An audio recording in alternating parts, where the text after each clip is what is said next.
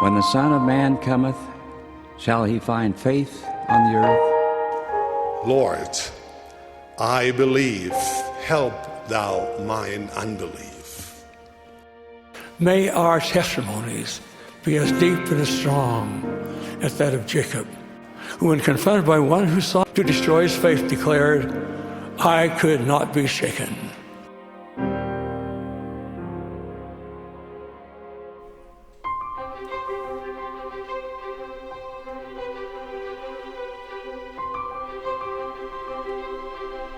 Hello, my friends. I'm Jared Halverson. Welcome back to Unshaken. If you survived last week, our near 5-hour episode that covered the entire book of Leviticus, you are either an insomniac, a masochist, or a true lover of the Word of God. I'm banking on the third.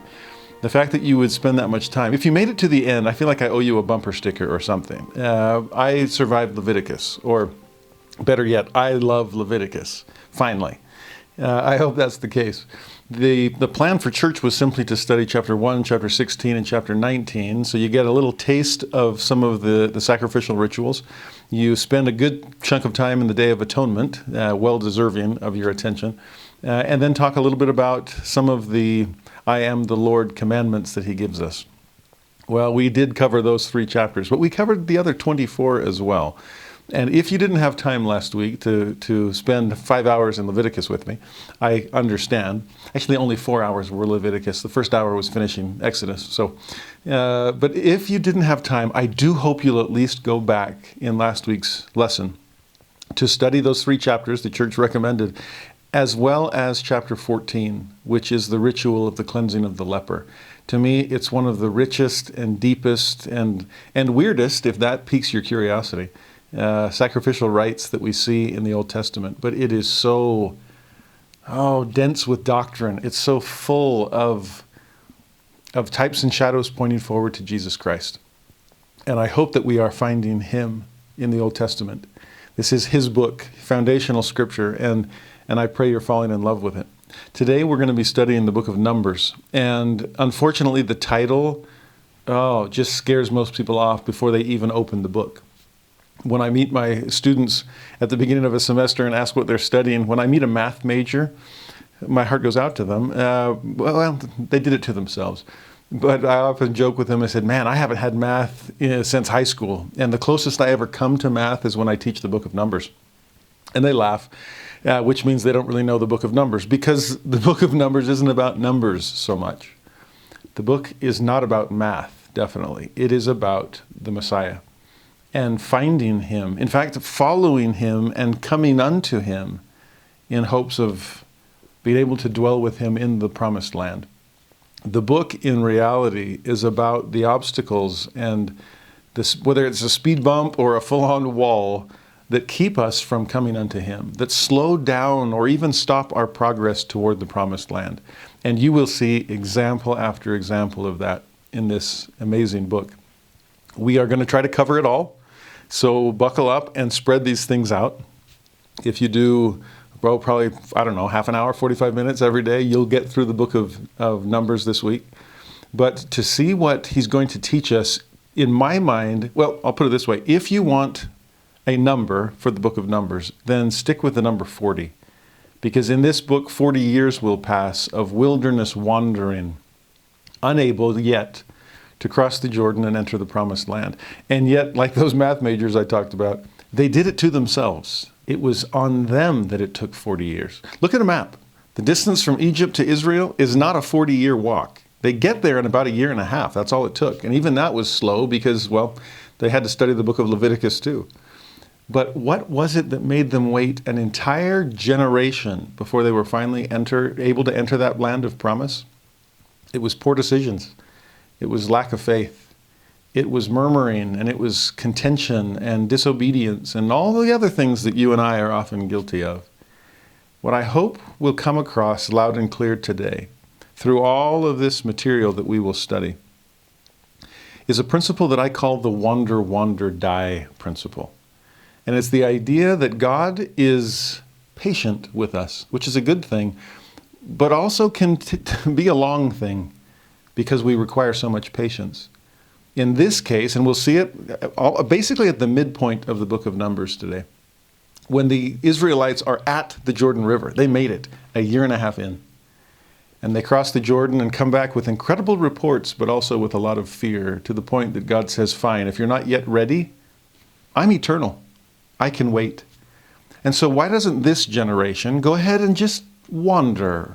In fact, wander, die. Wander, die.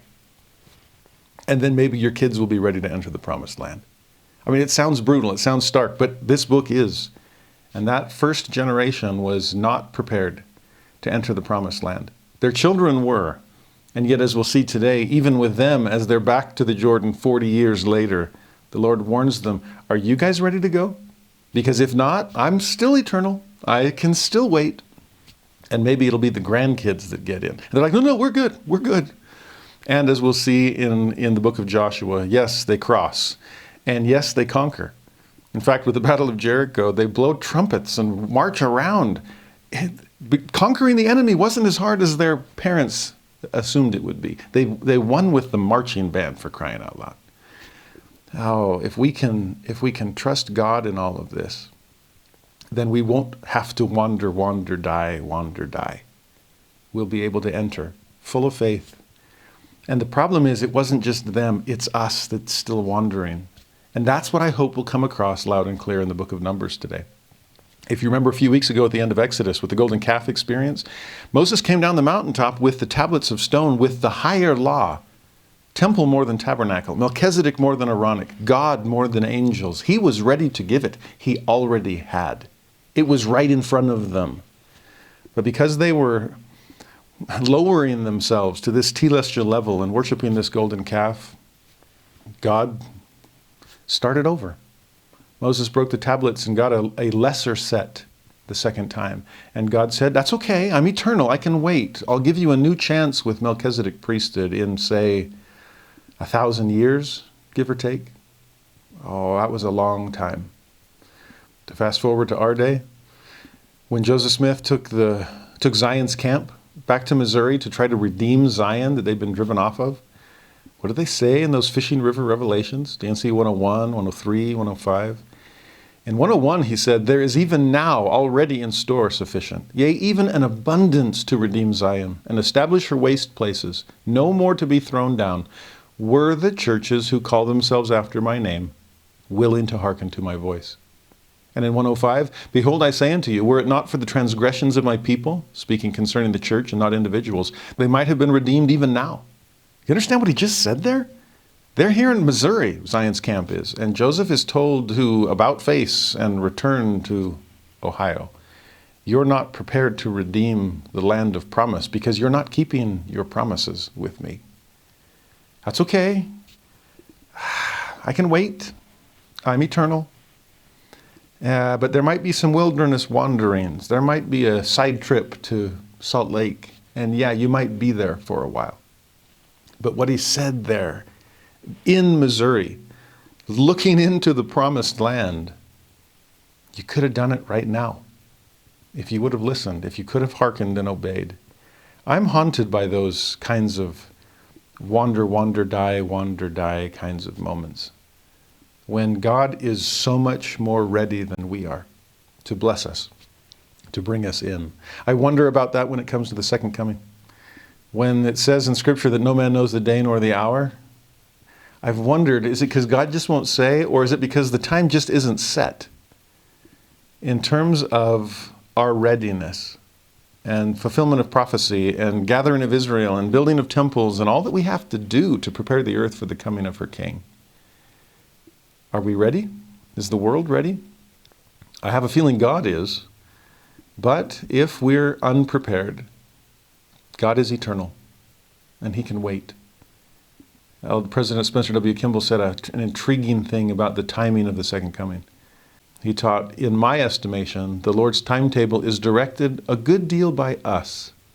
We speed up the clock or we slow the hands down and turn them back by our activities or our procrastinations. This was the same President Kimball who said, it's our fault we're not in China, not the Chinese government's. We're not ready. We don't have enough members that speak Mandarin. And a young regional representative not a general authority, a leader of stake presidents, was at a meeting when he heard President Kimball say that and got home and said to his wife, "Honey, we're learning Mandarin Chinese. Oh, the Lord might have to wait, but he's not going to wait on me, not going to wait on us." And that young regional representative is now the president of the church. That was a young Dr. Russell M. Nelson. And yes, he's taught surgery and been an influence in China because of that gift. He's the one that is now telling us to quicken our pace, to prepare the world, to let God prevail in our lives, to build some spiritual momentum so that we can actually get over the obstacles we'll see today in the book of Numbers and get across the river and get into the promised land. I've joked with my students, have you been alive to hear someone like a President Hinckley or a President Monson or a President Nelson tell you that you're the greatest generation, the highest potential? And they'll smile and go, yeah, we are.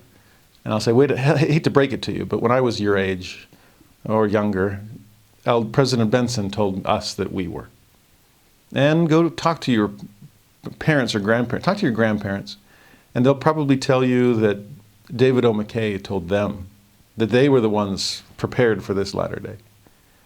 I don't know how far back we can go. Anybody alive during the days of George Albert Smith or Heber J. Grant? When did it start? When did prophets begin telling the rising generation that they were the greatest one yet?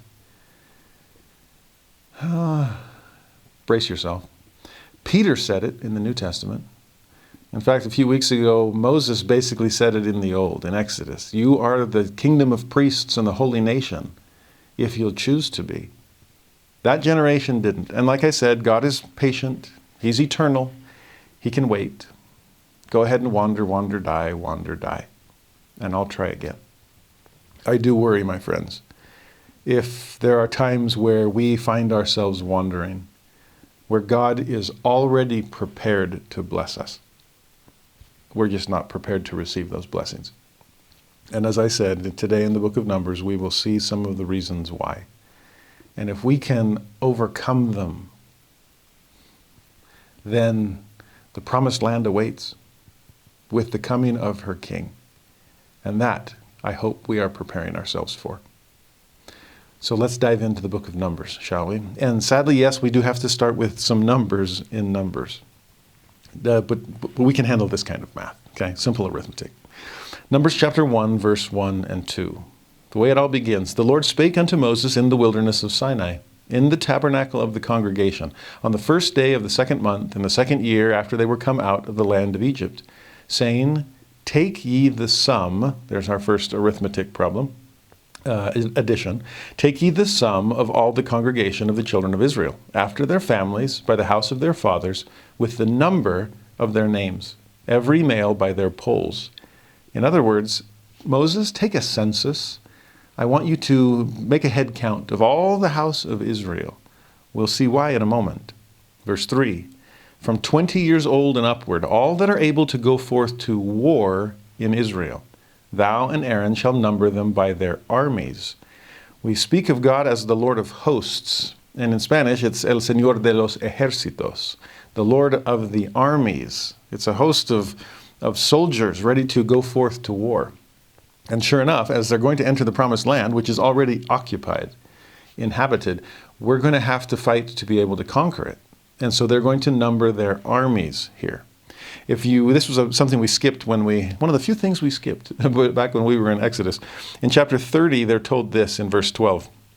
When thou takest the sum of the children of Israel after their number, which is what we just saw at the beginning of Numbers, then shall they give every man a ransom for his soul unto the Lord, when thou numberest them, that there be no plague among them when thou numberest them. Which seems to suggest that there's a danger in doing the census. I was a census worker. When was that? 2000? Yeah, 2000. I'd just gotten married and I needed every penny. And so to earn a few extra bucks by walking around the neighborhood asking really invasive questions of people. They did not like me. So I understand this idea of being plagued when you have to take the census. Theirs was a more literal version, though. We see it in the story of King David, where in a moment, a lapse of judgment, King David decided, I need to number Israel so I know just how strong my army can be. If I want to go out and extend the borders of Israel, then I want to know what forces I can muster. That wasn't a good idea in his case. Here they're being told by God, you need to do it. But I think David was supposed to be content with what the Lord had allotted him and not worrying so much about measuring his biceps to see just how much strength in the arm of flesh he could put his trust in. See, that's the problem with a census. I know the level of the arm of flesh that I have. I can trust in that if I have sufficient numbers. And yet for God, there's only one number, and it's the number one. It's him. As long as I'm on your side, then there are more that be with you than be with them. We'll see that later. And so as punishment for that lapse of faith on King David's part, God does plague the house of Israel. And there are casualties. That whatever the number was that King David reached, it went down considerably because he'd put faith in numbers instead of faith in God. So back in Exodus, when they're told, you're going to someday make a census, and yes, it's going to be important, and I will command you to do so, but I'm also commanding you to ransom yourselves, make an atonement, pay a price, because it's the arm of God you're going to have to place your real trust in. In Exodus chapter 30, verse 16, he even tells them what to do with that money. Thou shalt take the atonement money. How's that a good word for it? Okay, this is ransom. The atonement money of the children of Israel, and shalt appoint it for the service of the tabernacle of the congregation, that it may be a memorial unto the children of Israel before the Lord, to make an atonement for your souls. So even the money taken is then just turned around and returned to them in the form of tabernacle service. The Lord doesn't want our tithing for himself. He wants to take it, change its form into something more usable, something to bless his people and all people with. And so to take the ransom and turn it into a redemption, we're going to see more of that switching of places. In the ancient world, and even through the Middle Ages, if you were wealthy enough, you could pay somebody else to go to war for you. There's some ransom money. And I'll send you out to war so I don't have to go. Well, in this case, there is ransom being paid for all the house of Israel by a Redeemer who is willing to sacrifice and suffer himself in their place.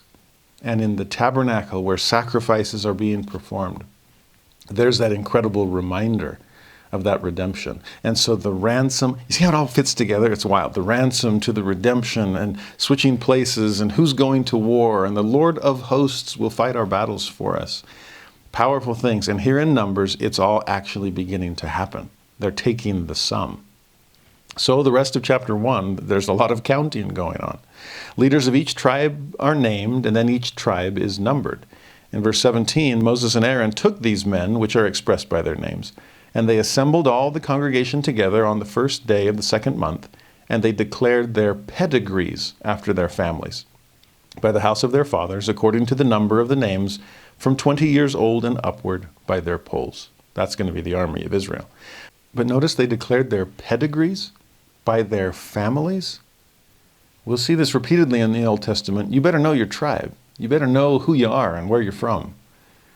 To understand our family history, having hearts turned to the fathers and fathers to the children, to recognize our inheritance in the house of Israel and our responsibility as seed of Abraham, Isaac, and Jacob.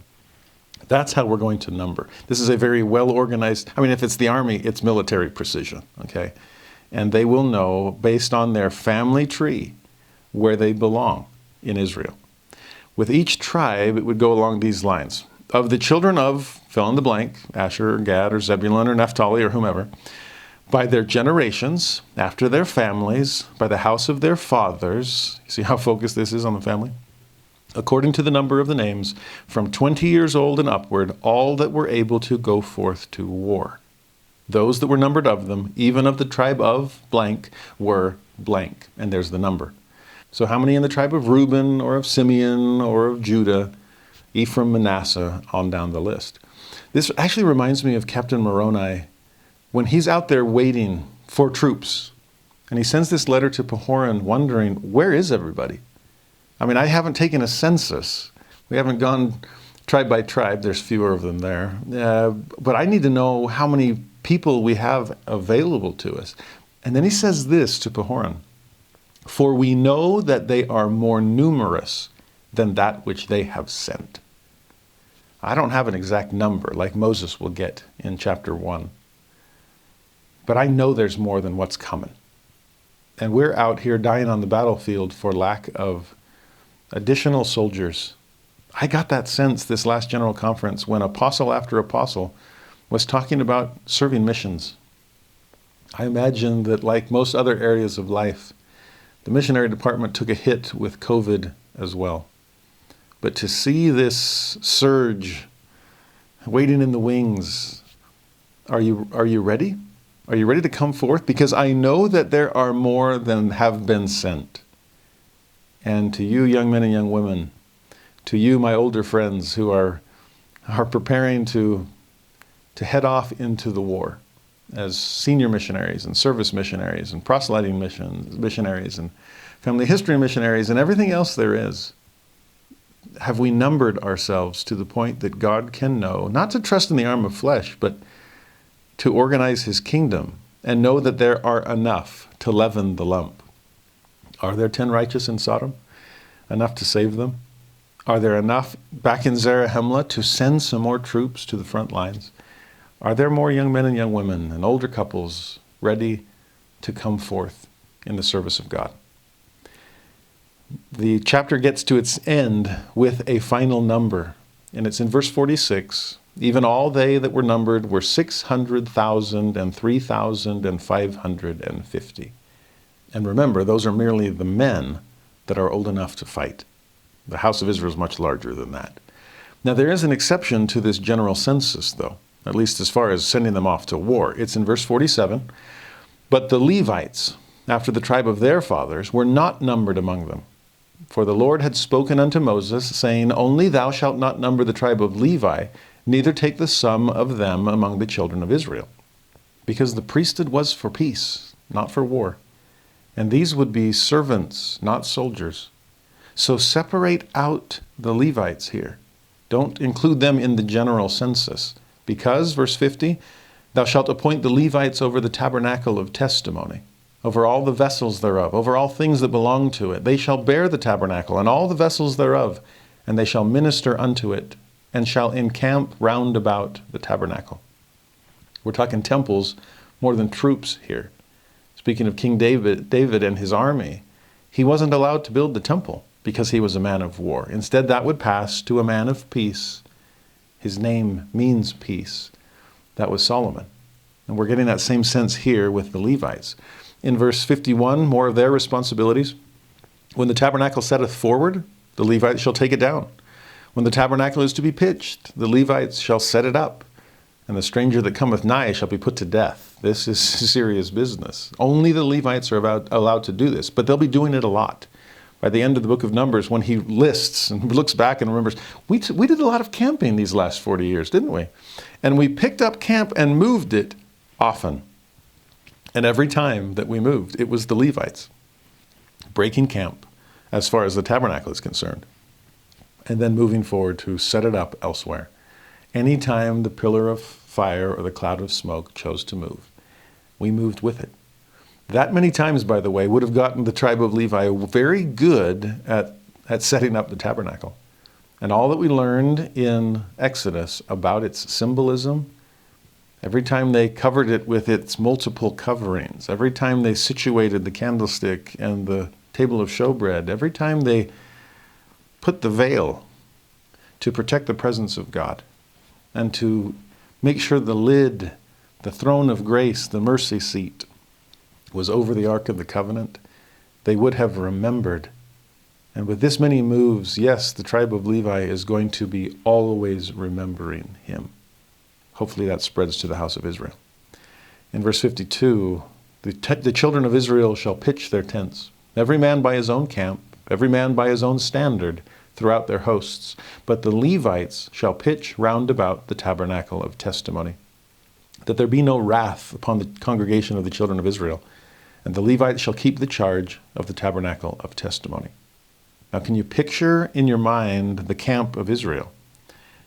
In pole position, center stage, I should say, is the tabernacle of testimony. God is at the center of their lives, as he should be. Surrounding the tabernacle, then, is the tribe of Levi. Those who are going to be serving God most closely. Well, we're trying to cut down the commute here, okay? So live close. And the Levites surrounded the temple. And then from there, the house of Israel surrounds them. And we'll see their orientation later on. To me, it reminds me of, well, Salt Lake, for one thing, and a lot of the early towns of Pioneer, Utah. The tabernacle of those surrounding communities, or the temple in the case of Salt Lake, is the center spot of Zion, the center spot of the community. And then you have North Temple and South Temple and East and West Temple, and then First and Second and Third going out from there. It makes so much more sense, the grid system and then the cardinal directions, than most other communities in terms of how they're set up. Joseph Smith with the city of Zion as he platted it out, and same with Brigham Young in Salt Lake. They were good city builders, but they were just following the examples of ancient Israel, with the temple in the middle and everything extending out from there. There's even another visual aid of that in one of the best chapters in all the Book of Mormon, 3 Nephi 17, when Jesus is the epicenter of holiness and healing. But he asks the people to bring your little children. They're the closest thing to me, of such is the kingdom of heaven. Bring them so I can bless them. So here's Jesus in the middle, surrounded by little children, and then surrounded by the people who brought those little children, the moms and the dads, the rest of us. And I don't want to call that celestial, terrestrial, telestial, but there are certain extensions of holiness, and Jesus, of course, is right there at center stage. And so to see the same thing unfolding here. Now, chapter 2, this is how you set up the camp. Okay, we're going to stay with that. We got our numbers. We're going to center everything on God and put him in the middle of everything. But this is how we set up from there. Verse 1, the Lord spake unto Moses and unto Aaron, saying, every man of the children of Israel shall pitch by his own standard. We saw that at the end of chapter 1. With the ensign of their father's house, far off about the tabernacle of the congregation shall they pitch. Their own standard, the ensign of their father's house. These were banners. High on the mountaintop, a banner is unfurled. These are ensigns to the nation, an insignia representing each of the 12 tribes of Israel. Do we know our standard? Are there standard bearers? My wife's maiden name is Stoddard, and we had a family reunion on that side, and Stoddard means standard originally, and to be a standard bearer. Oh, this family is trying to do exactly that. And every family in the house of Israel needs to be trying. Holding this banner aloft, the cause of Christ, ready to march forward in it. Because yes, you might have your own family flag, so to speak, but it's still the tabernacle that's at the center of it all. On your missionary tag, yes, your last name is there, your family ensign. But more importantly is the name that's beneath that, Jesus Christ, and having him at the middle. And verse 3, here's how they're situated. On the east side, toward the rising of the sun, shall they of the standard of the camp of Judah pitch throughout their armies. And then Issachar and Zebulun will be beside Judah. We're starting with Judah. No, he's not the birthright tribe. That would be Ephraim. We'll see him in a moment. But as far as political leadership, yes, he is in charge. We'll see that. We saw that in the Book of Mormon, right? Where the brother of Jared was the spiritual leader, but Jared was the political leader. And they understood the difference. Got along really well. Well, here, Judah, you're going to start. And in fact, I want you to camp to the east. Oh, that's fitting. The rising of the sun. He's trying to help us with our symbolism here. Who is the most important member of the tribe of Judah we'll ever see? It will be the Messiah. It is the Lion of the tribe of Judah. It's Jesus Christ. And When he arises with healing in his wings, arises, Son of Righteousness, there's the east. Second coming, as the light shines from the east even unto the west, so shall the coming of the Son of Man be. Yes, Judah needs to lead the way, and he will lead on the east side, first to catch the sunrise. Reuben then is on the south, with Simeon and Gad beside him. Ephraim, there's our birthright, on the west, with Manasseh and Benjamin alongside him. So you have Judah and Ephraim facing each other. Different perspectives on the work of God, but still oriented toward God's house, to build his kingdom. And then on the north, you have Dan, with Asher and Naphtali beside him. So 4 kind of key tribes: Judah, Reuben, Ephraim, Dan, in the 4 cardinal directions of the compass. And then 2 other tribes with each of those 4 to make 3 on each, from each angle. Okay? Verse 34, he then says, the children of Israel did according to all that the Lord commanded Moses. So they pitched by their standards. And so they set forward, everyone after their families, according to the house of their fathers. Do we pitch by our standards? Do we set up camp alongside the laws that God has placed for us? Do you have a family flag? Do you have a family insignia? A coat of arms, perhaps? Or at least some set of standards by which you organize your family life. Are we holding to those things? And do our children and grandchildren know who they are and what that means to them? Now, if you turn the page and see in Numbers chapter 3, we're going to get back to some math. And yes, it's simple arithmetic, but really important. We're going to number the Levites. We saw Moses being told to do that, not so they can function as soldiers, but so they can be servants. But remember that ransom money and taking place on the battlefield. Notice what happens here. This is great. Some good math here. Numbers 3, verse 5. The Lord spake unto Moses, saying, bring the tribe of Levi near. Present them before Aaron the priest, that they may minister unto him. And they shall keep his charge and the charge of the whole congregation before the tabernacle of the congregation to do the service of the tabernacle. The Levites are meant to minister. They're going to keep the charge, which means to perform the duties. They're gifts to Aaron, because Aaron can't do it all himself. So they will keep Aaron's charge, but they're also gifts to the people because they will do the service of the tabernacle for the whole congregation. They're taking my place so that they can serve me. And in a way, physically, temporally, militarily at least, I will be serving them. But in terms of taking place, it's interesting to think of the Levites showing the house of Israel, this is what you would be doing. If you were called to this service, I'm performing your charge.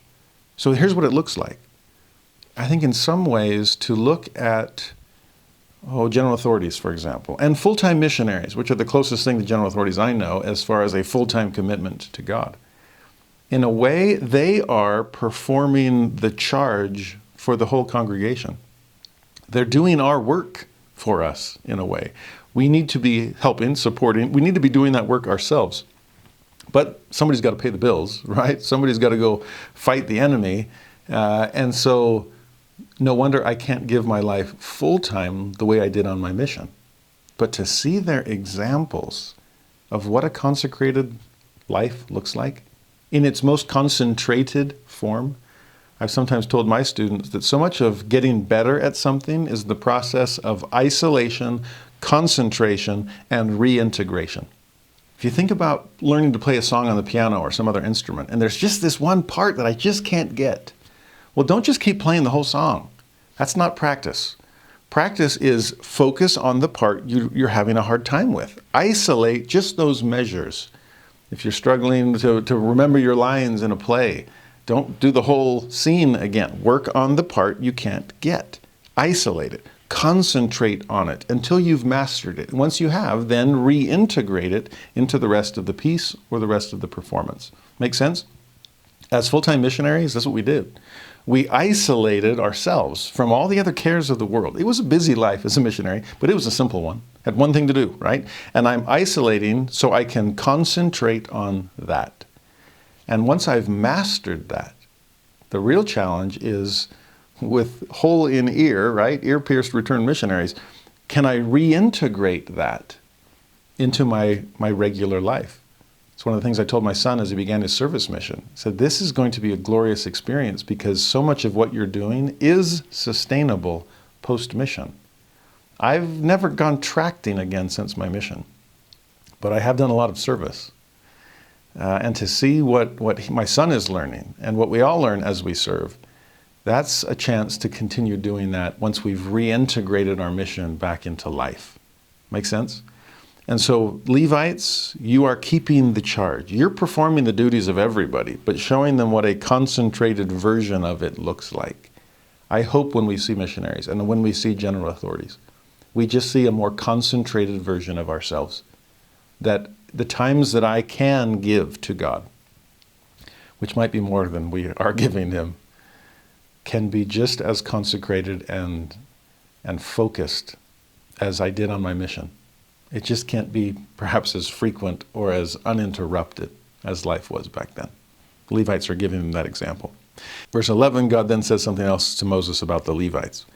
The Lord spake unto Moses, saying, And I, behold, I have taken the Levites from among the children of Israel, instead of all the firstborn that openeth the matrix among the children of Israel. Therefore the Levites shall be mine. Remember, the first of everything belongs to God? The firstlings of the flock, the first fruits of the field, and yes, the firstborn of every family. That's why the firstborn died in Egypt, because they belonged to God. And if they weren't coming unto God, if they weren't following His commandments as far as the Passover, blood of the Lamb was concerned, then you haven't given God His due, and you can't keep it for yourself. What's happening here is this reminder, Levites, they're mine. And in a way, they're meant to take the place of every firstborn that does belong to me. You see, if we understand why God takes the first, it's because He gets dibs. At least He should. I've joked that any time a new technology is created, both God and the devil say, dibs. And that's true of just about anything. Anytime someone is born, both God and the devil want their allegiance. What will we give Him? I'll put it this way. Does God get first choice in our lives? The first flock, the first fruit, the first choice. Oh, I want that part. Can I take your Sabbath? Can I take some time every day for scripture study? Can I be your highest priority? After all, you're mine. And so, letting Him take the first portion of anything he asks for. That's what happens when someone opens the matrix and enters the world. God wants dibs first. Verse 13, He explains more of it. Because all the firstborn are mine. For on the day that I smote all the firstborn in the land of Egypt, I hallowed unto me all the firstborn in Israel. Both man and beast, mine shall they be. I am the Lord. That phrase should arrest our attention every time we see it. So like I said before, this is Passover reminders. I purchased your firstborn because I saved them. They belong to me, and yes, they are bought with a price. That's what Paul will say. Ye are bought with a price, and it's the price of the Lamb without blemish on Passover. So what happens here? God commands Moses to number all the males of the tribe of Levi. Aaron's sons have been subdivided into individual families, and each one is given a responsibility as far as the tabernacle is concerned. But with the head count, there are a total of 22,000 males in the tribe of Levi. Now, fast forward. Verse 40, the Lord says to Moses, Number all the firstborn of the males of the children of Israel, from a month old and upward, and take the number of their names. And thou shalt take the Levites for me, I am the Lord, instead of all the firstborn among the children of Israel. Understand what he just said there? This is a key text here. Number the firstborn throughout the tribes of Israel, and then number the males in the tribe of Levi. And I'll tell you what, since the firstborn of every family belongs to me, I'm willing to substitute. I'm willing to take a vicarious offering and accept people by proxy. Does that sound familiar, you temple-attending Latter-day Saints? It should. This is substitutionary atonement. This is replacement, taking somebody else's spot. And it's the Levites that are going to take the place of all the firstborn in Israel. I love this. The Levites are going to become the firstborn, so that the firstborn can then live their own lives while the Levites live a life of consecrated service to the Lord. Now, don't take that too far. You belong to God too, and it's in a different way. But to see these Levites, I will take their spot. I will be the firstborn that God has purchased, redeemed, and I will give my life in service to Him, isolated and concentrated, never to be reintegrated. That's all I've got. The rest of us need to learn from that and reintegrate from those kinds of experiences. And then a little math. This blows me away. Moses does as commanded and has this secondary census. When he does the head count of the firstborn male of every family in Israel, the total comes out to 22,273, which is miraculously close to the head count of the males in the tribe of Levi. That was 22,000. So here, you're only 273 off. And when you're talking about 22,000, 273 is plus minus 1%. They're so close. That's amazing. Close enough, right? Well, we learned from Elder Dunn a couple of conferences ago what a difference 1% can make. It was a great talk. And by improving 1%, that's it. Amazing results come. God does care about that tiny, so-called negligible fraction. I guess close enough isn't quite enough as far as God is concerned. If there's a distance, a gap between where you are and where you should be, work on it, okay? And to see what the Lord says next, verse 45, take the Levites instead of all the firstborn among the children of Israel. That was His plan all along. The Levites shall be mine. I am the Lord. And for those that are to be redeemed of the 213 of the firstborn of the children of Israel, which are more than the Levites. So yes, God knows His math too. Any of you accountants out there in the church, this just might be your most applicable verse of Scripture, that God is counting to the penny. And 99% is not 100%. We're not quite there. And so as the Lord says, since I'm replacing firstborn that belong to me with Levites that will now be mine, well, you owe me 273. And I expect an exact ransom of all that belong to me. We talked about this in Doctrine and Covenants section 18, that the worth of souls is great in the sight of God. And if you should spend your whole life crying repentance and bring, save it be one soul unto Him, how great shall your joy be with Him in the kingdom of our Father. Yes, God cares about the one, which is why He does ordinances and allows Nephites to come and handle His hands and feet one by one by one. All 273 of them. You remember when the resurrected Lord stood on the shores of the Sea of Galilee and the apostles with a boat full of fish came in? This odd detail is included as they bring the nets to shore and gather these fish of every kind and realize, wow, there's 153 of them. I think, did that really matter? Do we need that detail preserved in Scripture? Well, I guess to the fish it mattered. To the Lord it did. And He wants to count every single one. He knows if you are missing. And He needs you. He's counting on you. And this isn't just accounting for Him. This is more than even just accountability for Him. This is a shepherd who knows every single lamb and will leave the 99 to go after the one, to go after you whenever you are lost. In this situation, verse 47, the Lord says to Moses, thou shalt even take 5 shekels apiece by the pole. After the shekel of the sanctuary shalt thou take them. Thou shalt give the money wherewith the odd number of them is to be redeemed unto Aaron and to his sons. So that takes us back to that ransom money first talked about back in Exodus. I'll accept that in the place of the 273 people that you owe me. And it will be given to Aaron, to then be turned into tabernacle help for the rest of the house of Israel. I don't need the ransom money, but you do. And I do count every last bean, all you bean counters, better said, every last soul. Even when he says the odd number of them that is to be redeemed, every single one of us needs to be redeemed. Not a single person is left out.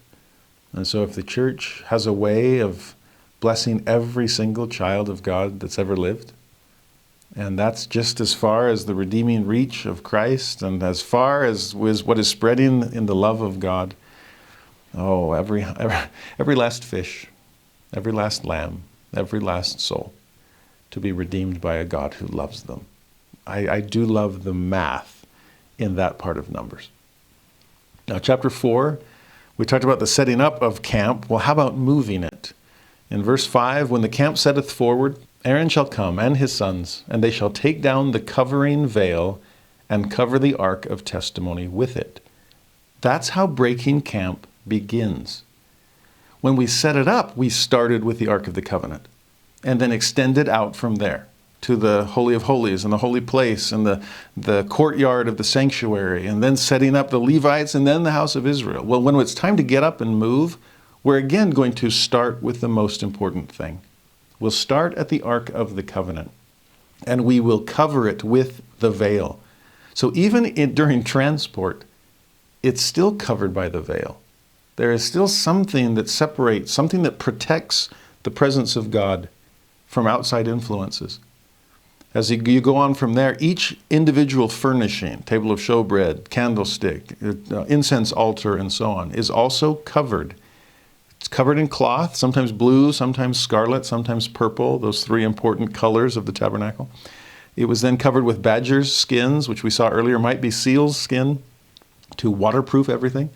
Every part of the house of God is being protected, veiled, covered by, remember covering, there's our atonement word, as we are moving forward along our path. In verse 15, and when Aaron and his sons have made an end of covering the sanctuary, there's our atonement word again, and all the vessels of the sanctuary as the camp is to set forward, after that, the sons of Kohath shall come to bear it. That's one of the subfamilies of Aaron, the sons of Kohath. But they shall not touch any holy thing, lest they die. These things are the burden of the sons of Kohath in the tabernacle of the congregation. It'll be important to remember that when we meet Uzzah in 2 Samuel. He's the one that steadies the ark. And here, he's been warned, you do not touch any holy thing, lest you die. Well, further responsibilities are given to all these subfamilies within the tribe of Levi, the sons of Aaron particularly, as far as responsibility for moving the ark and all of its components. And then chapter 4 ends, verse 49, according to the commandment of the Lord, they were numbered, there's our title again, by the hand of Moses, every one according to his service and according to his burden. Thus were they numbered of him, as the Lord commanded Moses. You see, every single part of the tabernacle is important. From the Ark of the Covenant and the mercy seat down to the tiny pins that help keep the curtains together. And so every piece and every person needs to come together. All of the sons of Aaron with their individual responsibilities. You have service, you have burden. So bear it. I love Elder Uchtdorf's famous phrase, to lift where you stand.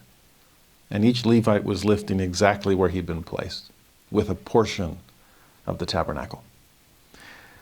Now, chapter 5 then shifts from big picture moving the camp to moving the pieces of worldliness out of us that shouldn't be there.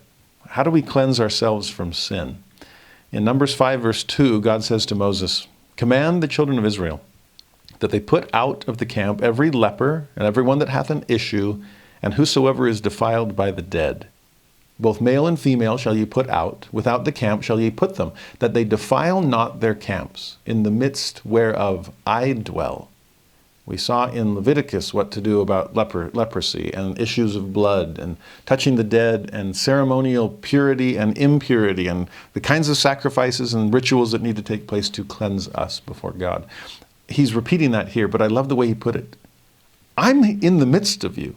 So yes, I need some cleanliness around about. When you have someone important visiting, yeah, there's a lot of cleanup that goes into it. And so removing those kinds of evil influences in order for God to feel comfortable in our midst. That is why he calls it the sanctuary after all. It's home base for him. But can we extend his holiness out in all directions? That's what the house of Israel visibly is trying to be. In verse 6, when a man or woman shall commit any sin that men commit, to do a trespass against the Lord, and that person be guilty, then they shall confess their sin which they have done, and he shall recompense his trespass with the principal thereof, and add unto it the fifth part thereof, and give it unto him against whom he hath trespassed. We saw that in Leviticus. Confession, essential. Restitution, essential. Give it to whomever you offended. Well, what about in cases where there is not a literal person that I've offended? What if I've offended God? Well, verse 8, if the man have no kinsman to recompense the trespass unto, then let the trespass be recompensed unto the Lord, even to the priest. Sometimes we confess to other people. We always confess to God. Sometimes we give restitution and recompense to other people. We always try to make it up to God. No, we're not paying him back for covering our nakedness.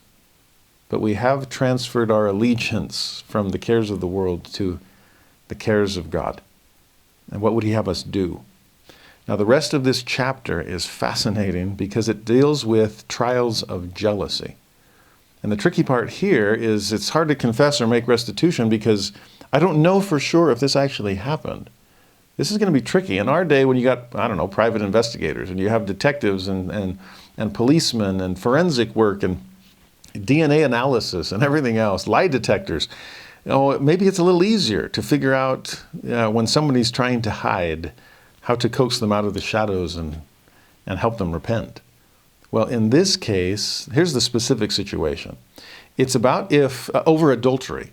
If someone assumes or worries that their spouse has been unfaithful, well, they're not going to be forthcoming necessarily. So how do I find out if they've done anything wrong or not?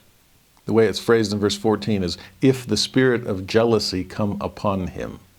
You've wondered if your wife has cheated on you. 15, this is what you do. Then shall the man bring his wife unto the priest, and he shall bring her offering for her. The 10th part of an ephah of barley meal. He shall pour no oil upon it, nor put frankincense thereon, for it is an offering of jealousy, an offering of memorial, bringing iniquity to remembrance. And that's the real question here. How do I bring iniquity to remembrance? What does it take to awaken a guilty conscience that has either been soothed by rationalizations or smothered out of fear of being found out? How do I do that? Especially in another person. Now notice the details of that sacrifice. No oil there. Oil, Gethsemane, olive press, right? Oil, sweetness, light, none of that. This is going to be an offering of guilt, an offering of jealousy, an offering that brings iniquity to remembrance. And so this is uncovered by the atonement of Christ. There's no oil here. Frankincense, there's the prayers of the saints, a sweet savor to God. None of that either. This is an odd kind of sacrifice. We're taking all the good parts out. Well, isn't that what you're doing? You're trying to hide your own wickedness. You don't want your sin to be found out. Well, if you're stiff-arming the Savior and not accepting the grace of God, the smoothing and soothing oil of the atonement, there's no prayers of the saints ascending to heaven. Of course, no frankincense. Now, what are we going to do with all of this offering?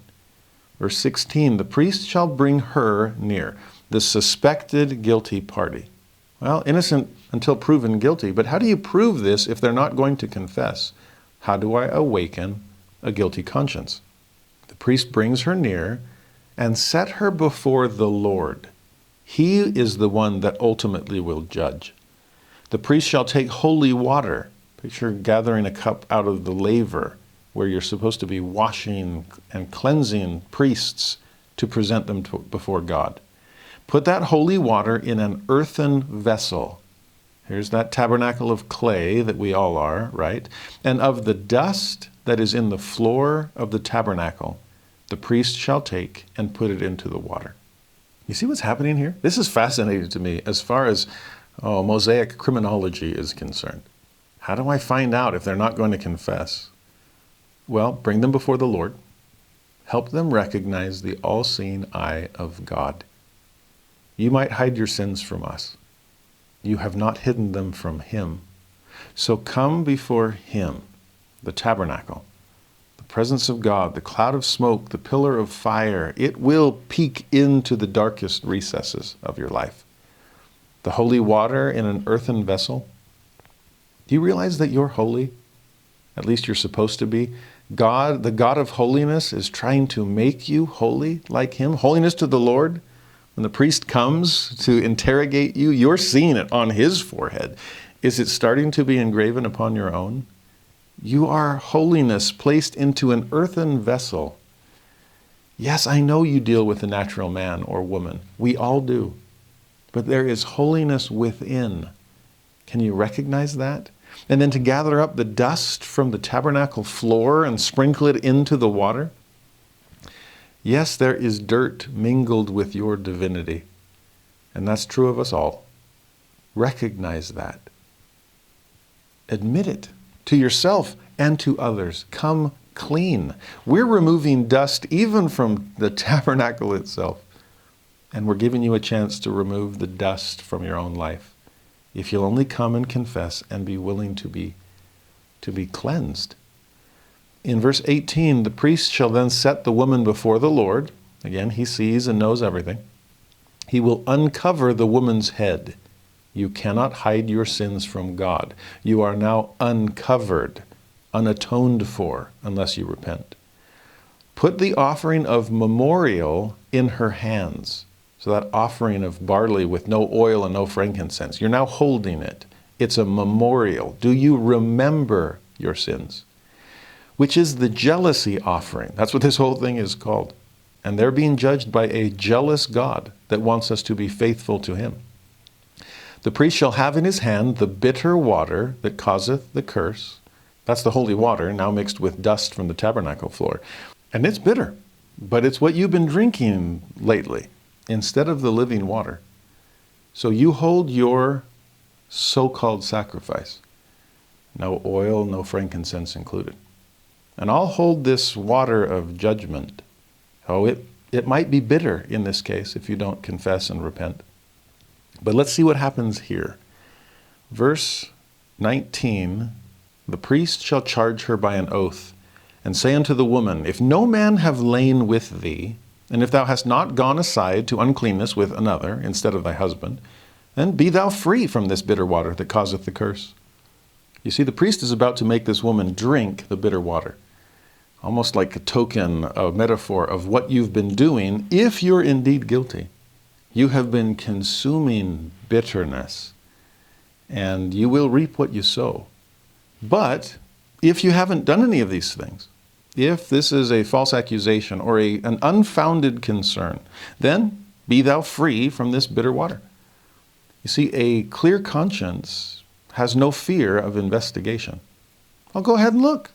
I'm happy to drink the water. It won't be bitter to me because I've done nothing wrong. There's no dirt I'm trying to hide, and therefore no bitter taste in my mouth when I drink this water. There's no aftertaste of sin because I haven't sinned. In verse 21, but if you've been unfaithful to your husband, the priest says, the Lord make thee a curse and an oath among thy people. When the Lord doth make thy thigh to rot and thy belly to swell, and this water that causeth the curse shall go into thy bowels, to make thy belly to swell and thy thigh to rot. And the woman shall say, Amen, Amen. In other words, I agree, I agree. I will accept the potential consequences of this bitter water. If it does make my belly swell and my thigh rot, then I deserved it because I was trying to hide my sin. But if I am innocent and clean, then I trust this will do me no harm because I don't have a troubled conscience. And then what does the priest do? He makes her drink the water and then burns this jealousy offering upon the altar. No oil or incense to please the Lord or to sweeten the sacrifice. This is hypocrisy, giving God something where your heart's not into it, if indeed this woman is guilty. And by offering sacrifice, the priest is calling God's attention, even though this person technically has nothing good to give. Fascinating ritual. Verse 27, and when he hath made her to drink the water, then it shall come to pass that if she be defiled and have done trespass against her husband, that the water that causeth the curse shall enter into her and become bitter, and her belly shall swell and her thighs shall rot, and the woman shall be a curse among her people. On the other hand, verse 28, if the woman be not defiled, but be clean, then she shall be free, and shall conceive seed. With that last line, we're back to the idea of adultery. Oh, conceiving seed. How do I know if this child belongs to me? A jealous husband would worry. Well, if she has been faithful, true. Amen, amen. I accept whatever results this investigation shows. Okay, you can trust now as she conceives seed that that baby belongs to you. Your wife has not been unfaithful. Now, some have looked at this chapter and scratched their head and said, this is really odd, first of all, but second of all, does it work? Is God really going to rot the thigh and swell the belly of this guilty party if she's trying to hide her sin? Now, can God do that? Sure, of course. But is this divine judgment? It's all on God. Or some would say, this is just psychosomatic symptoms.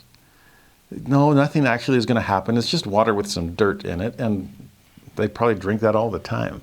Okay? No water purification then. So what are we supposed to make of all this? Well, again, I will allow for divine displeasure and that God will make something happen with this person. But even in the absence of that, if you're skeptical to that, what's amazing to me, if this is just psychosomatic, at the end of the day, it doesn't really matter. Because what does a lie detector test do? Is a lie detector test, or all of the scanning technology that they're starting to put in places, is it all-knowing?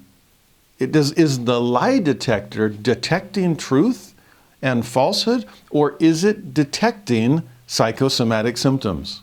That's the amazing thing about it. It's detecting increased heart rate. It's noticing the eyes, the pupils dilate, and so forth. It's seeing body temperature and slight variations of things, because the person knows. And the body will even help make that manifest. As Isaiah says, the show of their countenance doth witness against them. Wow, you might have a good poker face, but are there slight things that are the tell that you're bluffing here, that you're lying in this case? That's what I love about the thigh rotting and the belly swelling. To me, it's this sense of, do you get a little weak in the knees? There's the rotting thigh. Do you get a little sick in your stomach? There's the swollen belly. Is there something inside of you? And are we simply trying to put you into a position where your conscience can pass judgment upon yourself? Yes, God will be your ultimate judge. But you're the judge that will lead you to come to Him and confess your sins. So for you and for me, trying to find relevance in Numbers chapter 5, we need to ponder our sins. We need to take our own spiritual temperature. We need to ask ourselves in moments of honest reflection, what does my heart tell me? In fact, more than my heart, what does my gut say? Does it feel like I've eaten or drunk something off? And we talk about the mental brain. What about the gut brain? There's so many synapses firing down there too, trying to help us see what's going on here. What do we really feel about this? No wonder the scriptures speak of God's bowels of mercy, and my bowels are filled with compassion. There's God's gut. That's that yada verb, to know, but to know down there, to feel it, viscerally taste it, partake of it, drink the bitter water. What is it doing? And I think if we'll do that, in fact, I know if we'll do that, then our conscience will be awakened to a point that we can know where we still have some things to change. My mother-in-law is a master of mindfulness and meditation. And she'll speak of doing a full body scan and just trying to mentally probe the depths of practically every cell in the body. Just scan everything. And what are you feeling about this? She works with addiction recovery patients as well. And it's amazing to see as they do that and can sense there is something amiss. There is some underlying desire that I perceive is unmet, and it's pulling me in wrong directions. There's a guilty conscience that, yes, has been covered up by so much justification and rationalization. But when I let my gut really speak to me, the Spirit brings to my remembrance the things that are still left unrepented of. You remember when Joseph Smith was heading off to Carthage jail?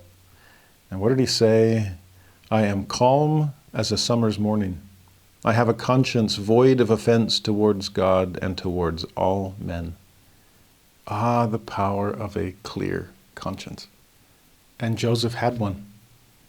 He had been drinking bitter water, the dregs of a bitter cup, for much of his life, all the opposition he faced, but he wasn't bitter. And he wasn't concerned about God's judgment because he knew God had already pronounced it and pronounced him clean. I do love Numbers chapter 5, this strange ritual, because it's allowing the person to look inward and allowing their body to confess a sin, even if their mouth is still unwilling to do so. This does hold up even in modern courts of law. And to see it in the ancient world, the way God is doing it, just trying to help us recognize our own sins and come clean. Now, for those who are clean and want to remain so, number 6 is for them. This chapter deals with the Nazirite vow. Now, a Nazirite is not the same as a Nazarene, and that's important to differentiate. Jesus was a Nazarene because he was from Nazareth. A Nazirite comes from a different verb.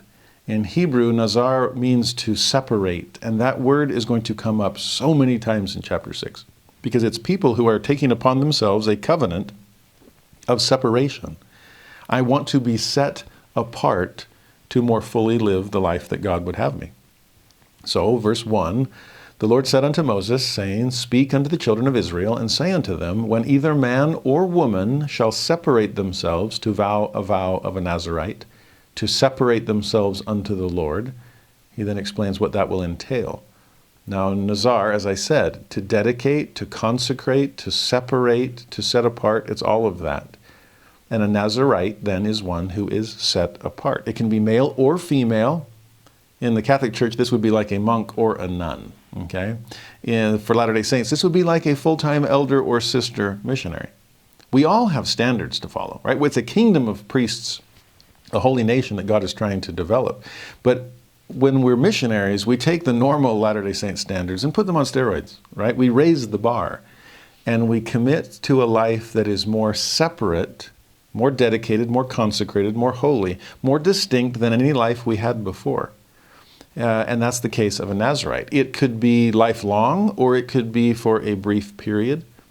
Back to Catholicism, if you think about Easter season and during Lent, they will often separate themselves from certain things, certain foods they won't eat, certain practices they won't indulge in. And the similar thing is happening here. To think about President Nelson when he first became president of the church and called for a social media fast. Social media isn't against our religion, but it's healthy and helpful sometimes to separate yourself from those kinds of influences. Sometimes it might be worth to do it more frequently than just when a new prophet comes on board, or to make it longer than just a week perhaps. You'll have to be the judge of that, right? Let your gut tell you. Samson, who we meet in the book of Judges, was a Nazirite. There's a strong likelihood that Samuel, the boy Samuel, was a Nazirite, at least for a time. Perhaps John the Baptist was. Some suggest that Paul the Apostle had a Nazirite vow as well. Interesting possibilities throughout Scripture. But what are they separating themselves from? Verse 3, he shall separate himself from wine and strong drink, and shall drink no vinegar of wine, or vinegar of strong drink. Neither shall he drink any liquor of grapes, nor eat moist grapes, or dried, no raisins even. All the days of his separation shall he eat nothing that is made of the vine tree, from the kernels even to the husk. So a Nazirite is going nowhere near a vine. I mean, it's one thing to not cross the line into intoxication. It's another thing, I'm not even going to touch wine or strong drink. In fact, it's another thing not even to touch a moist grape or even a dried raisin. I can't even eat raisin bran? Nope. How about grape popsicles? That might actually be okay, since I don't think those have anything to do with actual grapes. They're pretty good though. In their case, I guess what I'm saying is, here's the line that none shall cross. But you Nazirites, let's establish a few preliminary lines. This is like Eve. Don't eat the fruit. Don't even touch the fruit. I'm going to try to separate you, there's our key word for Nazirites, as far from the lines you shouldn't cross as absolutely possible. There's a great phrase in the New Testament that says to abstain from even the appearance of evil. And that's either appearance like it's looking like you're doing something wrong, or appearance as in evil is about to appear here. So let's abstain from even that possibility. And Nazirites are as far away from the line as you can get. Now when it comes to wine and strong drink, that seems to be more obvious. Now yes, we saw last week in Leviticus, there are kosher laws, but there's not the same word of wisdom for them as there is for us. And so wine, strong drink was allowed for the basic Latter-day Saint, but not for the Nazirite. I think in some ways, if wine and strong drink are indicative of pleasure or a certain kind of sociality with the potential of getting out of hand, then you Nazirites need to steer clear of even the possibility. If wine and strong drink can lead to a succumbing to the senses or a numbing of the senses, you've got to be on your A game. You're dedicated to God. So don't give in to those lesser desires. And do not numb the senses of the Spirit, because you need to be guided by that constantly. If you think about what Alma said to all three sons, Helaman, Shiblon, Corianton, be sober, which I think again is more than just avoiding intoxication. It's being absolutely serious about the life that God is asking you to live. Yes, you might have to sacrifice a piece of your sociality for a time. I did on my mission, you probably did on yours.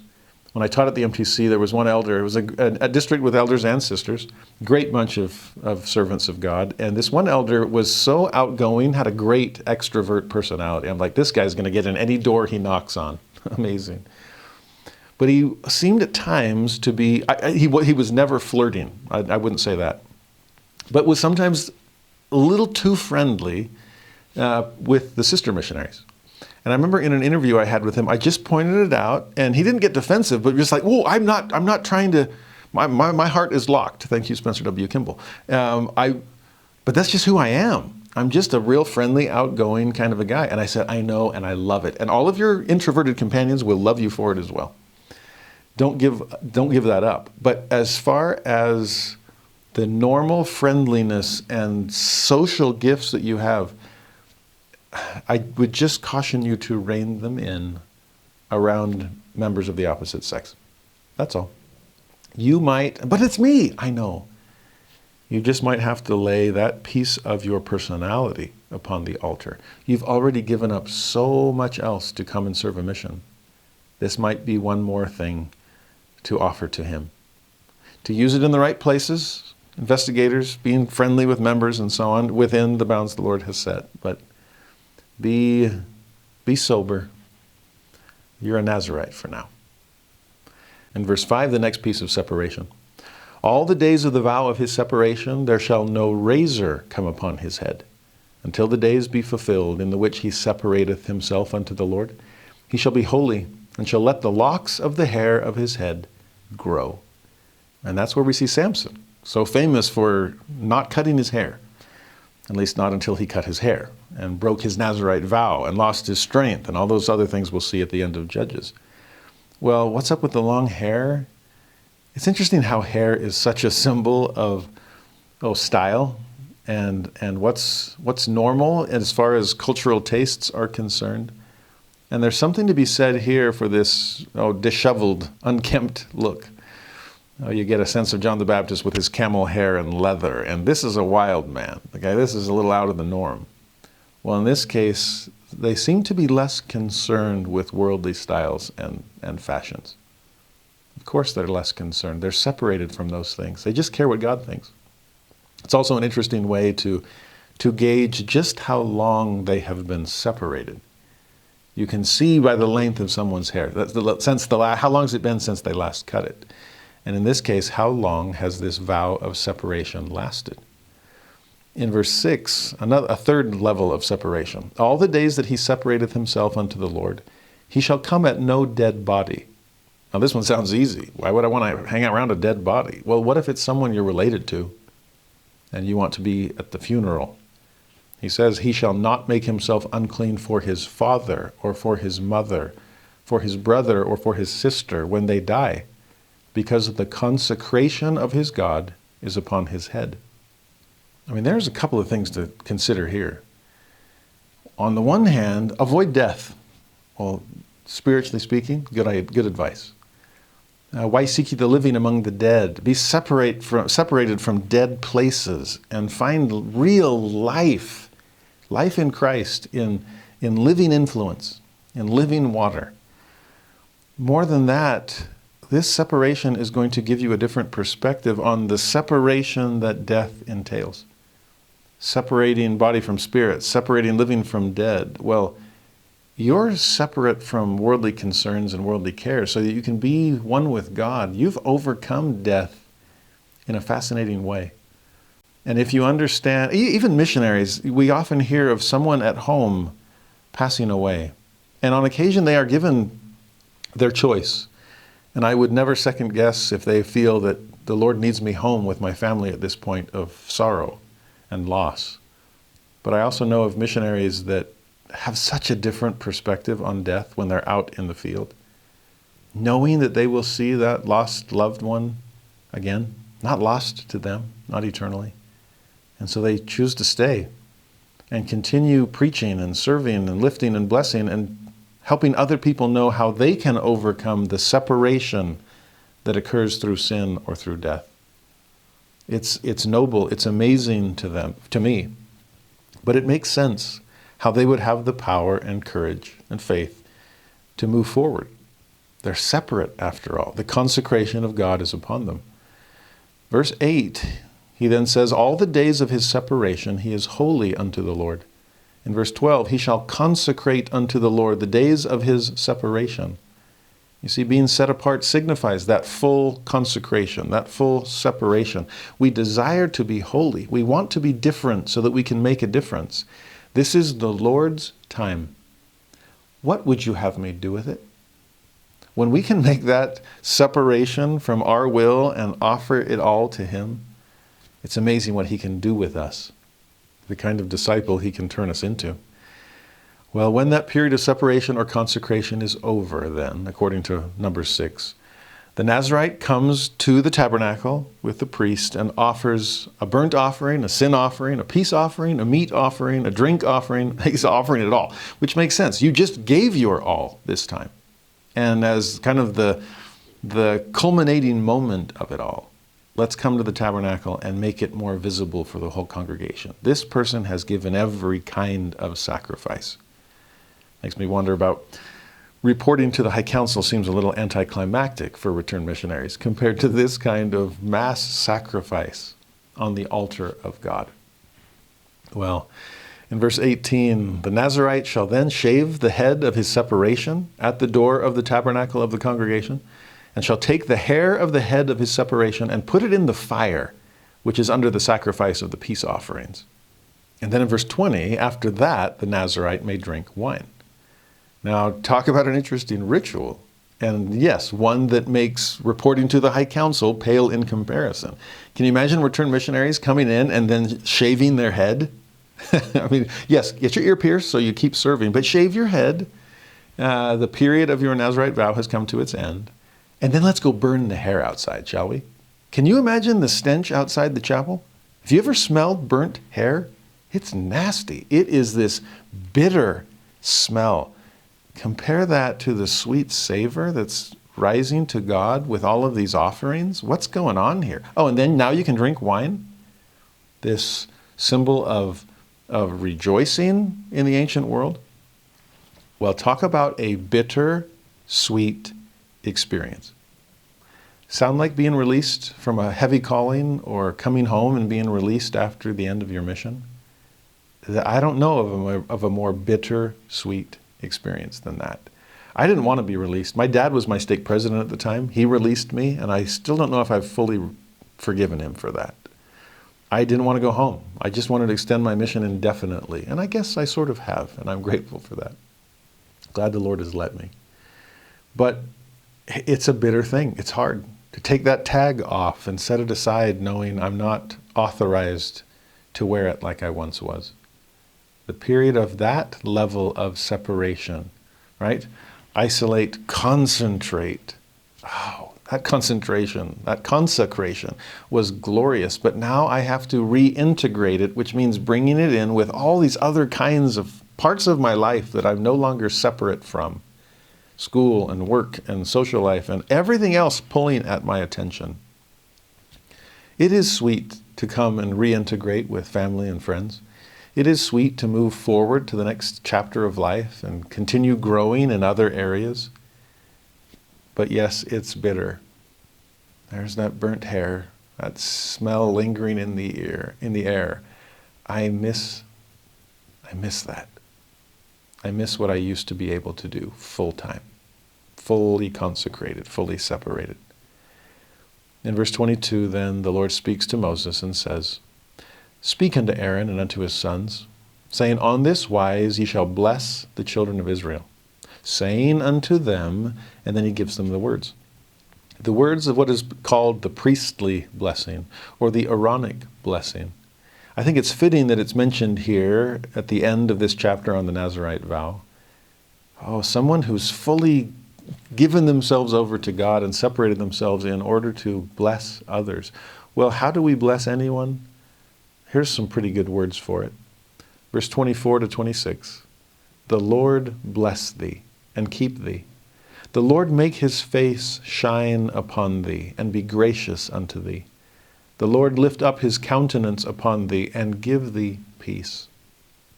This is sometimes called the threefold blessing, because sure enough, it's the Lord do this, and the Lord do this, and the Lord do this.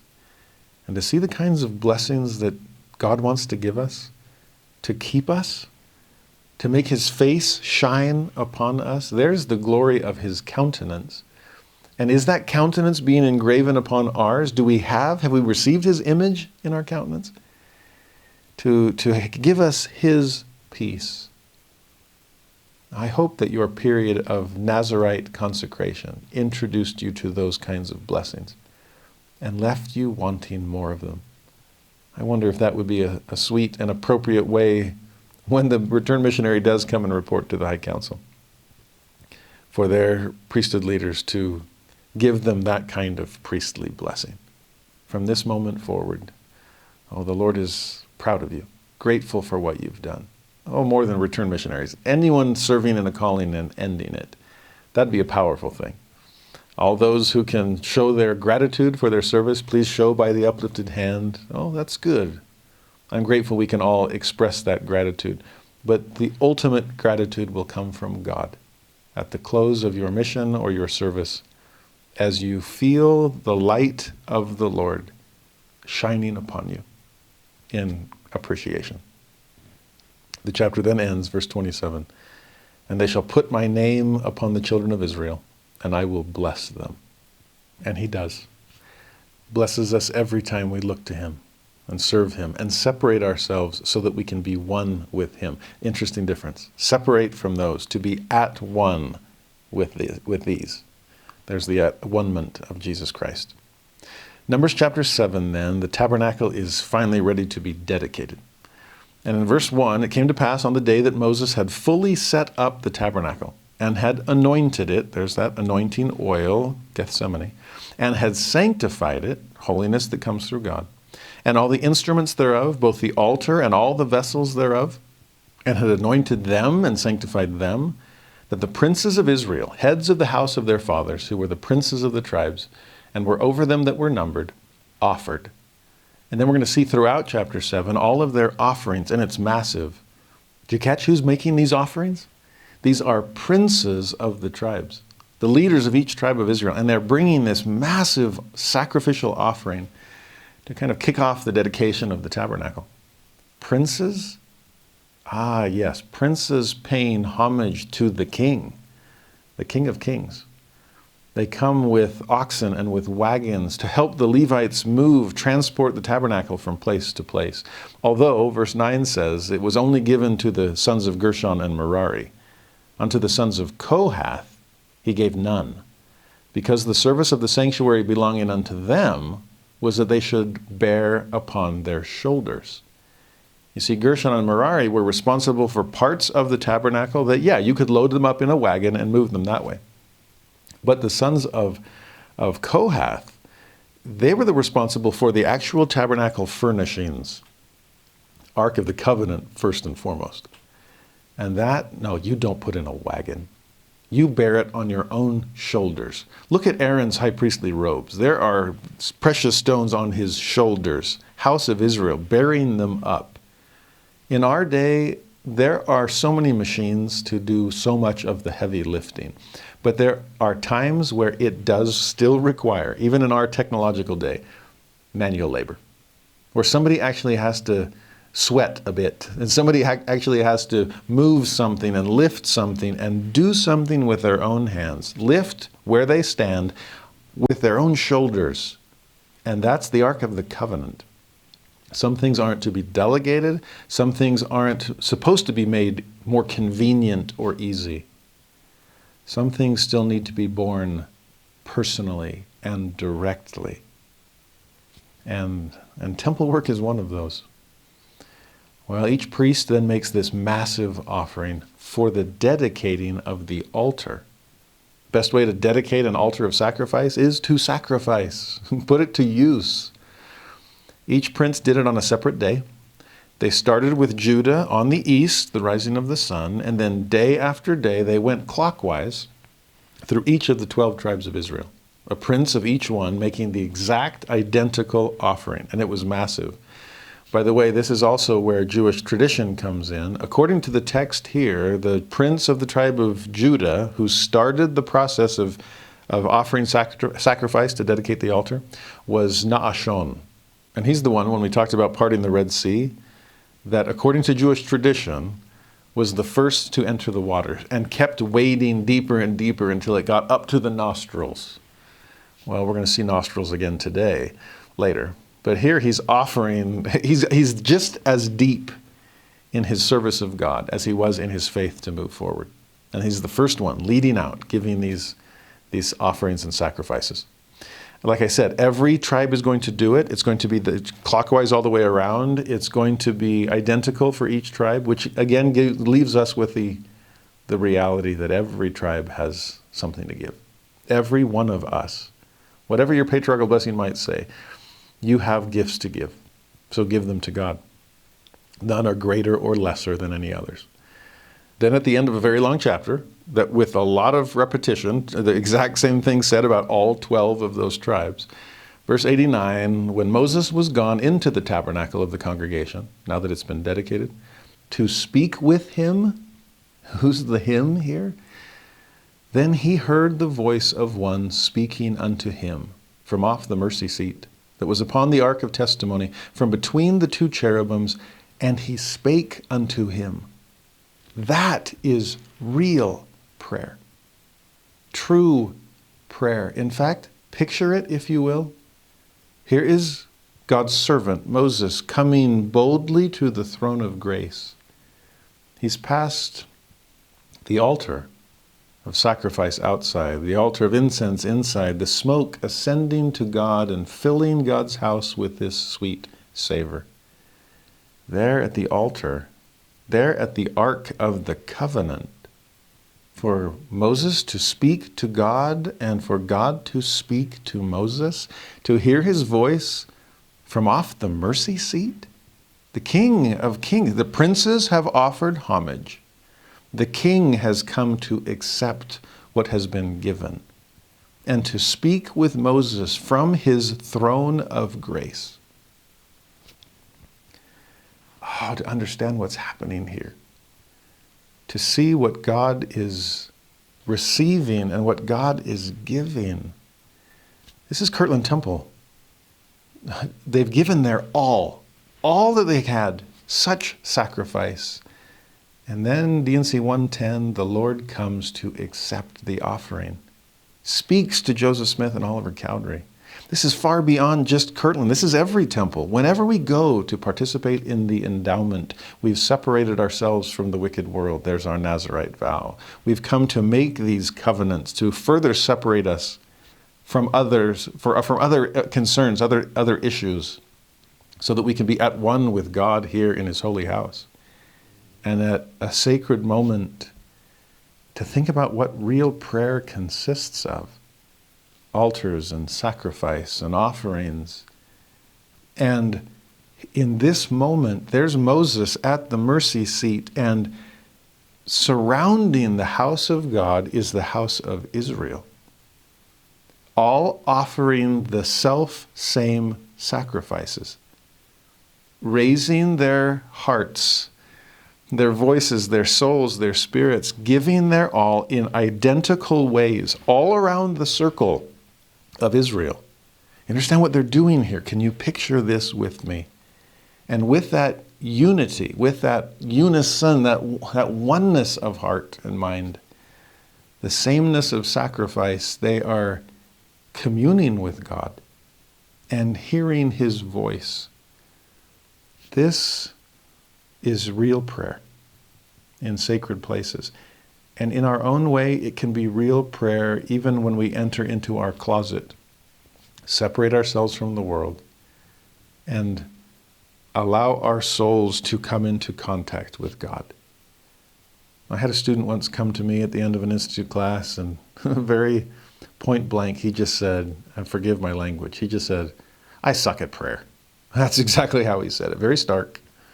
And I try not to laugh, but he was just so bold. He was like desperate. Help me. I want to be able to talk with God, and I'm not good at it. We had a great conversation. I had a feeling this analogy would resonate since he's of the rising generation. I asked him if he liked the Avengers, and he said, "Of course." I said, "How do you feel about Doctor Strange?" He's my favorite one because it's the most spiritual. Not that the movie is spiritual per se, it's that he is the superhero that was forced to really grapple with the possibility of a spiritual realm. Something beyond merely the rational or super scientific. And when he realized that there was one, and the effort of soul that it took to reach that other realm, that's what I love about Doctor Strange, okay? He has this sling ring, right? And he's, rotating it. He's making a circle. And with that sacred circle, it is opening a conduit to something far beyond him. Oh, to me, that's prayer for you. And what are we trying to muster in our prayers? Real depth of feeling. We sometimes hide behind words because they're easy to say. I've sometimes asked foreign-speaking students to offer prayers in Institute because then I can't hide behind language and just go along with the flow because it all makes sense to my mind. No, I want you to speak in an unknown tongue because it forces my heart to try to feel the Spirit in ways that go beyond the mortal mind. And in my own most significant prayers, sadly, I stink at praying sometimes still too. But in those moments of real connection, I simply try to sit with the depth of feeling until the sparks start to fly. Instead of just saying thank you to God, I sit with my blessings and count them one by one until I begin feeling a depth of gratitude that I finally have something to offer God at this sacrifice, at this altar. I'm giving you my gratitude because I have it in hand, I have it in heart, I'm ready to extend it in an offering to thee. I don't just ask, please bless me with, fill in the blank. No, I sit in my nothingness, in my lack, in my need, until I can feel that well up within me, and I can offer God that feeling of desperate need. And he'll know what I'm asking for. Instead of just saying sorry for my sins. No, sit with that swollen belly and that rotten thigh for a while. Taste the bitterness of the water and realize I have sins that need confessing and wrongs that need redressing. And I have something to give you, a broken heart and a contrite spirit. This is true prayer. And you are seeing it in Israel at the end of Numbers chapter 7. Now Numbers 8 shifts then back to the Levites. Every tribe has offered their all, but the tribe of Levi, that's all they'll be, is an offering. And so, verse 6, after Aaron lights the lamp of the candlestick, Moses prepares the Levites with this. Take the Levites from among the children of Israel. So from among, separate them, set them apart, and cleanse them. So now make them clean.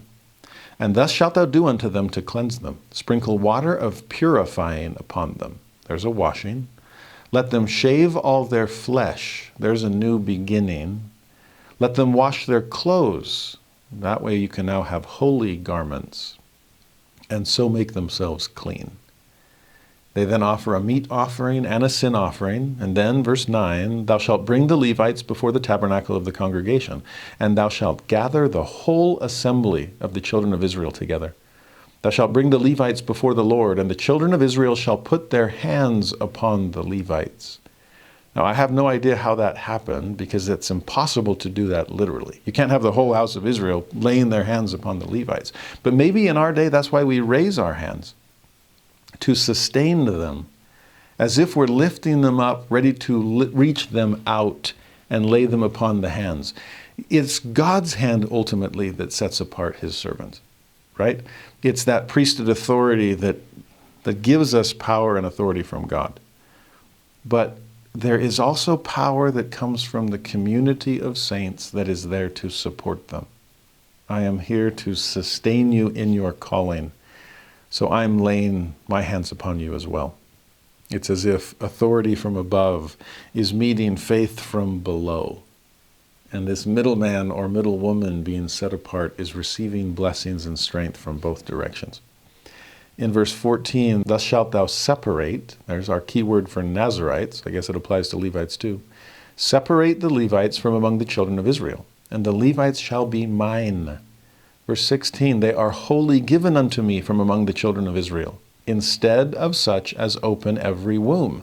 Even instead of the firstborn of all the children of Israel, have I taken them unto me. Another nod to the substitutionary atonement. Another reminder of Passover and vicarious substitution. I will take the Levites as my gift from you. But what will I do then? I'll just return them as my gift to you, which is exactly what he does. Verse 18, I have taken the Levites for all the firstborn of the children of Israel, and I have given the Levites as a gift to Aaron and to his sons from among the children of Israel, to do the service of the children of Israel in the tabernacle of the congregation, and to make an atonement for the children of Israel, that there be no plague among the children of Israel, when the children of Israel come nigh unto the sanctuary. Just catch how many times he said, children of Israel? 4 or 5, however many it was. That's God's focus. Yes, I will take the gift you gave me. And in the ultimate example of immediate regifting, he then returns it to them with increase. The increase only he can offer. I will take the gift and then return it to you, because that gift is meant to bless everyone. This is all about the children of Israel. And so to accept the Levites in place of the children of Israel and then give them as a gift back to the children of Israel, that's all God ever does with what we give to him. How do I return it to bless an ever-expanding circle of my children? That's what he's doing. The Lord then explains that Levites will serve from age 25 to age 50. At age 50, they shall serve no more, at least not the way they did before, but shall minister with their brethren in the tabernacle of the congregation, to keep the charge, and shall do no service. You see, so much of the service of the Levites was a lot of heavy lifting. I mean, literally, and when you're taking down the tabernacle and hoisting it upon your shoulders and moving forward with it, setting it all back up every time you establish camp again.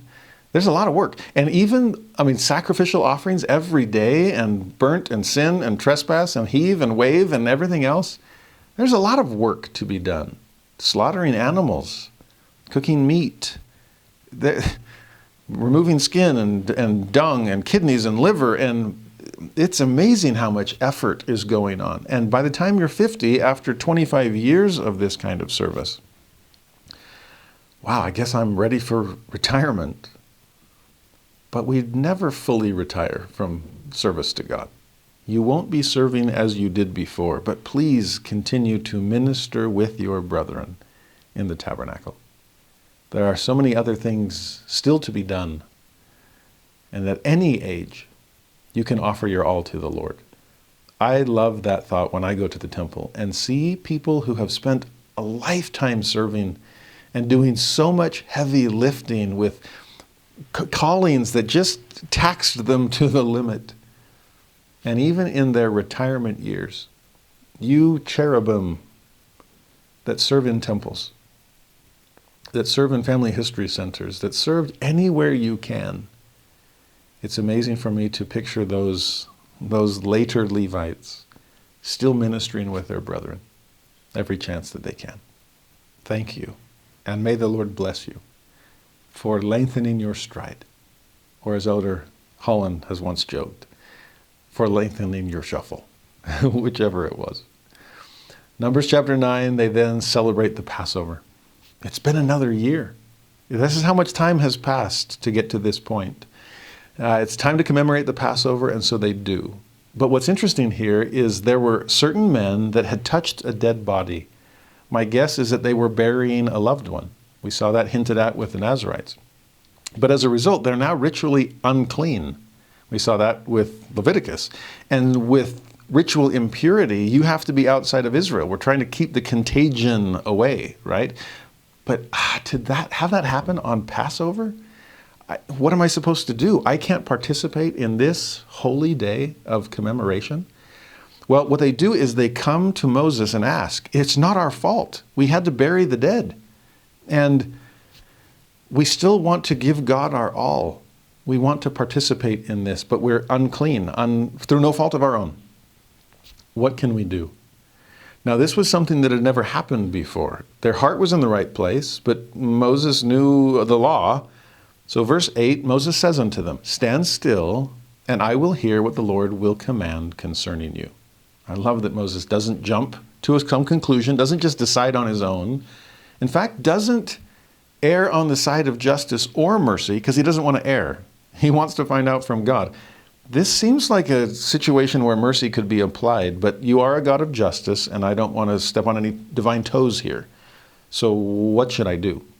Verse 10, the Lord responds, if any man of you or of your posterity, so I'm establishing a precedent that will hold going forward, if any shall be unclean by reason of a dead body, or be in a journey afar off, so too far to make it to Jerusalem on the day that we're supposed to come together for this, yet he shall keep the Passover unto the Lord. Oh, here's mercy. But how's this for justice? It has to be the 14th day of the second month at even, they shall keep it. So exactly 1 month later to the day.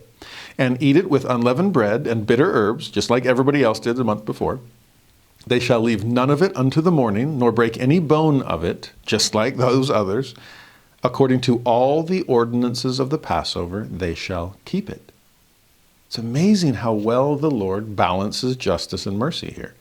balances flexibility with fixity, balances order with freedom. You get a sense of someone who's really good at proving contraries? God is.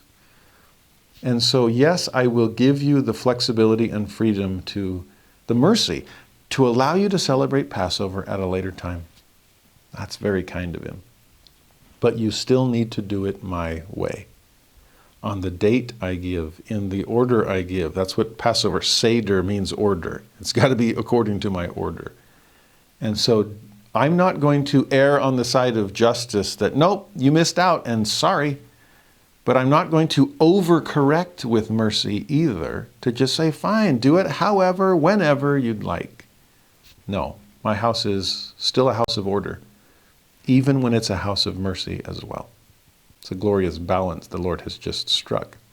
You see, he clarifies in verse 13, but the man that is clean and is not in a journey and forbeareth to keep the Passover, even the same soul shall be cut off from among his people, because he brought not the offering of the Lord in his appointed season. That man shall bear his sin. So if you could have done it the right way the first time, we're not pushing oxen into the mire on the night before Sabbath, just so we have a good reason. We're justified in breaking the Sabbath to get our ox out. No, we did everything we could, but through no fault of our own, I couldn't do it the way the Lord had initially intended.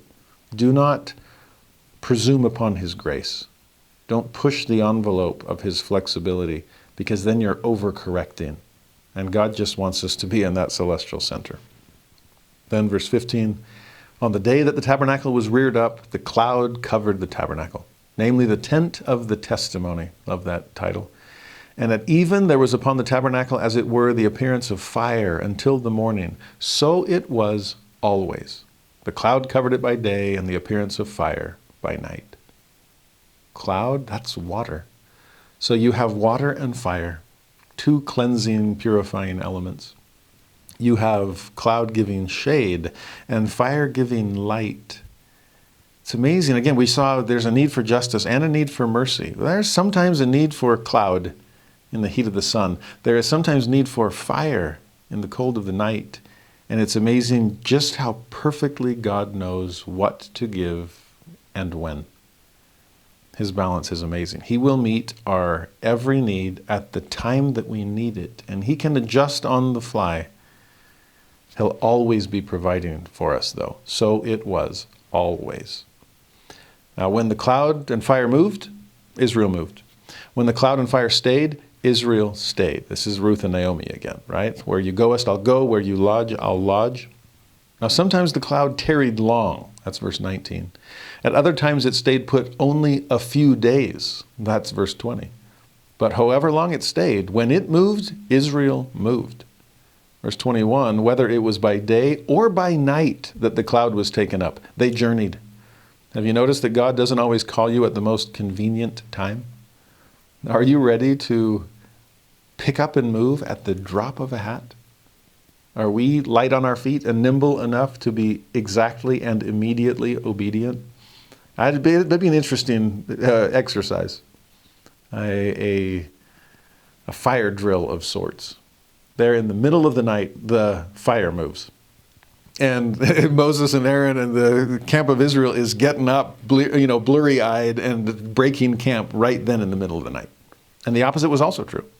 Ready to move at the drop of a hat, the moment the Lord commanded, but also ready to stay as long as the Lord wants, if the cloud and fire happen to stay put. Verse 22, whether it were 2 days or a month or a year that the cloud tarried upon the tabernacle, remaining thereon, the children of Israel abode in their tents and journeyed not. But when it was taken up, they journeyed. Remember those two phrases in section 51 of the Doctrine and Covenants? Beautiful contrary to be balanced here as well, where the Lord says, oh, go to the Ohio. Yeah, you'll only be there for a little season. But act on the land as for years, and it will turn to your good. We have to learn to balance the little season, and I'm ready to move at the drop of a hat, with the as for years. I'll stay here and set down roots and make a difference as long as you want me to be here. That's a beautiful balance. And then the overarching principle, verse 23. At the commandment of the Lord, they rested in the tents. And at the commandment of the Lord, they journeyed. They kept the charge of the Lord at the commandment of the Lord by the hand of Moses. Will we be exactly and immediately obedient? When the Lord commands, do it. Good counsel from Joseph Smith. Good counsel from Moses. Good counsel from God. Now, chapter 10 is going to be, well, how do we wake people up in the middle of the night if it's time to go? There's a heeding of the trumpet's call that's described in chapter 10 that is beautiful. In verse 2, Moses is commanded by God, make thee 2 trumpets of silver, of a whole piece shalt thou make them, that thou mayest use them for the calling of the assembly, and for the journeying of the camps. Now, some trumpet blasts are meant to gather the whole assembly to the tabernacle. Others are to gather just the princes. We'll get those rulers of thousands or rulers of tribes entirely, and then they can get the word out through lesser leaders. Some will be alarms to move the camp forward. Some will be a call to muster the troops to go off to battle. Some will be to call the people together to rejoice in the blessings God has given them. They'll have to understand what each trumpet blast means. Verse 10, also in the day of your gladness, in your solemn days, in the beginning of your months, you shall blow with the trumpets over your burnt offerings and over the sacrifices of your peace offerings, that they may be to you for a memorial before your God. I am the Lord your God. So yes, trumpet blasts for just about everything. This reminds me of what Paul said in 1 Corinthians 14. For if the trumpet give an uncertain sound, who shall prepare himself to the battle? These need to be crystal clear, clarion calls. I need to be able to hear as the sound reverberates across the camp of Israel. I need to know what that sound means, what it signifies. What am I supposed to do as a result of this?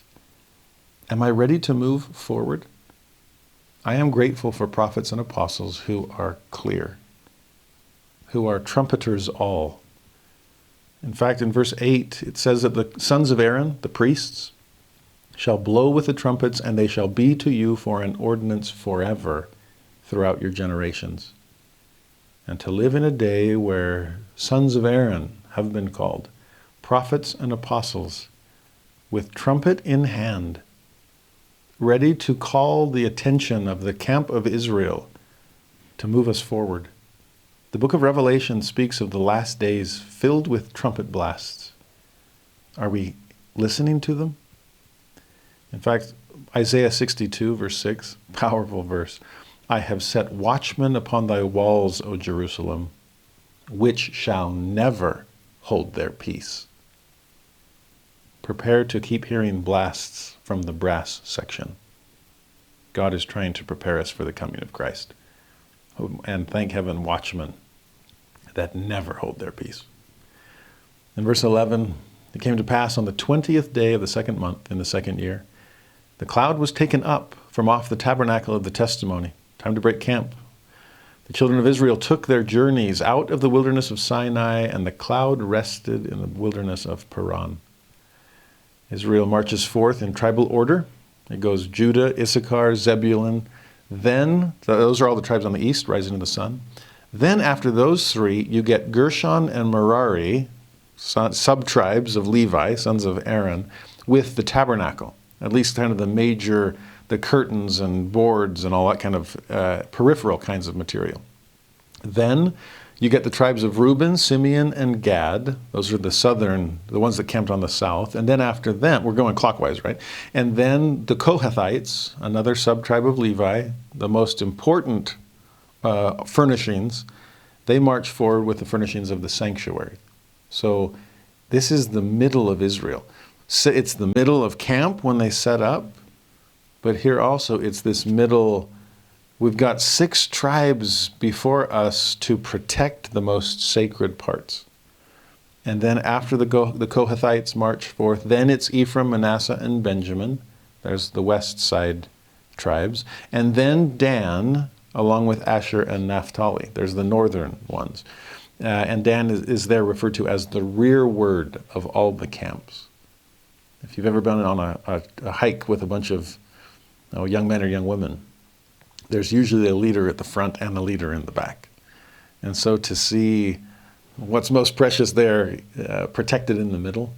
And here you have the tabernacle surrounded by the camp of Israel as they're marching forth. This is a highly organized, well-disciplined camp. This is military precision, which makes sense. They're following the Lord of hosts. In verse 29, then, Moses says to a brother-in-law of his, so one of Jethro's sons, his name's Hobab, and he says, "We are journeying unto the place of which the Lord said, I will give it you. So come thou with us. We will do thee good, for the Lord hath spoken good concerning Israel." Beautiful that Moses is inviting others to join him. You're a Midianite. We're Israelites. But you can be one with us. I married your sister, for crying out loud. You are one of us. So come. This is a great example of missionary work. We are headed toward the promised land. We'd love to have you join us. Come with us. We will do thee good. After all, God is doing good to us, and you can be one with us. Converts are not second-class citizens. And as soon as you join the house of Israel, you are an Israelite. You're one with us, and God hath spoken good concerning Israel. From the longest lifelong member, pioneer ancestry, to the newest, freshest convert, God hath spoken good concerning you. Verse 30, Hobab responds, "I will not go, but I will depart to mine own land and to my kindred. I'm comfortable in my own life. I don't want to change." To which Moses responds in 31, "Leave us not, I pray thee." This is persistence. He's being bold, but not being overbearing.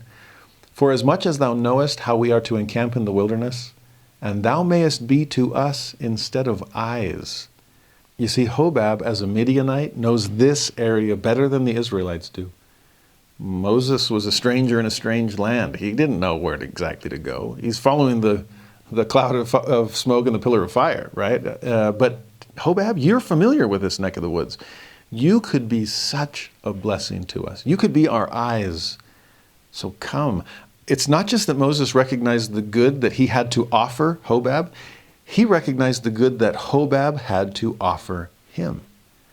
I think too often as missionaries, we only think, oh, you need the gospel. And they do. But we need to admit a little more readily, the gospel needs you. The church will be better with you. And so please come and bring the gifts and talents that the Lord has already blessed you with. I love the message that Clayton Christensen included in The Power of Everyday Missionaries, that he, as a business professor at Harvard, and in certain circles of people that were very high in all kinds of areas, and therefore perhaps didn't feel like they needed a lot of help, oh, I'm good. He realized that's a good thing. We should ask them to help then. And some of his most successful missionary work in Boston was not by saying, we have something to give, but rather, you have something to give. Could you come and help this family move? Could you come and teach some things to the youth based on your areas of expertise? And when people felt needed, that's what drew them into the gospel. I have something to contribute. Moses is doing exactly that. In verse 32, "It shall be if thou go with us. Yea, it shall be that what goodness the Lord shall do unto us, the same will we do unto thee." Again, no second-class citizens. Of course you are. I mean, you're giving first-class help. So you're just as much of us as any of us are. Verse 33, "And they departed from the mount of the Lord a 3 days' journey, and the ark of the covenant of the Lord went before them in the 3 days' journey, to search out a resting place for them. And the cloud of the Lord was upon them by day when they went out of the camp." So Hobab, as necessary and helpful as he is, God is actually the ultimate scout here. He will lead the way and blaze the trail. It's up to us then to follow. In verse 35, "It came to pass when the ark was set forward that Moses said, Rise up, Lord, and let thine enemies be scattered, and let them that hate thee flee before thee. When it rested, he said, Return, O Lord, unto the many thousands of Israel." You see what an integral part of the camp the Lord is, as far as Moses is concerned? When we're going, you go, God. Rise up, Lord. Make the difference that only you can. And when we stay, please return unto us. We can't go forward without you, and there's no reason to stay if you're not here. Moses understands that beautifully. Do the people? That's going to be the question. There seems to be so much faith thus far in the book of Numbers. Now is when it starts falling apart. We've had our great spiritual experience, these amazing outpourings.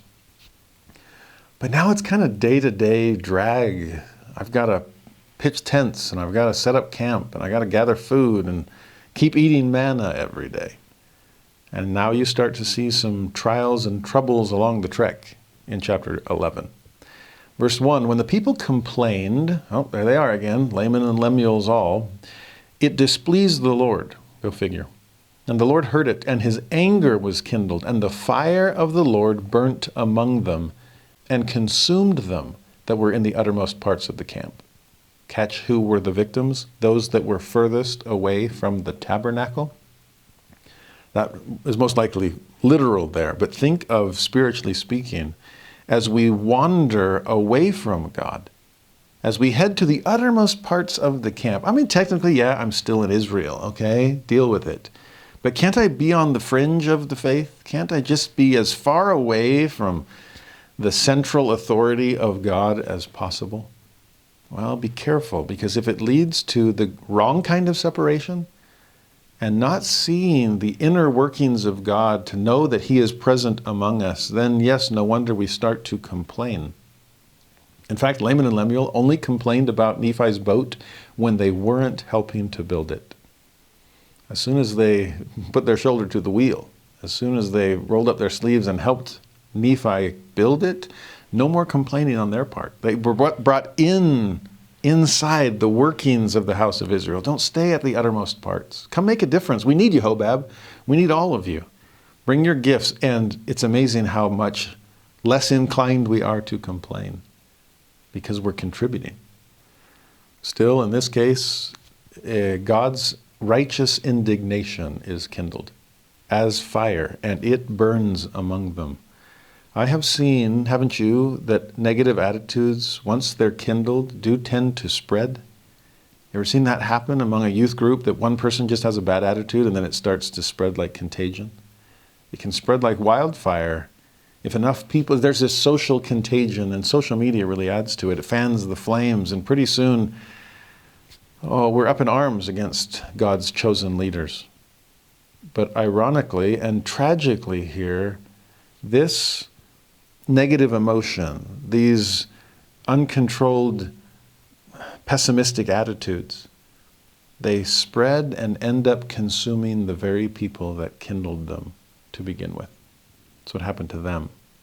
Well, Moses, ever the mediator, prays for them, and the fire is quenched. But then verse 4, the mixed multitude that was among them fell a-lusting. And the children of Israel also wept again and said, who shall give us flesh to eat? We remember the fish which we did eat in Egypt freely, the cucumbers, the melons, the leeks, the onions, the garlic, the whole Egyptian menu. But now our soul is dried away. There's nothing at all beside this manna before our eyes. Now, are you serious? Israelites fell a-lusting, murmuring about one thing and now murmuring about something else. We had free fish in Egypt. To which I want to say, yeah, the fish were free, but you weren't. We had onions, and now all we have is manna before our eyes. Are you serious? Do you not remember? You were begging me for deliverance. I saw your tears of anguish. It wasn't the onion that was causing it. It was your harsh bondage. And you were weeping for me to remember you. I did, and I brought you out, and now you just want to go back? Buyer's remorse is one thing, but being the recipients of deliverance and then getting deliverees remorse, it's amazing how forgetful we can be, especially with the devil's help, who wants us to look to the past and maximize the good times, even in our sinful state, and minimize the hardship that we were bringing upon ourselves. And then he turns to the present and he reverses it. He maximizes the hardship of a life in Christ, and he minimizes the blessings that come in following him. So ironic, these switches of perspective, and the devil's a master at it. Well, Moses is displeased with all this negativity. Go figure. He says to the Lord in verse 11, "Wherefore hast thou afflicted thy servant? Wherefore have I not found favor in thy sight, that thou layest the burden of all this people upon me? Have I conceived all this people? Have I begotten them, that thou shouldst say unto me, Carry them in thy bosom, as a nursing father beareth a sucking child, unto the land which thou swearest unto their fathers?" I mean, Moses is at the end of his rope, and I can't blame him. He's been going through this for the past year plus. And now he's gotten to a breaking point where it's like, God, I didn't give birth to these people. They're not mine. Remember we saw that, the conversation he had with God once they caught wind of the golden calf? And God's ready to just start all over. At least he says so, to kind of push the mercy of Moses. Do you really want to just bag it and start over? Is that really what you want to do? And that helps bring Moses back to his senses. We're going to see the same thing here. But he's wrestling. He's frustrated. I do love the way he even puts it. Am I a nursing father? Because that's a word that Isaiah will use. Speaking of the last days when kings become the nursing fathers and queens the nursing mothers of scattered Israel. People from that level willing to come down to try to pick up scattered Israel wherever they can find them and gather them home to Zion. Moses, on his best days, is always willing to do that. Yes, Moses, you will still need to be their nursing father. They are infants, after all. But let's lead them along. They'll grow up in God. I'm patient. I'm eternal. I guess I can afford to be. Let's see what they'll do. In verse 13, Moses continues his frustration. "Whence should I have flesh to give unto all the people? For they weep unto me, saying, Give us flesh, that we may eat. I am not able to bear all this people alone," which is exactly why Jethro taught you to delegate, Moses, "because it is too heavy for me." Why do you think Aaron and Hur were there to hold up your heavy hands, Moses? "If thou deal thus with me, then kill me, I pray thee, out of hand, if I have found favor in thy sight, and let me not see my wretchedness." I don't know if there's a lower point for Moses than this one. But did you catch all of his pronouns? Some of this dirt was getting in his eyes because it was an I problem, as President Packer used to say. But the I pronoun, that's the biggest problem of all. I can't do it. I can't do it alone. Why would you do this to me? It's too heavy for me. Let me not see my wretchedness. It's Moses. This was never about you. It's okay. I just need you to look to me in faith and then look to them in mercy and love and do the very best that you can. But this is a hard moment for Moses. There's a moment in Brigham Young's experience as they're crossing the plains, as the American Moses is leading modern Israel to a new promised land. And he gets frustrated on occasion. And at one point he said, unless this people are more united in spirit and cease to pray against counsel, it will bring me down to my grave. I'm reduced in flesh so that my coat that would scarcely meet around me last winter now laps over 12 inches. It is with much ado that I can keep from lying down and sleeping to wait the resurrection. Wow. Brigham's lost a lot of weight. He's probably lost a lot of sleep. And now he's beginning to lose a lot of patience. Come on, Israel. You're better than this. And Moses is feeling the same way. Well, God tells Moses to gather the 70 elders of Israel, just like he'd done back on Sinai. Bring them to the tabernacle, and I'll give them some marching orders from there. Verse 17, I will come down and talk with thee there, and I will take of the Spirit which is upon thee, and will put it upon them. And they shall bear the burden of the people with thee, that thou bear it not thyself alone. You see, it was never about you, Moses. It was about the Spirit, my Spirit, that I put upon you. That was our first conversation at the burning bush, when you're sitting there, me, I can't do it. And I said, I know, but I can. So just be my servant, okay? I'm doing it again. And this time I'll say it all over again in the presence of these 70 elders, so they realize I'm with you and realize that I can be with them. A portion of that same Spirit will I put upon them, and therefore they'll be able to bear part of that burden also. they'll lift where they stand. In verse 18, say thou unto the people, sanctify yourselves against tomorrow, and ye shall eat flesh. For ye have wept in the ears of the Lord, saying, who shall give us flesh to eat? It was well with us in Egypt, therefore the Lord will give you flesh, and you shall eat. You're accusing God of being a worse taskmaster than the Egyptians? Well, at least the Egyptians gave us fish and cucumbers and leeks. Okay, fine. I will provide you with exactly what you're asking for. Flesh to eat will prepare yourself for an abundance. But it's going to come with strings attached, just like it did back in Egypt. You want a taskmaster again? Then fine. If you cannot handle the small and simple daily grains of goodness I give you, manna, morning by morning, you want something more? Then fine. Verse 19, ye shall not eat 1 day, nor 2 days, nor 5 days, neither 10 days, nor 20 days, but even a whole month, until it come out at your nostrils. There's where we see those again. It will be loathsome unto you, because that ye have despised the Lord which is among you, and have wept before him, saying, why came we forth out of Egypt? Oh, be careful with what you ask for. You want it? Fine, I'll give it to you. And I will give you so much of it that it's more than you can bear. It'll come out of your nostrils. You will be vomiting this meat you've been lusting for until you're so sick of it you don't ever want to see it again. I have wondered about that in terms of some of the mistakes we make and some of the mistakes we have made collectively throughout our history. Have we ever done something wrong and have it come back to haunt us? Has it ever, we gorge ourselves on something we shouldn't be eating in the first place, and it does end up coming out the nostril? I've actually wondered when it comes to early racism in the 19th century that stayed way too long through the 20th century, and we're still fighting against in the 21st. These are old ghosts that continue to haunt us. I don't have the time here, and I already did in our lesson on the second official declaration in the Doctrine and Covenants, to deal with all of the issues of race in the priesthood.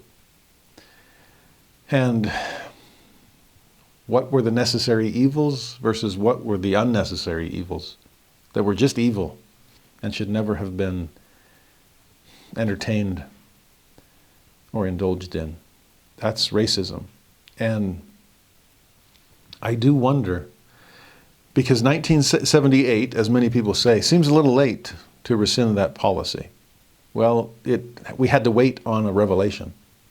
And there's a lot of history there. But even people like David O. McKay in the 1950s and Hugh B. Brown, one of his counselors, were begging the Lord for the exact revelation that Spencer W. Kimball received in the late 1970s.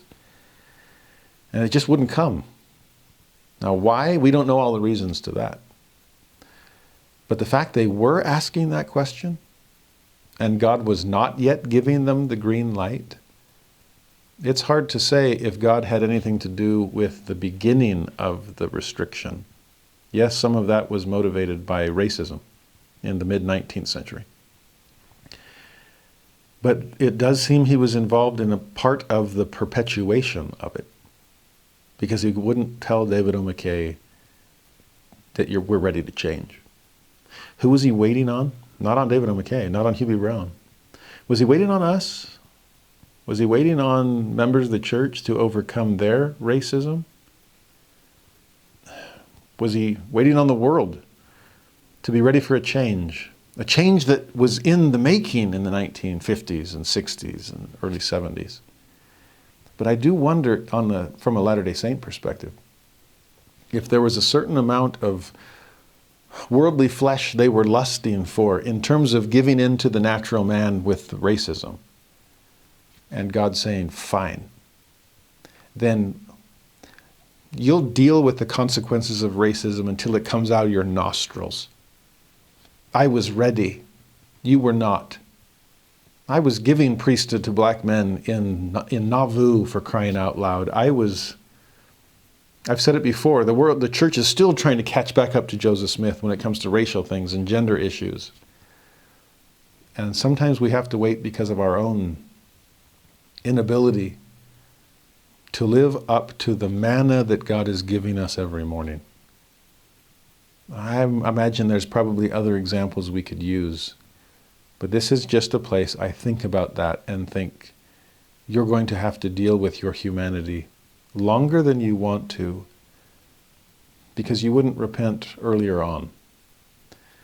And so you're going to deal with the consequences of your natural man until they come out your natural man nostrils. By 1978, believe me, the Latter-day Saints, by and large, were so sick of being accused of racism, so sick of not being able to open the priesthood and the temple with doors wide open to people of every race. Okay, good. You're as sick of it as I've always been. It's about time. I'll let you sit with this for a while, and then in 1978, the revelation will finally come.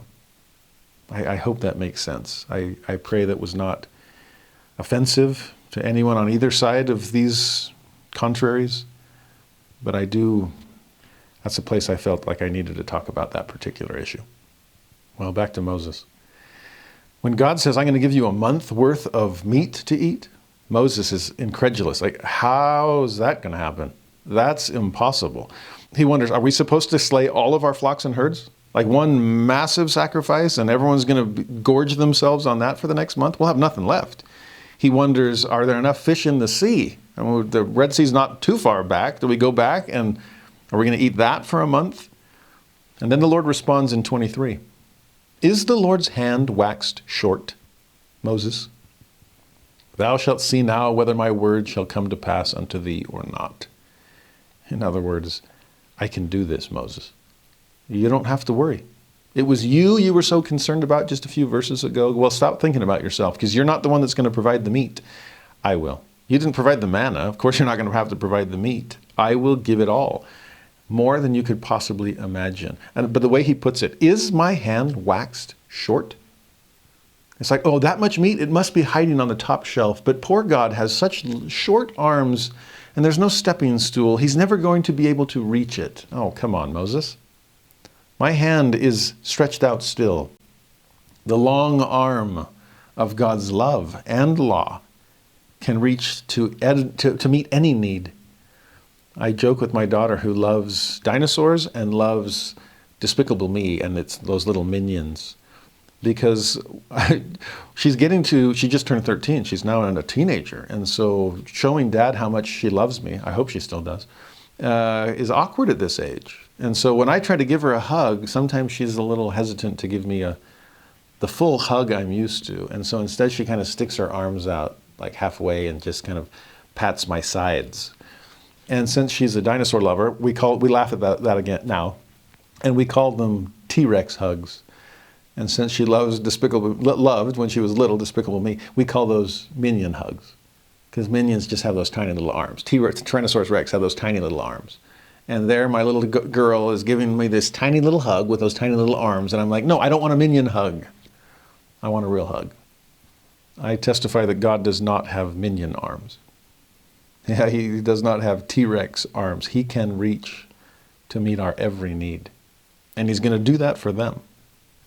Well, meanwhile, Moses gathers the 70 elders of Israel to the tabernacle. In verse 25, the Lord came down in a cloud and spake unto him, and took of the Spirit that was upon him, and gave it unto the 70 elders, just as he'd promised a few verses ago.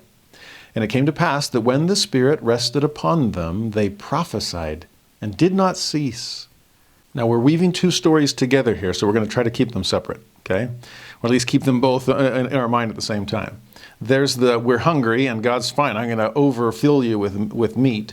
But then there's us also, how do I do this? And God's like, I'll give my Spirit to the other 70 elders. Okay? So there's this conversation, I'm going to overload them with meat. Now let's go back to the 70 elders, let me give them my Spirit.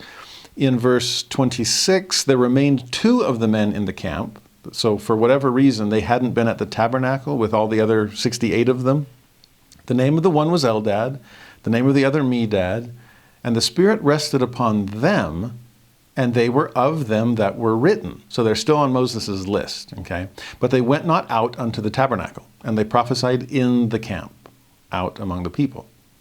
Now, verse 27, there ran a young man. He told Moses and said, Eldad and Medad do prophesy in the camp.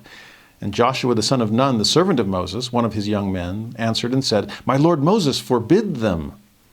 So here they assume there's only one right way of doing things. It's Moses or nobody else. And it's like, no, there's Moses and these other 70 elders of Israel. Well, but they had to come to the tabernacle. There's only one way of doing this. This is kind of what we saw about the Passover. I know there's one way, but are there exceptions to the rule under certain circumstances, extenuating circumstances? That seems to be the case with Eldad and Medad, but this young man's freaked out about it. This is outside the box. Joshua is freaking out about it. Tell them to stop. Is it all fixity and no flexibility? Is it all unity with no diversity? All order with no individuality? We'll see several more examples of this today. But Moses' response is classic. Verse 29, famous verse. Moses said unto him, Enviest thou for my sake? Would God that all the Lord's people were prophets, and that the Lord would put his Spirit upon them. Joshua, you don't have to be any more offended by this than I would be, and I'm not offended by it at all. If anybody should be feeling jealous, it's me. I'm not jealous at all. So enviest thou for my sake? I am so relieved. I didn't want any of these burdens to begin with. I was this close to turning my back on all of them just a moment ago. But no, God said he would raise other people to help bear the burden. And I'm thrilled. So I'm not envying at all. It's actually interesting, back to ideas of early church history and mistakes that we've made or problems that have taken place. I do worry sometimes when I hear people wrestle over them. Justifiably so. But I sometimes worry, enviest thou for their sake? Or are you more offended by this than the people who actually suffered through those periods? There's a safety in playing armchair historian from the comfort of a 21st century perspective and just think, how dare they? And all plural marriage was wrong. And that racism was absolutely unjustifiable in any way. Well, to a degree, I might agree with some of that, but are you more offended than the people who actually went through it? Because those people who practiced plural marriage, as difficult as it was, they did so because they had a testimony of it. And I'm amazed at the courage and strength of the Elijah Abels and the Jane Elizabeth Mannings of the world, African-American Latter-day Saints, that might be saying to someone with sympathy symptoms in the 21st century, enviest thou for my sake? Are you offended for my sake? Because I went through it. And yes, it was hard. And yes, I prayed for different outcomes, which eventually came. But I knew the gospel was true. And I followed Joseph Smith. I followed Brigham Young. I followed God's chosen prophets. And I trusted that God would someday make right anything that might be wrong. And he did. Again, I hope I'm not saying this from the comfort of a privileged position, because my heart does go out to those who have suffered in the past and in the present. But I think there's a danger in assuming that God isn't helping them through their trials, and us being angry when they are less so, and perhaps not angry at all. God has been carrying me through this, confirming my faith and strengthening my testimony through it all. He's willing to do the same for you if you'll turn to him. Careful with that phrase, envying or being offended for anyone else. Back to what Moses said in the next sentence, I wish everyone was a prophet. Lowercase p. I wish everyone had the Spirit of God upon them. It's the only thing that's lifted me up above my natural man.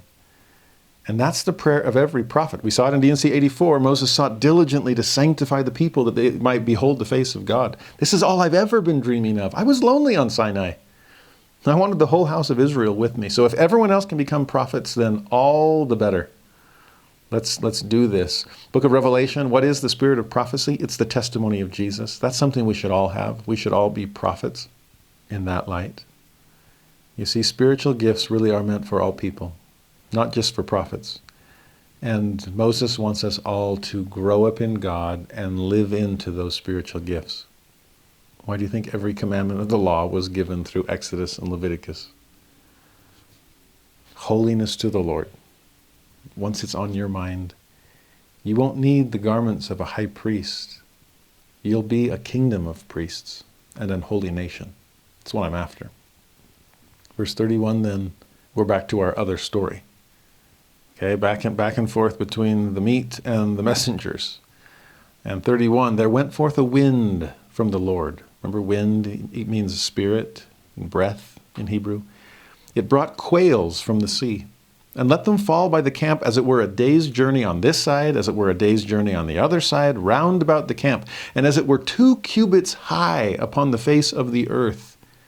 This is roughly a 3-foot deep flock of quails that has just landed upon the camp of Israel with miles in every direction.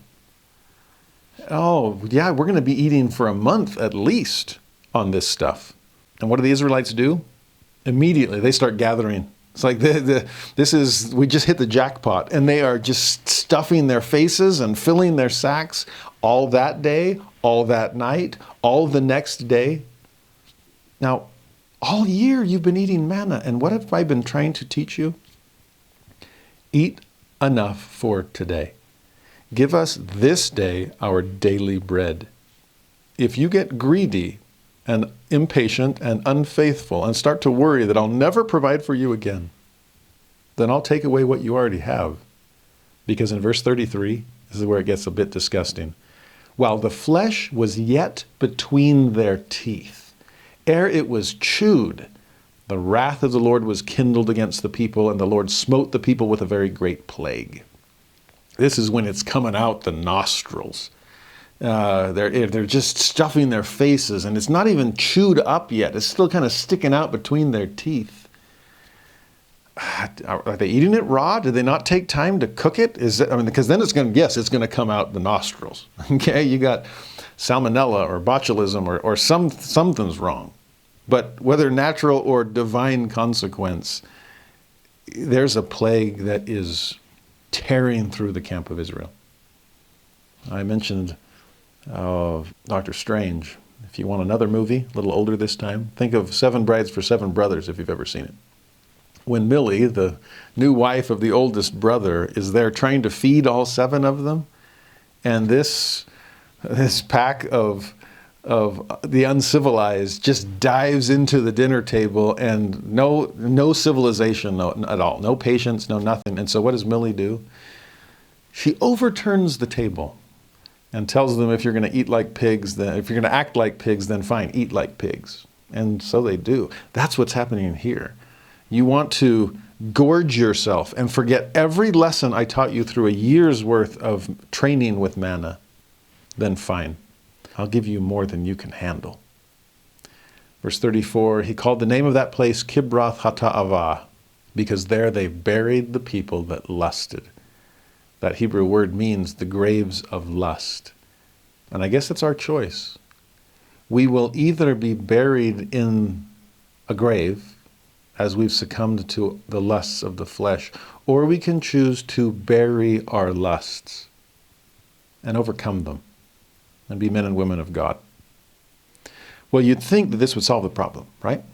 Not only are the most wicked, the nethermost parts of the camp, consumed in their own self-destruction, but hopefully this woke everyone else up to realize the consequences of their sin. But turn to chapter 12, and in verse 1, Miriam and Aaron now have a problem. They speak against Moses because of the Ethiopian woman whom he had married, for he had married an Ethiopian woman. Now, Ethiopian there is better translated as Cushite. And that could be someone from Ethiopia, but it could also be someone from Arabia. Now, if it's the Arabian possibility, maybe they're just referring to Zipporah. She was a Midianite. Is that Cushite? Is that Ethiopian? I don't know. But that would be odd because, they've been married for a long time. And this is the first time we ever see any concern over this. So maybe not. The other possibility, if it wasn't Zipporah, is perhaps Zipporah has passed away, since we haven't seen mention of her for a long, long time. And if she's gone, and if Moses has remarried, perhaps then this Cushite is an Ethiopian literally. But remember when Israel left with a mixed multitude from Egypt? It could very well have been an Ethiopian convert to the God of Israel, wanting to join the people of Israel off to go to Israel as a promised land. Okay? In some ways, this could be the equivalent of Joseph and Asenath, a convert to the faith. Or Moses and Zipporah, who's a Midianite, that's descended from Abraham, there's some connection, but to really come fully into the house of Israel. And if Moses is remarried along those lines, then there's nothing wrong with this spiritually. In fact, what's interesting is I wonder, why would Miriam have such an issue with this? Aaron has an issue with it too, but he is mentioned second. And in the Hebrew, when it speaks about them speaking against Moses, that's actually, the verb is in the feminine form. So Miriam's the one leading out on this, which might stand true to the personality of Aaron, where it's like, poor Aaron, he just kind of is along for the ride, it seems like a lot of times. And as long as he's with somebody good, like Moses, then he'll speak out for good. But if he's with somebody struggling, like the house of Israel, and they say, hey, make us gods, and he's like, okay. Or Miriam wrestling with, how could Moses do this and marry a non-Israelite? Oh, okay. You're mad? I guess I'm mad too. Aaron does seem to be a little chameleon-like and turn into whatever color he's surrounded by. And that's a problem he would need to overcome. But to see Miriam particularly, she was raised in Goshen. She was raised as an Israelite in bondage to Egyptians. She was part of a probably pretty tight-knit community that had a bone to pick with outside communities. She was perhaps a little too exclusivistic and isolationist, and it's us against the world. Whereas Moses, 40 years among the Egyptians, plundering their riches, so to speak, as far as his upbringing, seeing the good things that he learned from them. 40 years among the Midianites, and seeing the value of what a Jethro had to offer, seeing still the value of Hobab, his brother-in-law. I wonder if, because of Miriam's experience, she was more closed-minded, and because of Moses' experience, he was more open-minded. And he's not marrying outside the covenant here. There's no hint of that. But I just wonder, based on our own experiences, he hasn't broken any commandments with this marriage, but is Moses simply more open to outsiders, to others that have come in? A convert to the church? Fantastic. Someone, different from the regular mold. Totally fine. If they want to engage in the cause of Christ, then that's someone worth marrying. And Moses does. Now, they say in verse 2, hath the Lord indeed spoken only by Moses? Hath he not spoken also by us? And the Lord heard it. Now, that's basically exactly what Joshua and that young man said about Eldad and Medad. They're prophesying in the camp. They shouldn't do that. No, it's totally fine. I'm trying to extend this to the 70 elders, and they just weren't fast enough to reach the other 68. It's okay. Other people can prophesy. I wish everyone could with the Spirit of God. All should be prophets. So Miriam and Aaron, in some ways, wait, God's spoken through us? Then why, Moses, do you think you should be in charge? Now, Moses is going to be, again, that's not the problem here. In fact, I really do wonder, speaking of that, what you just said about marrying an Ethiopian, maybe that's not the real problem here either. Maybe what's really frustrating you is the fact you're not first in command. And so instead of admitting that and realizing that weakness in yourself, you're looking at me and trying to find something you can pick at, even though I've done nothing wrong. I found that when people are struggling in their faith, often they don't want to have anything to do with them, and so it's just a historical issue. It's just a doctrinal issue. It's just some social concern. I'm not implicated in any of this. But it is interesting to see that sometimes we pick at things or bring up issues that aren't really the issue because it feels like a more justifiable projection for our own insecurities. And that does seem to be the case with Miriam here. Oh, it's about your wife. Is it really? No. How come you're in charge? When God speaks to us as well. Now, like I said, Moses had just one chapter ago honored the spiritual gifts of others and prayed that those spiritual gifts would be extended throughout the entire camp. So believe me, Miriam and Aaron, I want you to speak. In fact, Aaron, I was banking on you speaking all the time when we went back to Egypt the first time. I didn't want to speak. I didn't have that gift. God was trying to stretch me and make me become something from my inadequacy. Well, maybe he's trying to stretch and help you become something out of your adequacy, out of your abundance of gifts. And maybe he's putting a natural first in second place so that a natural second can become first. And maybe there is a first and last shall be first, trying to help everybody grow up in God. I'm just going to trust God in this and not err on either side where it's all me and no one else can speak. But neither should it be, well, we can all speak, so why should there be one central voice? Why do you get to blow the trumpet? Well, because if the trumpets are all sounding uncertain sounds in cacophony, then of course we don't know how to muster the troops for battle. I hope this is making sense. Moses finds himself in an interesting place within these chapters. And I see that in the balance between democracy and hierarchy, between equality on the one hand and leadership and order on the other. And both are important as we try to strike a balance between them. Now in verse 3, we learn this about Moses. It's even in parentheses, so kind of somebody sneaking this into the text. Now the man Moses was very meek, above all the men which were upon the face of the earth. You see why that had to be written by somebody else? Just parenthetical insertion. Because Moses isn't going to write that. Or it wouldn't count. I'm the meekest guy ever. I want to make sure they know about that. So I'm going to write it. No, this will be somebody else vouching for Moses. He'd never do it for himself. He's not going to say, I'm so proud of my humility. Oops, because there goes the humility. No, someone else is recognizing the meekness of Moses. And meekness is not weakness. I think we sometimes misdefine or misinterpret what meekness really looks like. Meekness is power, and Moses is powerful.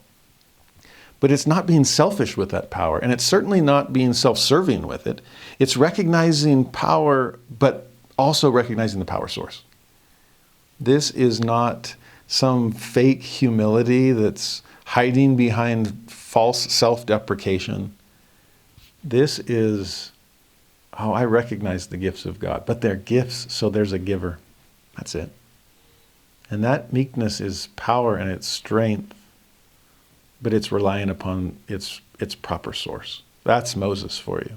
And he wants them to rely on that proper source too. I want you to be prophets. I want you to rely upon the Spirit that I'm relying upon myself. Well, God calls Moses and Aaron and Miriam to the tabernacle. They get called to the principal's office, okay? We got some things to correct here. And in verse 5, the Lord came down in the pillar of the cloud and stood in the door of the tabernacle and called Aaron and Miriam, and they both came forth. Tail between the legs. He said, hear now my words, if there be a prophet among you. And again, Moses wants them everywhere, so do I.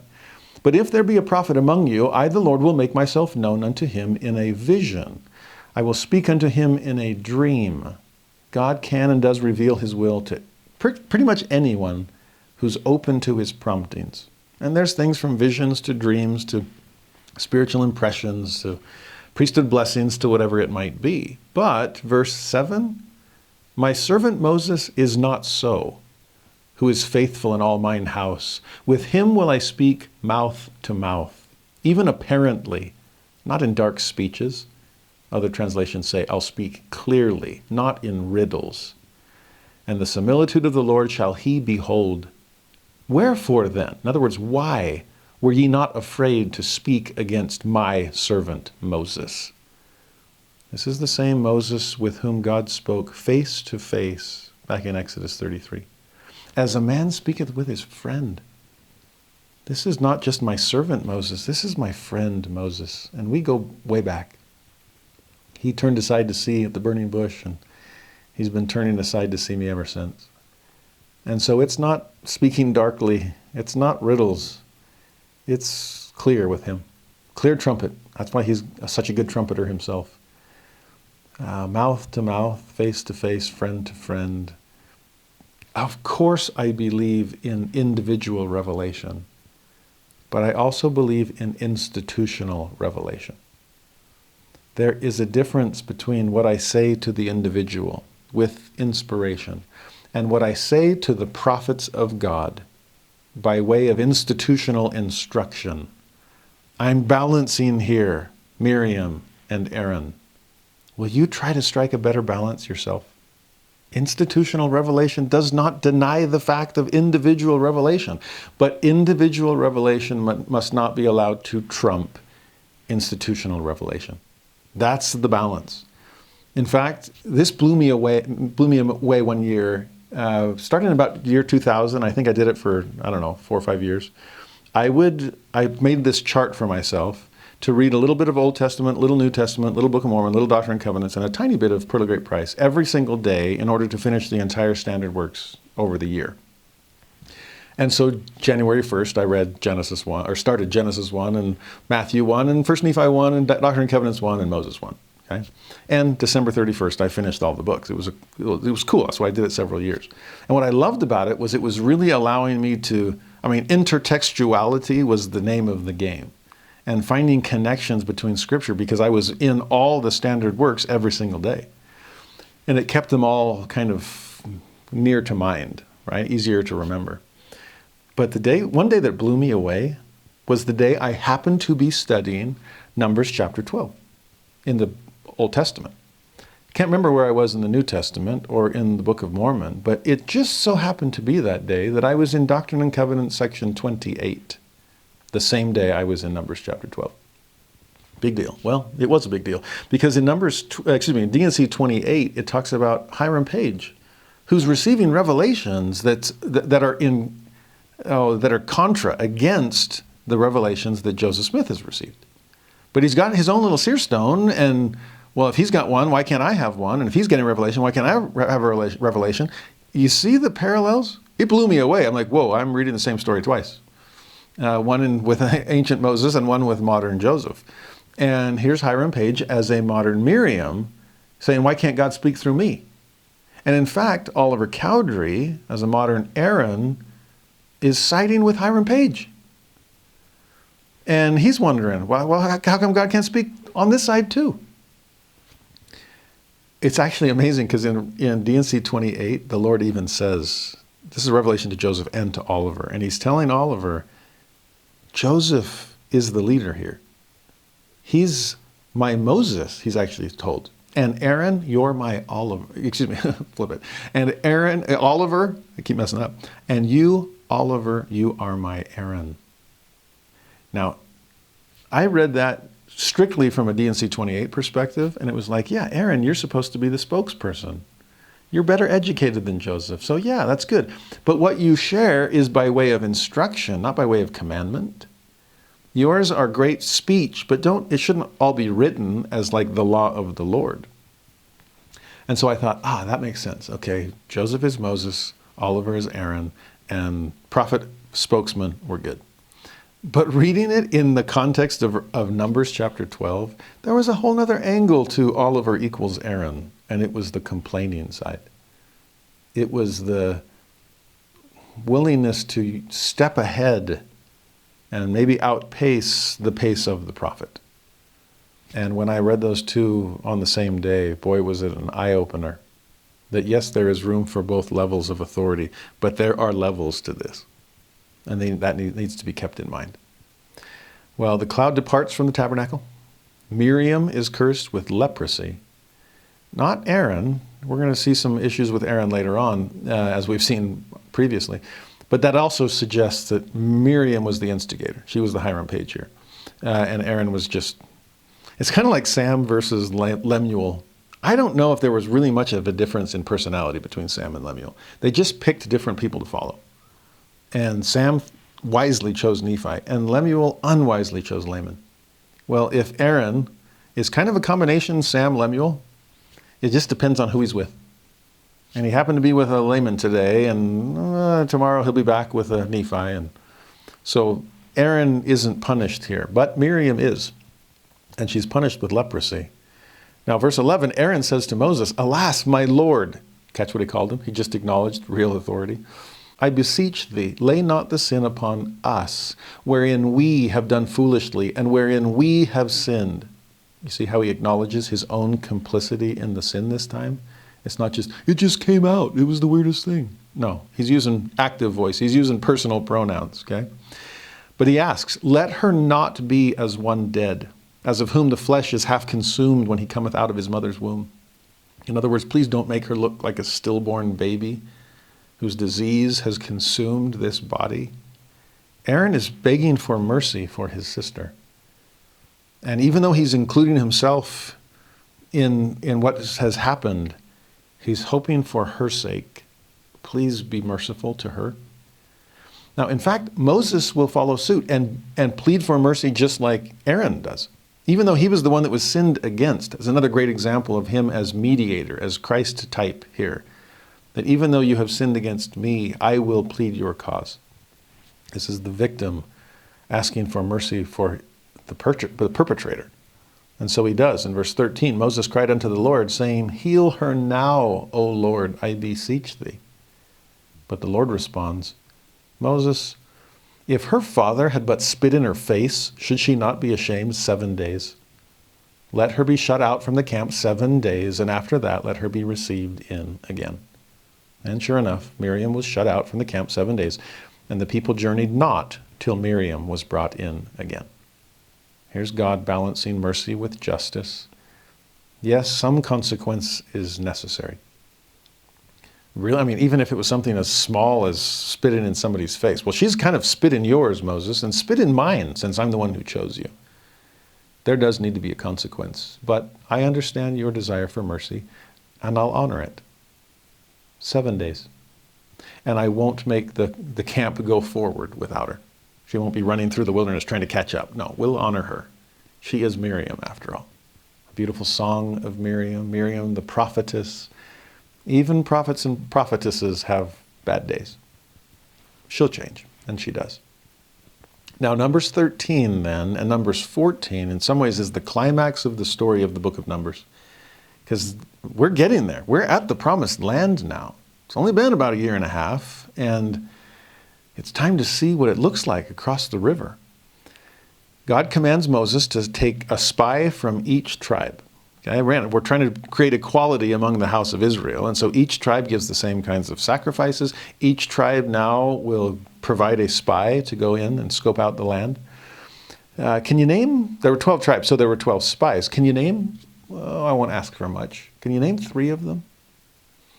Now, I picked 3 on purpose because I imagine a lot of you can probably name 2 of them. From the tribe of Judah, a spy named Caleb.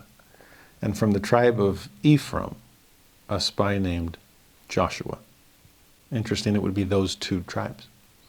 Birthright and political power. Leader on the east, leader on the west, surrounding the house, the house of God, the tabernacle. But anyone want to try to give me a third? I'm not asking for all 12. Just give me a third, please, anyone.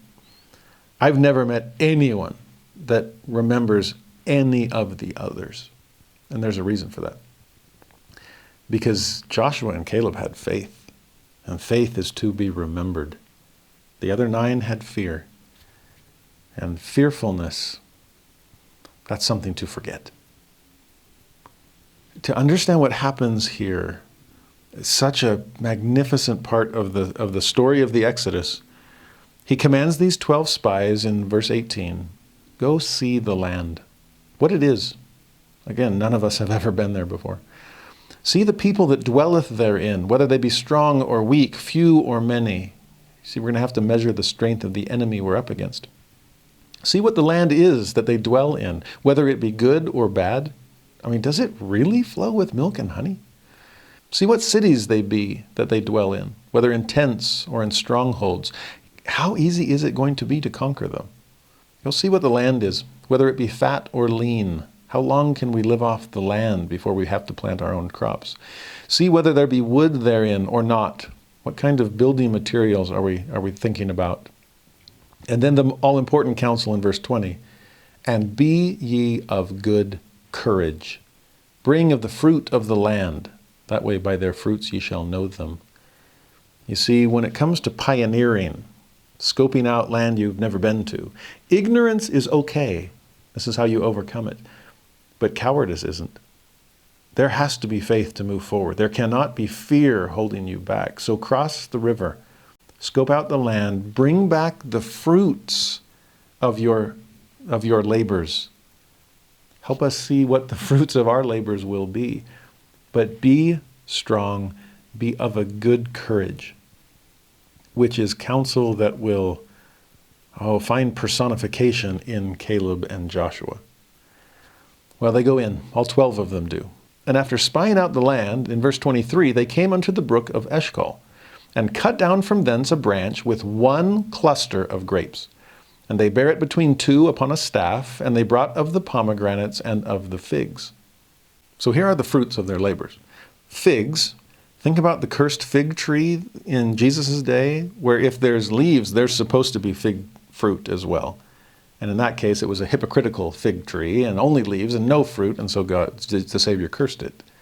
Well, here's actual figs. We didn't just bring fig leaves back. We brought the fruit. And so this sense of there's no hypocrisy. It's exactly what God promised it would be. This is amazing. There's pomegranates. Think about the hem of Aaron's priestly robes.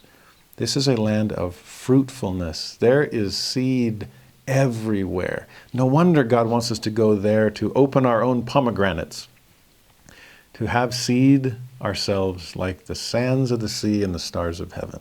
This is a place that will provide for that.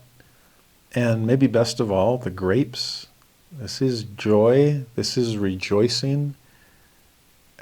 But a cluster of grapes so big that it took two guys holding a pole between them. This is like the staves of the Ark of the Covenant. And here's these two spies with a stick and one cluster of grapes hanging down from it.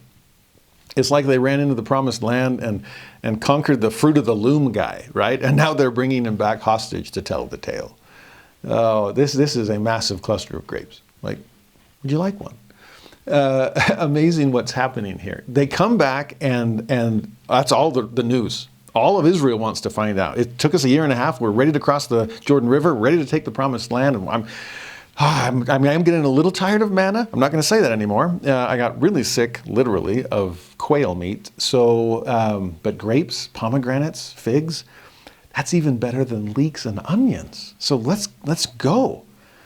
In verse 25, they returned, the spies did, from searching the land after 40 days. 40, good number. We're about to see 40 years. Here, 40 days. When was the last time we saw 40 days? Oh yeah, 40 days and nights of rain with the flood. This is a period of purifying, of preparation. Oh yeah, because more recently we saw the 40 days of Moses up on Mount Sinai. Had to do that twice. Sorry about that. Fast month and a half. Way worse than Fast Sunday. But periods of purification and preparation and 40 days of scoping out this land. Now 27, here's their report. And yes, they brought the fruit to back it up. We came unto the land whither thou sentest us, and surely it floweth with milk and honey. This is the fruit of it. Nevertheless, now if they would have stopped there, all would have been well, but they didn't. They went on. Nevertheless, the people be strong that dwell in the land, and the cities are walled and very great. And moreover, we saw the children of Anak there. And then it goes on and lists, and the Amalekites, and the Hittites, and the Jebusites, and the Amorites, and the Canaanites. In other words, yeah, the grapes are big, but the people are bigger, and there's no way we're going to be able to handle this. Yes, the land flows with milk and honey, but if we test our luck and go over there, it will soon be flowing with our own blood, because we can't handle the enemy that's across the river. What have we done in coming this far? God's hand, his arm is too short, and there's no way we're going to be able to combat and conquer the long arm of the people that are in the land of Canaan. Promised? No. It'll never be promised to us. To which Caleb responds. One of the two faithful spies, he speaks up first and he says, whoa. He stilled the people before Moses and said, let us go up at once and possess it, for we are well able to overcome it. There is the confidence of Caleb. Don't hesitate. We can do it right now. We don't even have to marshal our forces. If God be with us, then who can stand against us? Cross the river. Cross the Rubicon, cross the Jordan. It's God's promised land to us. And if we'll keep God's commandments, then God will keep his promises. I know it. So let's get marching. Meanwhile, the other 10 spies, we'll find out later that Joshua is right alongside him, seconding that motion. And yet the other 10, verse 31, no, we be not able to go up against the people. They are stronger than we. The land through which we have gone to search it is a land that eateth up the inhabitants thereof. And all the people that we saw in it are men of a great stature. And there we saw the giants, the sons of Anak, which come of the giants. And we were in our own sight as grasshoppers, and so we were in their sight. Can you sense their concern? We can't do it. They're stronger than we are. They're bigger than we are. Both of which was probably true. But God is bigger and stronger than they, as long as he goes with us. No. We're grasshoppers in their sight. Just a bug to be squished beneath their feet. But did you catch how he said it? Yeah, you're grasshoppers in their sight because you're grasshoppers in your own. People tend to take cues from you as far as how they should perceive you. And if you have faith and confidence, they'll usually look up to you. And if you have fear and feel like you're nothing, then they'll take the cue and treat you like you're nothing also. It's exactly what's going on here. And even when they said, that land eateth up its inhabitants. We saw before, and at the end of Leviticus, we'll see again today, yes, it's a land that might eat people up, and it even might spew people out. We've gotten used to vomiting since the quail came. This land, are we worthy of it? It won't eat us up and vomit us out if we'll be true to the God of the land. So will we? In chapter 14, they make their decision. I wish I could say it was the right one, but it isn't. And in chapter 14, verse 1, all the congregation lifted up their voice and cried. Not cried to the Lord for strength, but simply cried out of fear and sorrow. And the people wept that night. More than tears, also complaints. All the children of Israel murmured against Moses and against Aaron. And the whole congregation said unto them, would God that we had died in the land of Egypt, or would God we had died in this wilderness. Same things they said at the shores of the Red Sea. And what they said at the waters of Marah and Meribah and so many other places. Seriously, come on, Israel. How many times does God have to prove himself until we trust that his arms are not shortened and he can do this?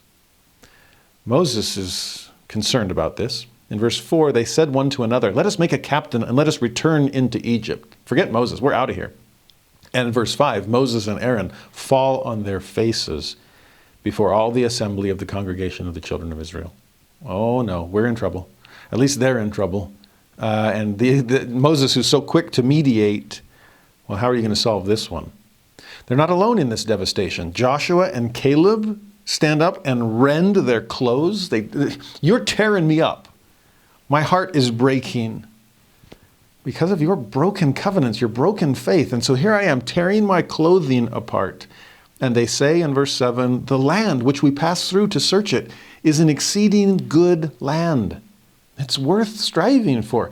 If, and here's the big if the Lord delight in us, then he will bring us into this land and give it us, a land which floweth with milk and honey. Let's focus on the positive, shall we? Only rebel not ye against the Lord, neither fear ye the people of the land, for they are bread for us. Their defense is departed from them, and the Lord is with us. Fear them not. Talk about a great pump-up speech.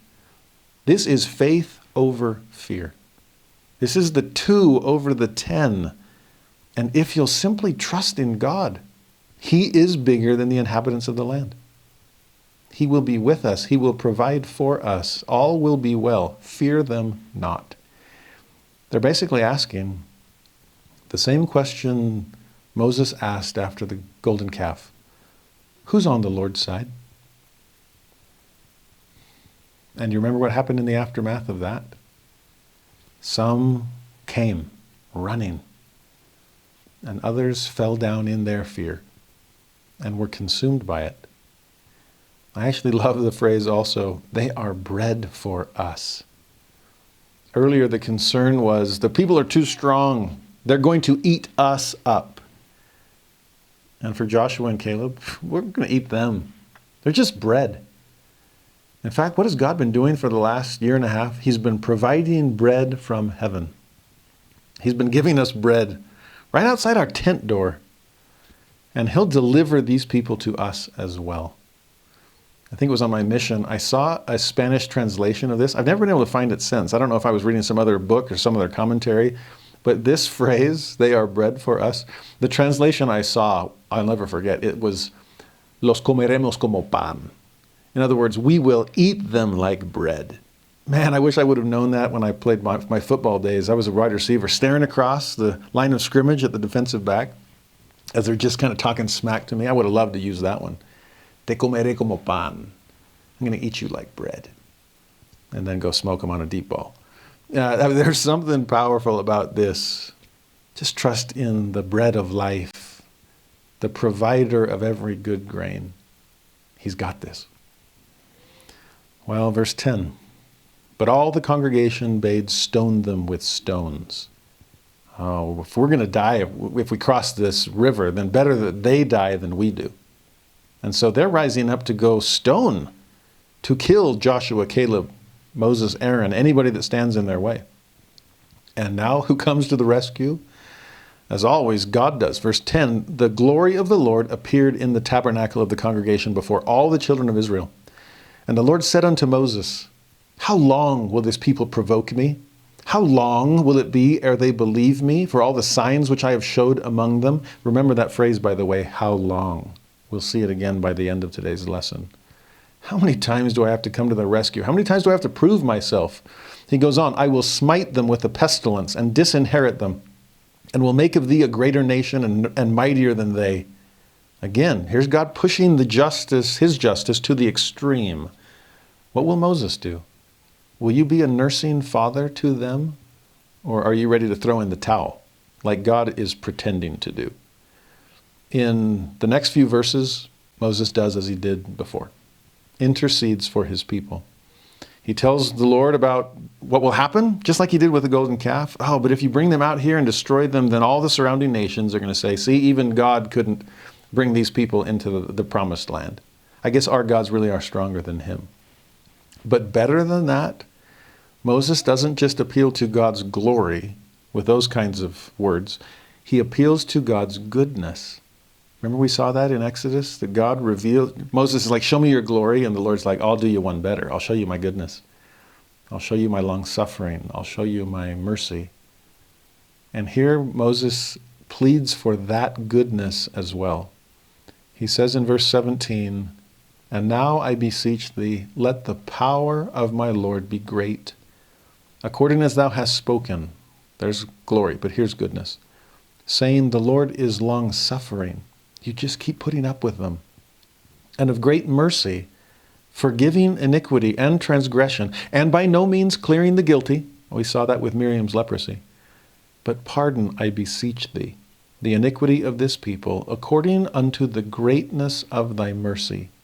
And as thou hast forgiven this people from Egypt even until now, oh, please forgive them again. I know these people have been trying your patience from the day I reintroduced them to you. I'm sorry for that. I hope they'll be sorry for that. But please be merciful to them. In verse 20, the Lord said, I have pardoned according to thy word. So done, already forgiven. I'm not going to destroy them and start over with you. I'm not going to do what I said, but I'm not going to do what I want, which is to bring them into the promised land. In fact, that would be mercy robbing justice, so I will be just as far as doing what they asked for.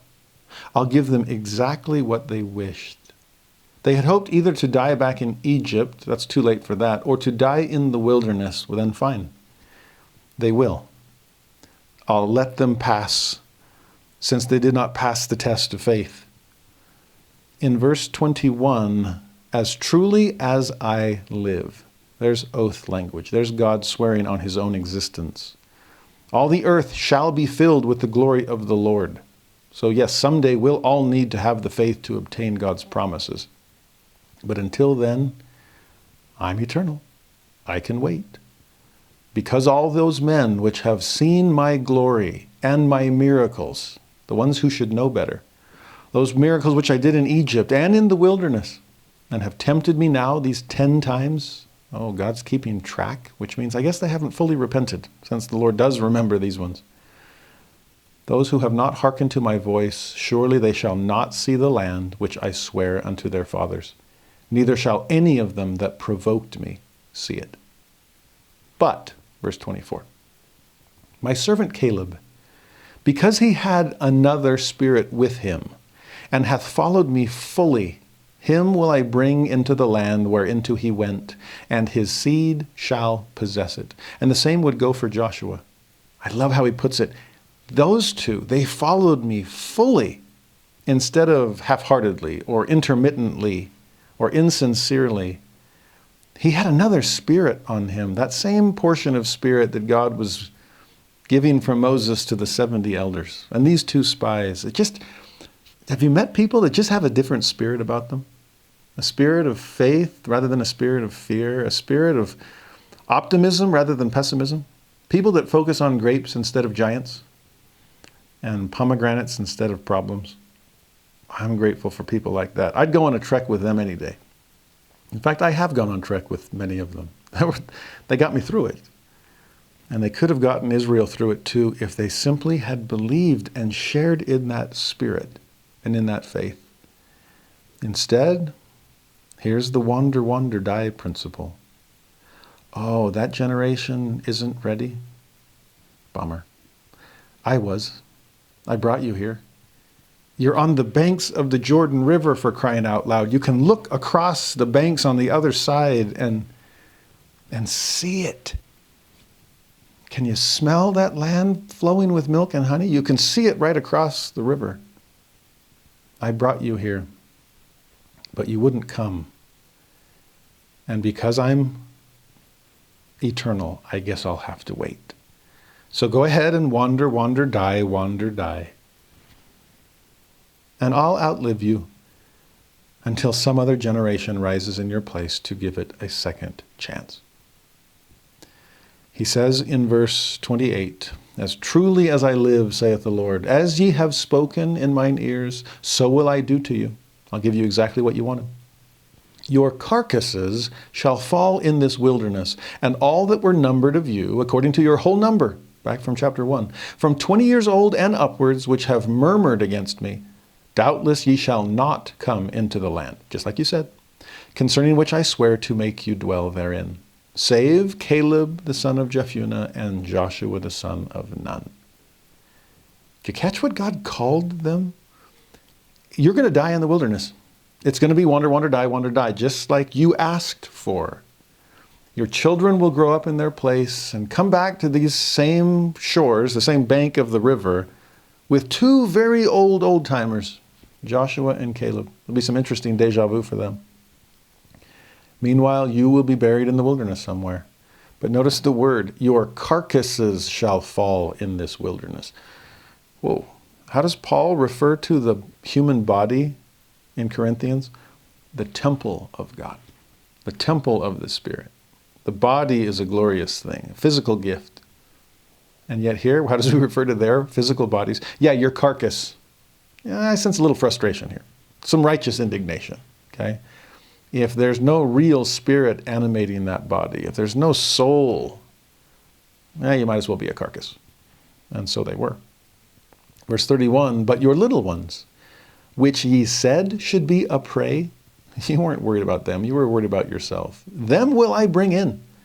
Like I said earlier, they're going to march it, they're going to conquer it as the marching band, even more than just the conquering forces. Them will I bring in. They shall know the land which ye have despised. He says it again in 33. Your children shall wander in the wilderness 40 years and bear your whoredoms until your carcasses be wasted in the wilderness. After the number of the days in which ye search the land, even 40 days, each day for a year, shall ye bear your iniquities, even 40 years. And ye shall know my breach of promise.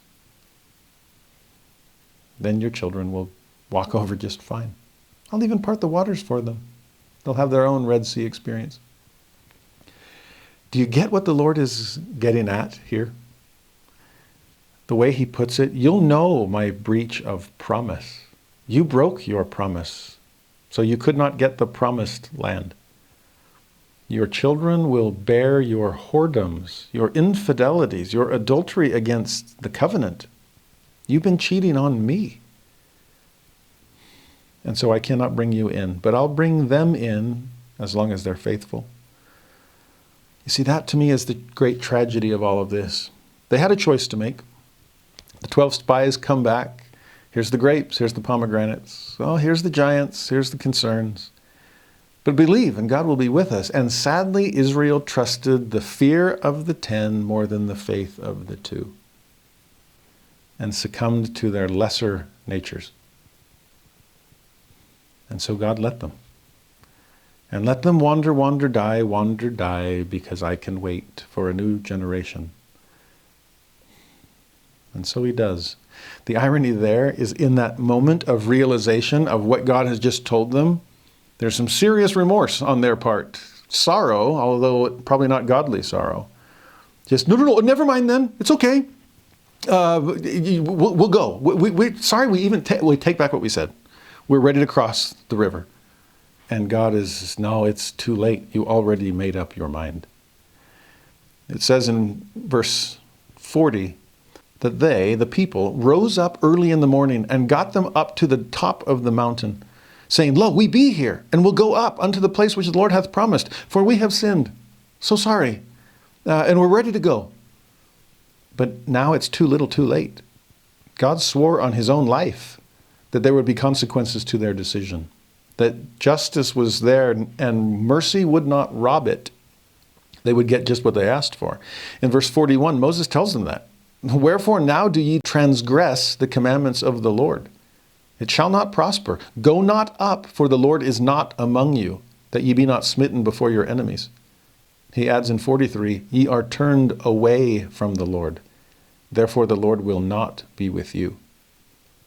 When Moses is like, well, you transgressed the commandment yesterday, don't transgress it again today. Yesterday God said go, and you said nope. And now God says don't go, and you're going to go? I see one common thread through all of this wavering and waffling. It's that you don't trust God and won't do what he commands you. He says one, and you'll always do the other. So this is not a good idea. He's not with you.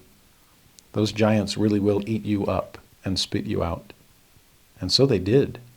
Verse 44, they presumed to go up unto the hilltop. They're still not going to obey God. Nevertheless, the ark of the covenant of the Lord and Moses departed not out of the camp. Okay, you're on your own then. Then the Amalekites came down, and the Canaanites which dwelt in that hill, and smote them, and discomfited them even unto Hormah. In a way, that is the whole book of Numbers in a nutshell, of not hearkening to God, staying back when he went forward, or going forward when he's telling them to stay back, murmuring against God and his prophets, wanting to do things their own way, suffering through fear at the expense of faith, and paying the price for it. We're going to keep seeing more of it. Chapter 15, story about breaking the Sabbath. In verse 30, the soul that doeth aught presumptuously. That was the same word that we saw at the end of chapter 14. They presumed to go up to the hilltop. If you do anything presumptuously, that's brazenly, defiantly, rebelliously, whether he be born in the land or a stranger, the same reproacheth, in other words, blasphemes the Lord. And that soul shall be cut off from among his people. Because he hath despised, in other words, considered it worthless, the word of the Lord, and hath broken his commandment, that soul shall utterly be cut off, his iniquity shall be upon him. There's an unrepentant attitude. There's pride and willfulness. There's presuming upon God's grace. And yes, you're going to cut yourself off if that's the case. And let's make it a little more concrete and show you an example of it. We just saw a collective example of it in the last chapter. Here's an individual one. Verse 32, while the children of Israel were in the wilderness, we're now starting our 40 years, or I guess 38 and a half more years of wandering, they found a man that gathered sticks upon the Sabbath day. And they that found him gathering sticks brought him unto Moses and Aaron and unto all the congregation. They put him in ward, you're under arrest, because it was not declared what should be done to him. This had never happened before. This is like the man that blasphemed God during that fight between the two Israelites. And they didn't know what to do about that too. Well, now here's somebody blaspheming God, not through his words, but through his actions. What do we do here? And Moses turns to God. Verse 35, the Lord says to Moses, the man shall be surely put to death. All the congregation shall stone him with stones without the camp. And all the congregation brought him without the camp and stoned him with stones, and he died, as the Lord commanded Moses. Sabbath breaking under the law of Moses was a capital crime. They knew that. It was etched in stone, essentially. And for this man to presume, to defy, to rebel, to test the waters, so to speak, and say, that would never actually happen. He's testing God's patience. He's testing the people's resolve. Because as we've said before, for the law to hold, the community must uphold the law. Well, they do, as commanded. In verse 38, God then commands Moses, speak unto the children of Israel, and bid them that they make them fringes in the borders of their garments throughout their generations, and that they put upon the fringe of the borders a riband of blue. Now that seems to be kind of out of the blue, no pun intended, based on the color of the ribbon.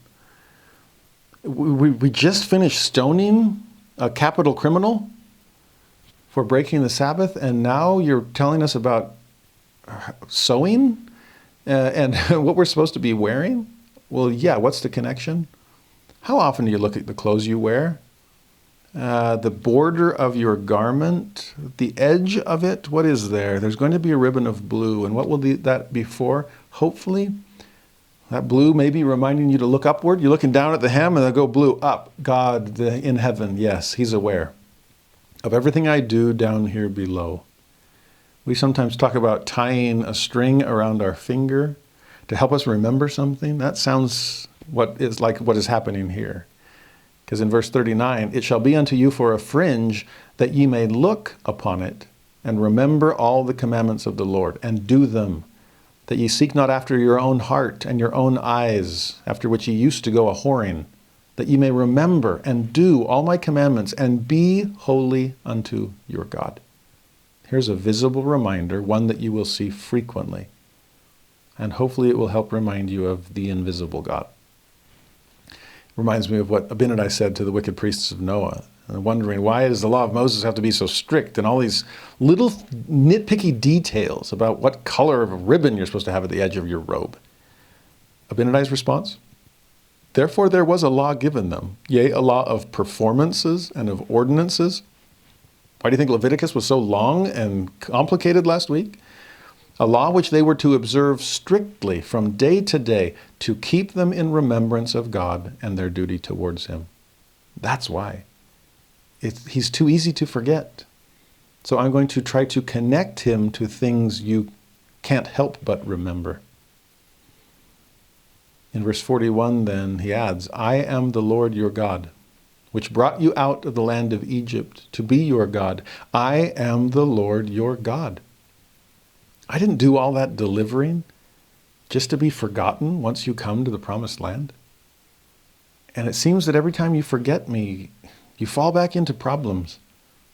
It's what happened to the whole house of Israel at the shores or at the banks of the Jordan. It's what's happened here with this man.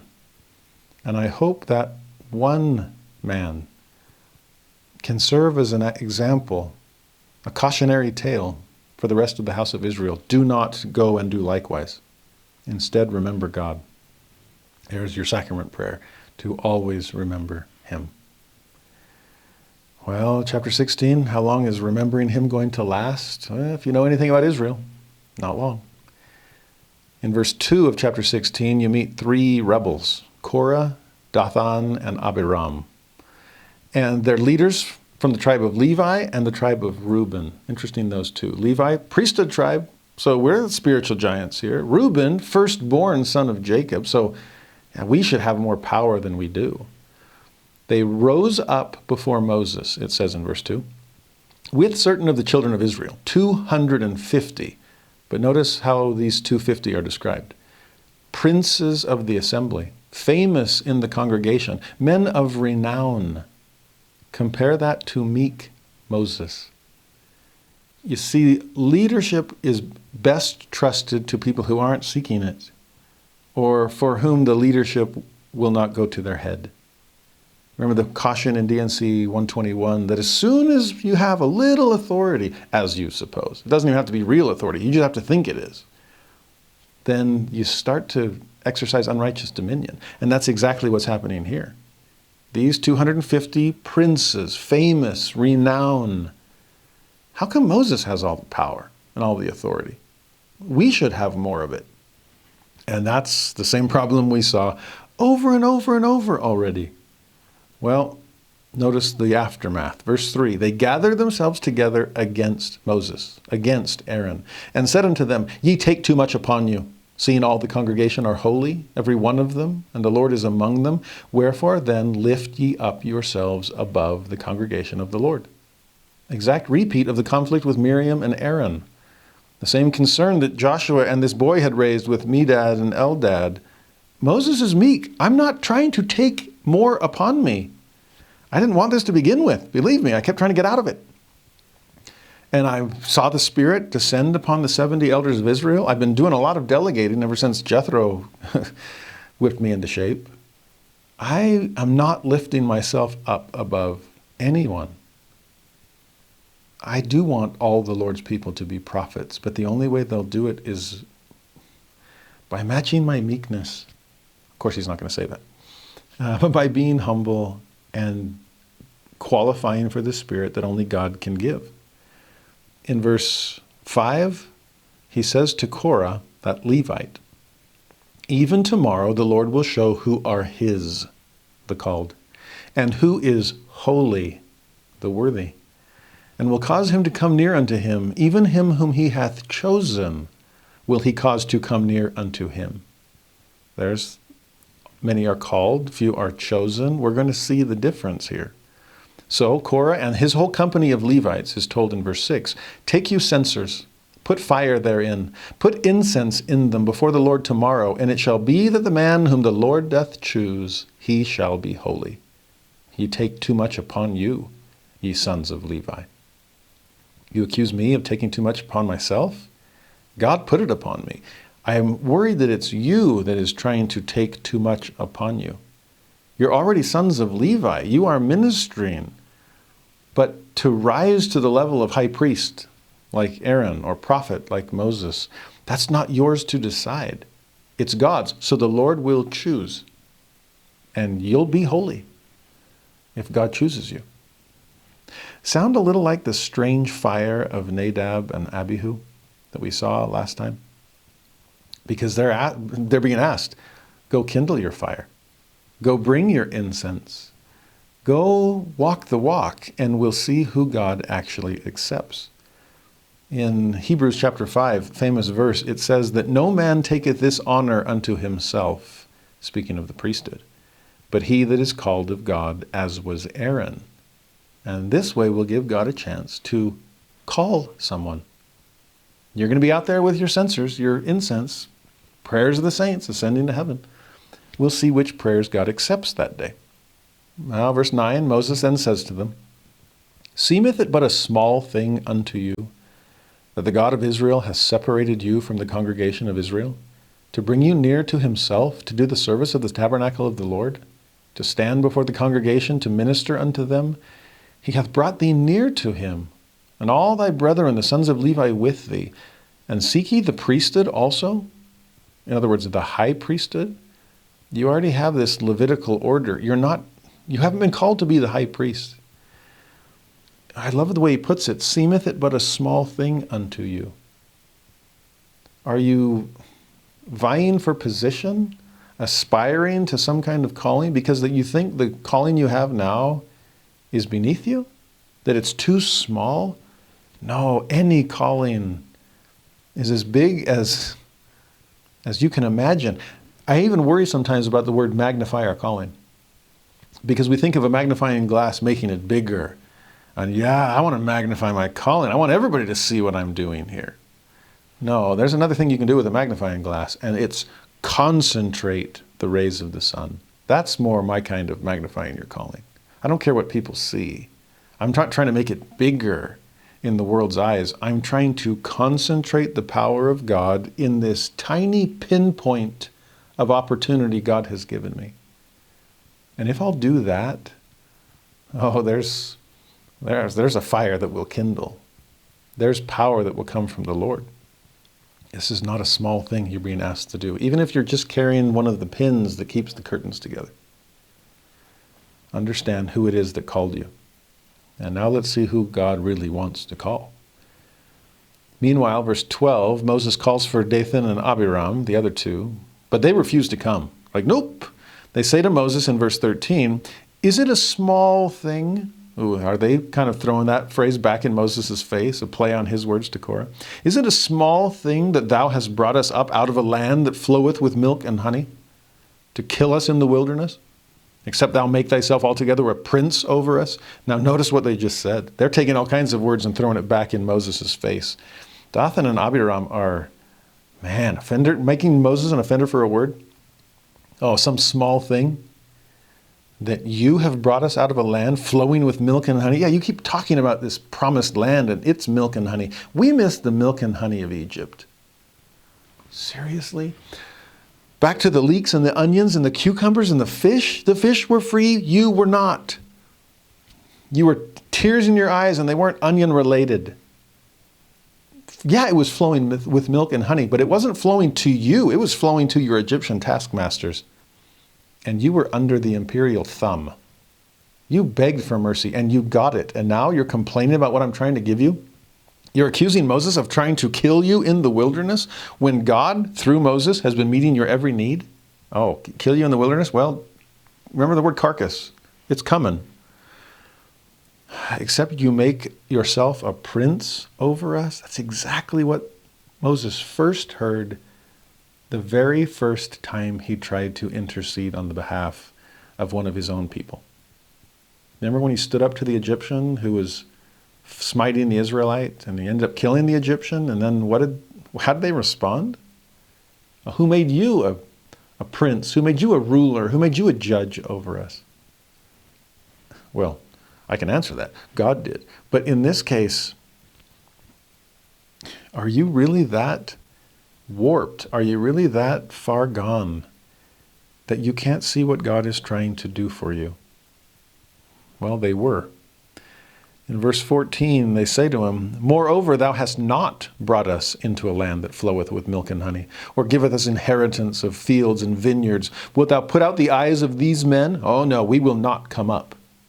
So not only are they complaining that you dragged us out of the land flowing with milk and honey, Egypt, and you haven't even been able to bring us into this so-called new land of milk and honey, to which Moses, I can picture him tearing out his hair going, seriously? I picture Joshua and Caleb like so livid, righteous indignation. Why haven't we gone into the land of milk and honey? It's not us. That's on you. Because you wouldn't go with faith, you went with fear. Now you're going with greed and avarice and unrighteous dominion, ambition, vanity. Do not blame us for your failure to reach the promised land. Because if you would have done it our way, we'd already be there. There's something insidious about self-deception. It leads us to blame others for the very things we've brought upon ourselves or the very things we've done to them. Sin has that effect on us. And it's happening to these 3 leaders and the 250 princes that are following them, and who knows how far that trickles down among the tribes. Well, the 250 bring their censers as commanded. Oh, maybe God really will pick us. We picked ourselves after all.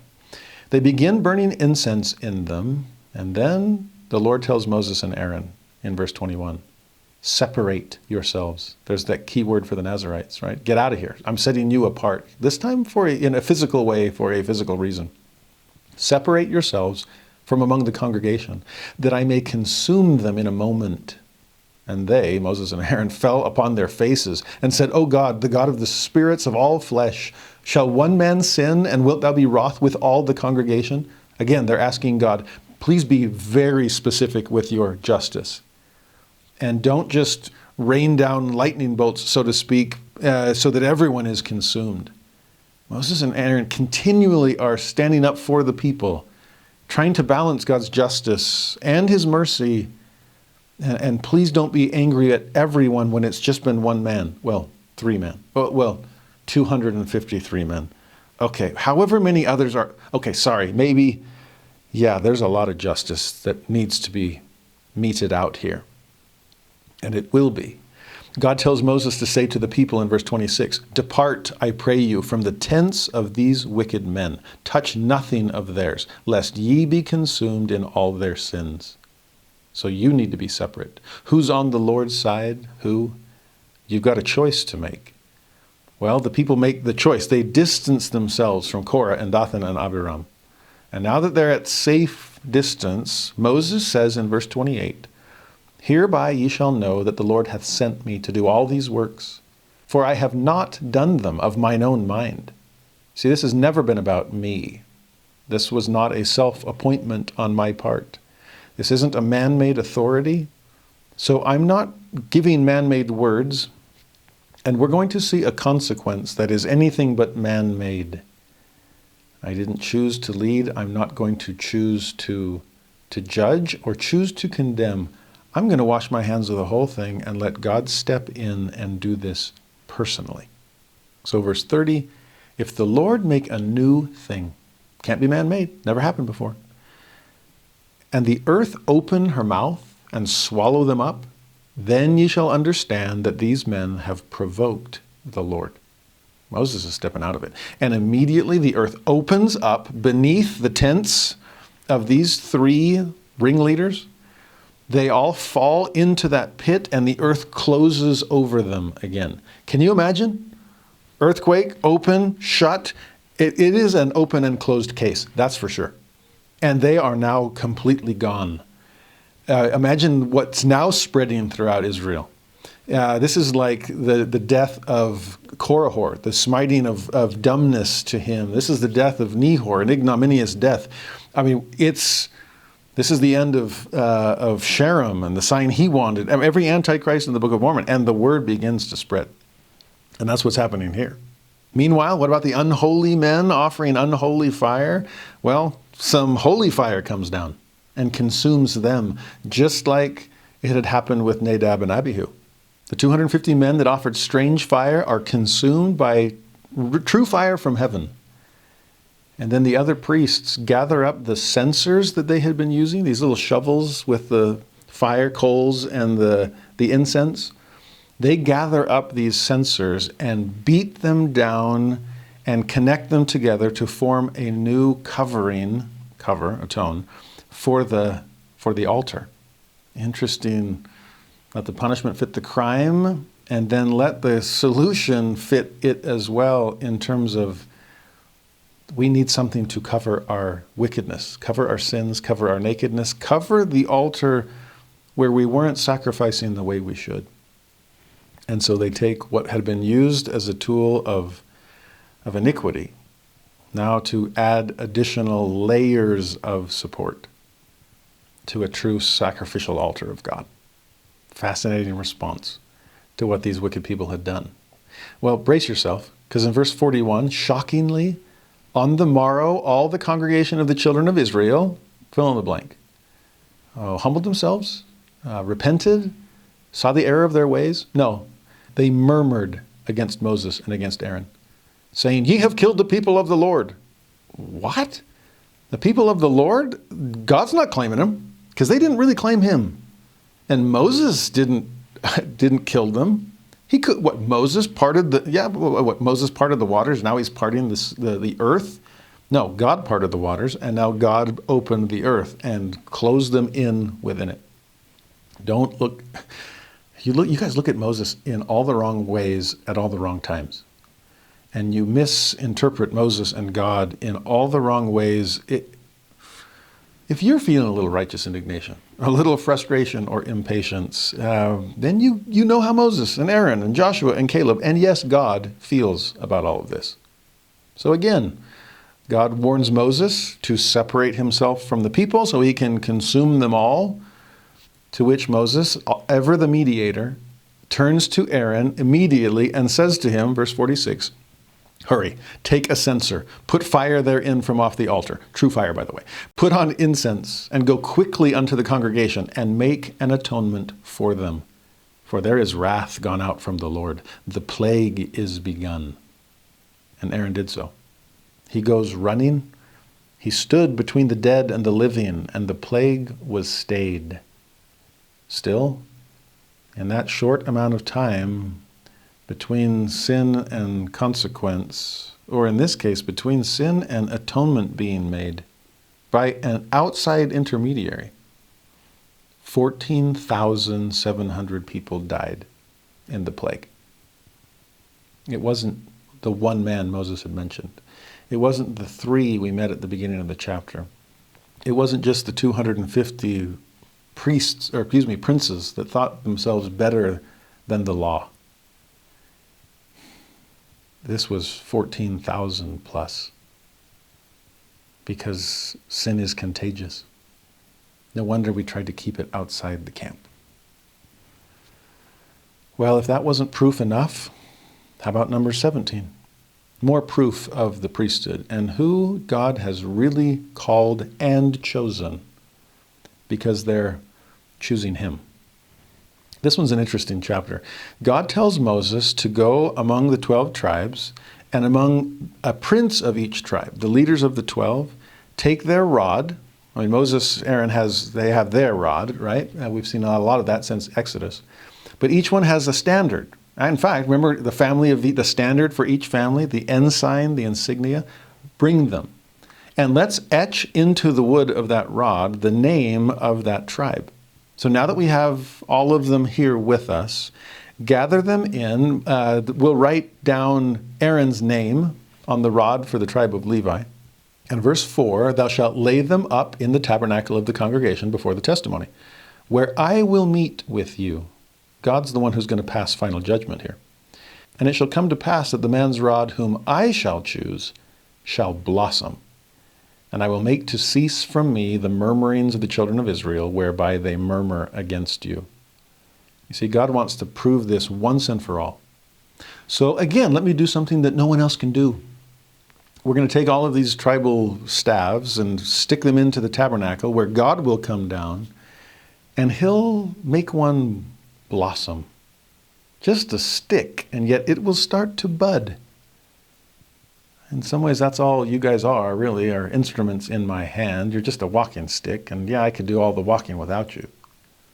But the one I touch, the one I choose, I send life into that lifeless piece of wood.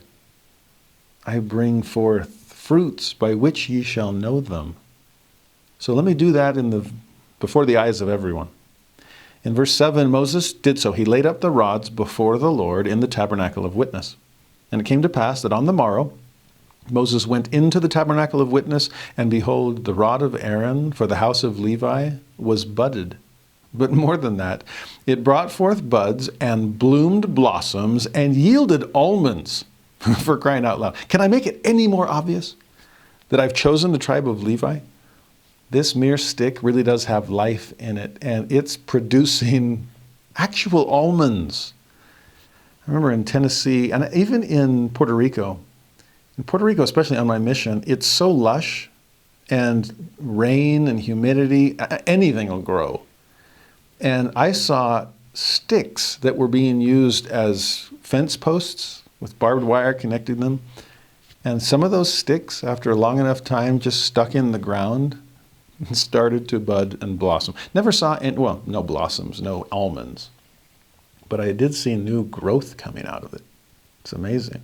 If you can truly plant yourself in gospel ground and make sure you have access to living water, then a mere chunk of wood can bring forth fruit.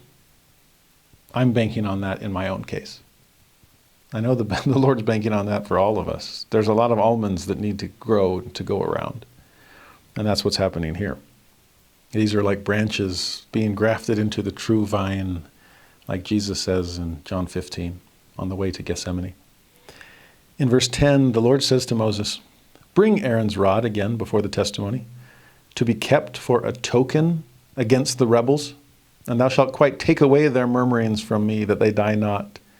Here we will have yet another visible reminder of God's presence and God's will in their lives. We're starting to get more and more things on shelf one, if we want to use that example. More and more things to keep in the Ark of the Covenant. The tablets of stone will stay in there, a reminder of the law we must keep. The pot of manna is in there, a reminder that God really does provide day by day. And now we're going to keep as a token Aaron's rod. Not sure if it'll still have the almonds on it or not, but we'll even lay that up before the testimony and keep it as a token to remind us whom God has chosen. And that we need to trust in those divine designations. I've said this before and I'll say it here again. Don't forget that the ark and those three artifacts within it are covered by the mercy seat. If you've ever broken a law, a commandment, a covenant, be grateful that within that ark, those tablets of stone are still covered, atoned for, by the mercy and grace of God. If you've ever, that seems to be a sin of commission. If it's a sin of omission and you've forgotten the hand that feeds you, if you've neglected some manna or started to spurn the small and simple things God provides you with day by day, please know that above that pot of manna, there's still a mercy seat covering it.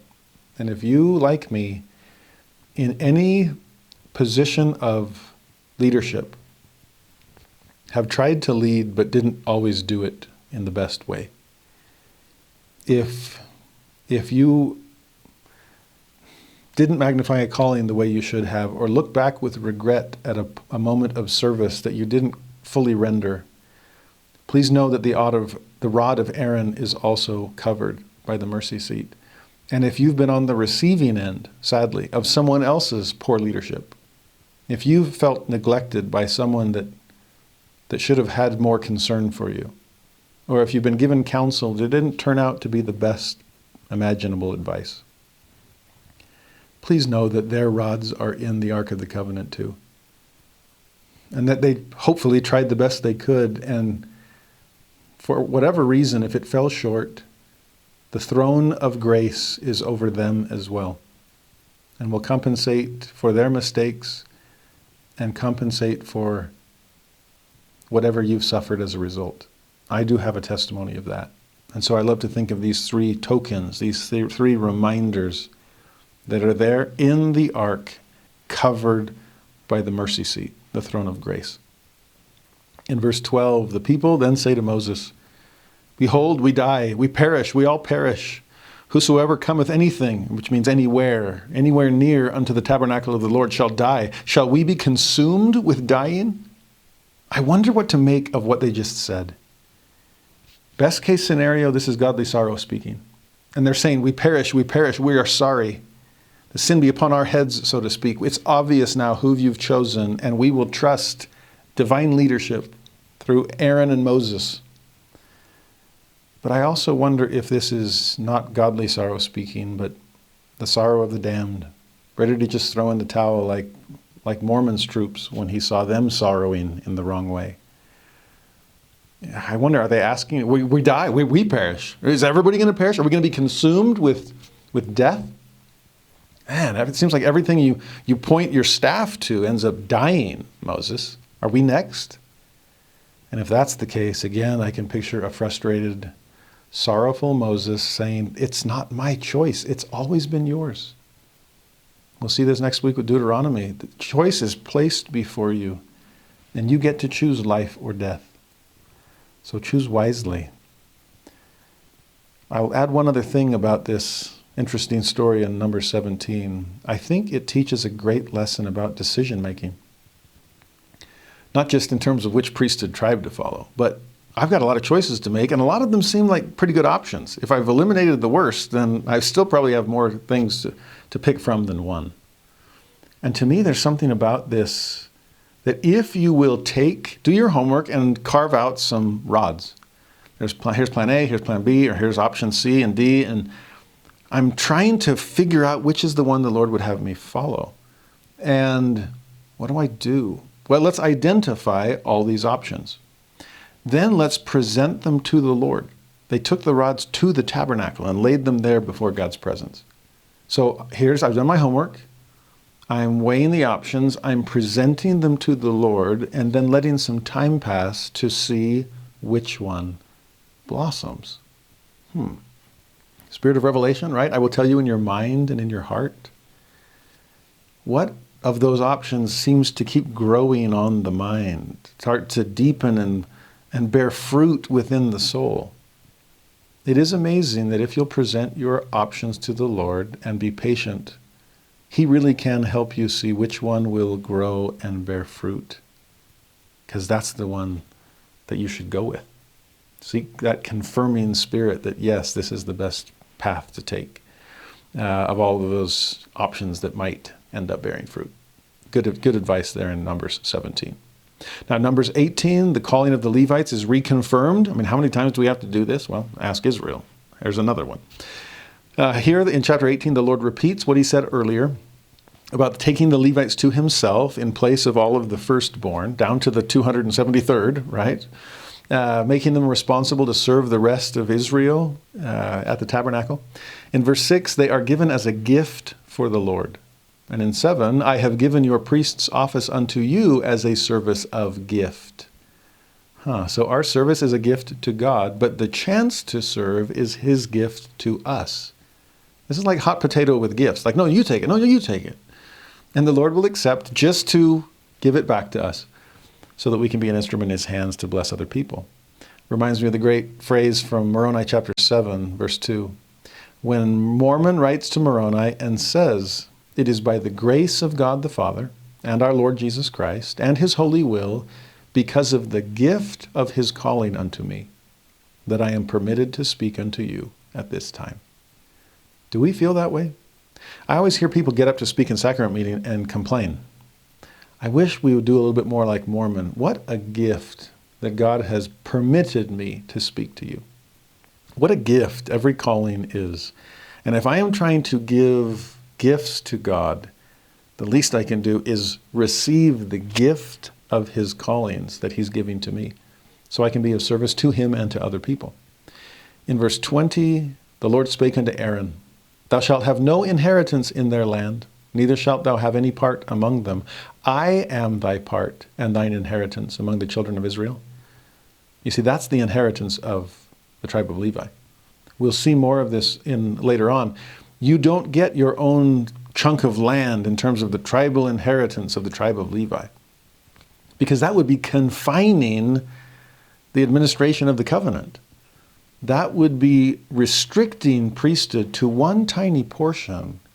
No, you're the leaven that leavens the lump, and everyone needs to have access to the priesthood. It's not about you hunkering down like, look, we're better and we have this authority. No, it's, I need to spread out among all my fellow man and woman to be able to bless them with what God has given me. So Aaron, you and your posterity, no inheritance in the land. Instead, I'm your inheritance, which sounds like a pretty good gift. All that the Father hath shall be given unto you. There's oath and covenant of the priesthood, right? All ye sons of Levi. That's who he's talking to. It's also important to realize that sometimes when we turn to the Lord to accept his inheritance, saying yes to him might mean saying no to the world. We'll see that in a moment when we meet Balaam. That sometimes the word of God will keep us from worldly wealth, worldly fame, worldly inheritances. And I hope we can be okay with that. I'm grateful for what God has given me, the gifts of chances to serve. Then by the end of chapter 18, the people give a tithe, a tenth of all they have, to support the Levites. And then the Levites turn around and give a tenth of what they've just received as a tithe to God. They offer it as a burnt offering directly to God, which lets you know no one's exempt from paying tithing.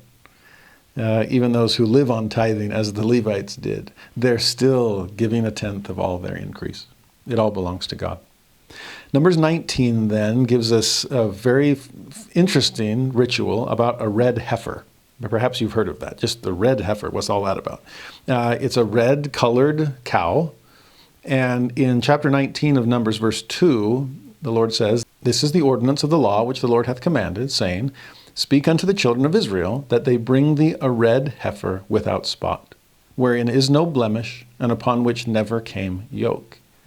Sounds like an interesting cow. It's going to be red, color of sacrifice. It's obvious, even from the outside, that this is a different kind of animal, one that is destined to be sacrificial. It's without blemish, so sinless. It's without spot. It's perfectly pure. It's never been yoked. This one is set aside, separated, set apart for some special purpose. This is not a mere beast of burden. Who are we thinking of? Who does this sound like? It's interesting that, according to scholars, red heifers are so rare that it might, at least without any spot, without any blemish, there might be parts that are red and so on, but completely red is so rare as to almost seem like a genetic abnormality. Or I could say it this way, a complete biological miracle. Somehow this animal was born outside the norm. This is a miraculous birth. And to the point that even some have tried to trace the number of red heifers that have been offered according to Numbers chapter 19, according to Jewish tradition, from Moses all the way down till 70 AD when the Romans destroyed the temple after the time of Jesus. There were only 9 red heifers slaughtered according to these specifications. That's miraculous. And again, to think of Jesus meant for sacrifice, pure, sinless, miraculous birth, totally rare, reserved for a special purpose. Well, what do you do with this particular red heifer? You sacrifice it outside the camp, Gethsemane, Calvary, outside of Jerusalem. You sprinkle blood upon the tabernacle. It needs to be sanctified. You burn the animal with, remember this triad? Scarlet and cedar and hyssop. There's our mini Passover model, okay? Its ashes then are mixed with pure, it's called running in this chapter, pure water. And then that water Remember we did this in the jealousy ritual? You have water and mix it with the dust from the tabernacle, and it's now bitter water. Well, this is now pure water. It's water of purification. And because of the sacrifice of the red heifer, and then this pure running water, you use it in rituals to cleanse people that have been pronounced unclean because of coming into contact with a dead body. This is a really specific thing in Numbers chapter 19. If that's the source of your contamination, if your life has been contaminated by death, then it's going to take the death of this red heifer to bring life back to you and allow you to resume your place in the house of Israel. Fascinating chapter. Chapter 20 then, here's Moses. And what's he up against? Same as always, more and more murmuring. It's like every once in a while you get this great moment of just here's God and here's blessings and here's amazing miracles. And then just wait a chapter or so and we're back to Laman and Lemuel. Sure enough, verse 1, the camp of Israel moves forward. They come to a place called Kadesh where Miriam dies. She's buried. But in verse 3, sadly, there's no water there. And any guesses what's about to happen? The people chode with Moses and spake, saying, would God that we had died when our brethren died before the Lord. Wait, really? You wanted to go up with the 14,700? You want to be swallowed up in the earth with Korah and his kin? Seriously? It took Moses and Aaron pleading with God and offering an offering to make atonement for them. You wish they hadn't done it? Just because you're thirsty? Wow. They go on. Why have ye brought up the congregation of the Lord into this wilderness, that we and our cattle die there? And wherefore have ye made us to come out of Egypt to bring us into this evil place? You'd been begging for deliverance in Egypt. They say, it's no place of seed or of figs or of vines or of pomegranates. Neither is there any water to drink. Well, yeah, because it's on the other side of the Jordan. There were figs and pomegranates. I brought you proof. But your fear eclipsed your faith, and you wouldn't move forward. It's interesting that these Israelites are looking at their past with misplaced nostalgia. That life of bondage was not as good as you're remembering. Believe me. They're looking at their present with bitter pessimism. There's nothing to drink here. We might as well die. And sadly, they're looking at their future with faithless fear. I'm stuck. There's nowhere to go, past, present, or future. Whereas God can help us out of our past, through our present, into a glorious future if we'll just trust in him. Well, what happens here? Moses and Aaron seek the Lord's help, as always. In verse 8, God tells Moses, take the rod, gather thou the assembly together, thou and Aaron thy brother, and speak ye unto the rock before their eyes. And it shall give forth his water. And thou shalt bring forth to them water out of the rock, so thou shalt give the congregation and their beasts drink. God sure seems to be calm there. That's a good thing. It's okay, Moses, rough moment, I get it. Just go before them, bring the rod, speak to the rock. Remember when you smote it back in the wilderness and water came out? Remember casting the tree into the waters of Meribah and bitter becoming sweet because of that sweet tree of life? Well, let's go do something similar. I always give you very specific instructions. Throw in the tree, smite the rock. This one, just speak to it, but before everyone. And with this kind, that's sometimes all you have to ask. You don't have to fight for things, just ask. Pray. You need water? Then have the faith to ask me for it. Don't go around complaining that it's not there. Exercise your faith. That's always been the problem here. I'm trying to give you a chance to build it. So simply speak to the rock. Ask for what you need, and it will flow forth freely. Well, verse 10, Moses and Aaron gathered the congregation together before the rock. So far, so good. And he said unto them, you're not supposed to speak to them, you're supposed to speak to the rock. But Moses says, hear now, ye rebels. He's going off script. What's happening? Must we fetch you water out of this rock? And Moses lifted up his hand, and with his rod he smote the rock twice, and the water came out abundantly, and the congregation drank, and their beasts also. Can you picture Moses venting a bit and hitting that rock, kind of getting his frustration out of himself? Well, God did honor the need, and the water did come forth, but Moses, that's not how I asked you to do it. Verse 12, the Lord spake unto Moses and Aaron, because ye believed me not to sanctify me in the eyes of the children of Israel, therefore ye shall not bring this congregation into the land which I have given them. Now, I've wrestled with this story a lot because it seems so harsh, a consequence for so minor an infraction, especially considering all they're up against. I can't blame Moses, but God did, so I can't blame God. So what am I supposed to learn from all of this? Let's take it piece by piece. Hear now, ye rebels. There's Moses venting when he was meant to rise above it. I can't condemn Moses for it because I do it, sadly, too often myself. In moments of frustration or impatience, sometimes I don't say, hear now, ye rebels, but sometimes I get frustrated with my children when they're not obeying. Sometimes I say things I regret. And yes, I do apologize to my kids after the fact. And thankfully it doesn't happen too often. But I wonder, does it not happen because I bite my tongue or because they are just doing what's right? There have been times where I've, in frustration, said to my wife, if these kids would just obey, I'm really patient with obedient children. My wife and I call this parental publicanism, based on the Sermon on the Mount when the Lord says, if you only love those that love you, how easy is that? Even the publicans can do that. So it's like, oh, if you can be patient with kids that require no patience, big deal. You're a parental publican.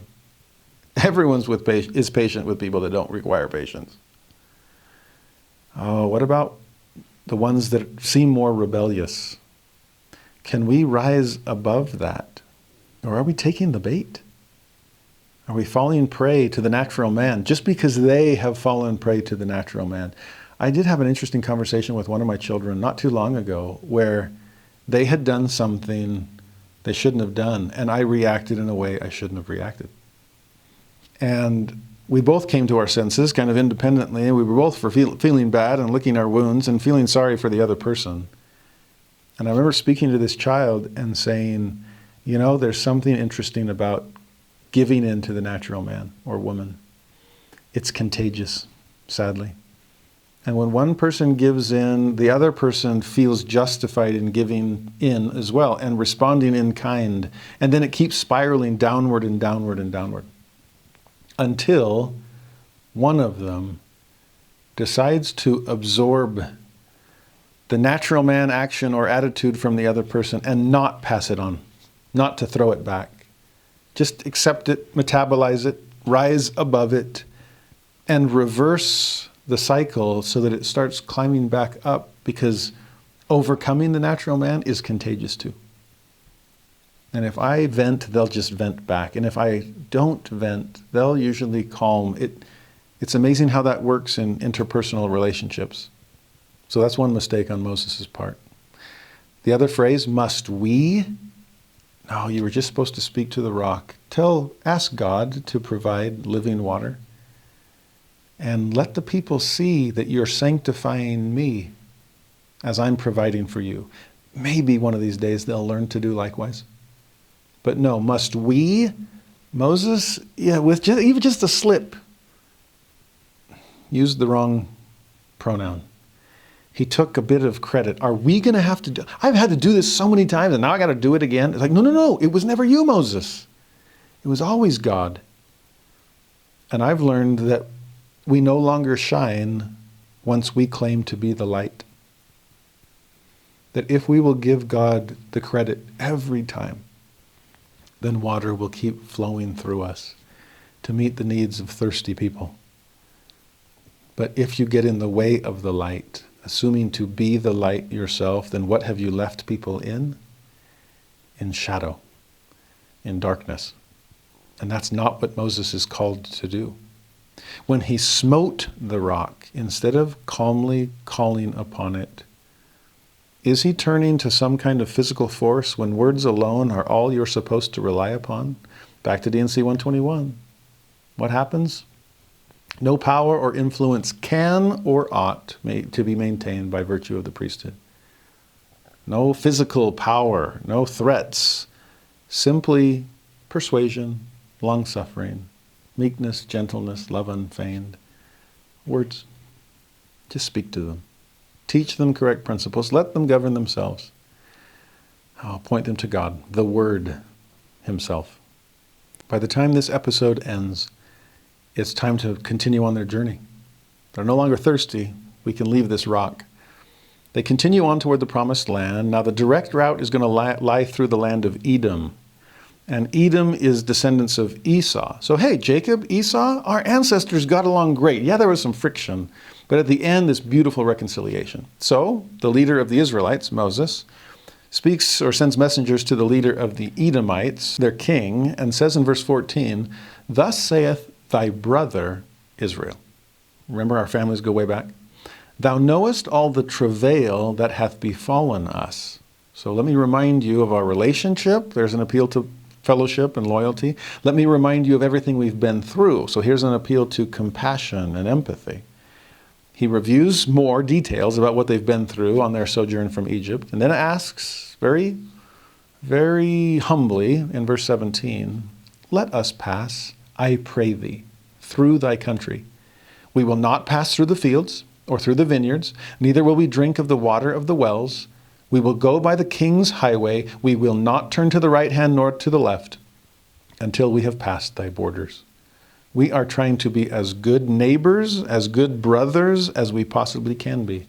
We'll just stay on the path, won't go left, right, won't eat your stuff, won't cause any problems. We will leave no trace except some footprints on the king's highway to make sure you don't stand at any loss for our passing through. And to be neighbors along those lines, that's pretty amazing. Sadly, in verse 18, the king of Edom responds, "Thou shalt not pass by me, lest I come out against thee with the sword." Wait, what? Seriously? Moses asks again, equally calmly, equally kindly, "I promise, if anything goes wrong, we'll pay for it. Okay? Any damage, there will be no trace of our passing through." But again, the king of Edom refuses. In fact, he sends an army to go fight the people of Israel, which then forces Moses and his people to turn and go find a different way. I guess the direct route will never really be ours. People are standing in the way of that. It really is a heartbreak considering that this really is Jacob and Esau. And they did figure out how to get along, but now their descendants can't. Sound like Ishmael and Isaac that learned to get along at the funeral, the burial of their father Abraham? But now the descendants can't get along? To see the conflict between Jews and Muslims, between Israelis and Palestinians, there in that same promised land? Are we learning? By the end of chapter 20, Aaron dies. Moses takes the high priestly garments from him, passes them down to his son Eleazar, and for 30 days, the house of Israel mourns Aaron's passing. We're seeing a passing of the guard. Miriam passed away recently. Aaron is now gone. Time is passing far faster than just the turning of pages in the book. And there's not many old-timers left. There's more and more carcasses strewing the way along the wilderness. And Moses is still around. Joshua and Caleb are still around. But that prior generation, they're dropping like flies. Part of it is their own doing. Most of it, in fact. And we see that in chapter 21. Famous chapter, the story of the Brazen Serpent. Israel, avoiding Edom, still working its way toward the promised land. A Canaanite king attacks them. Israel promises to fight if God will deliver them, and he does. All is well. So they continue their journey still further. Then in verse 4, the soul of the people was much discouraged because of the way.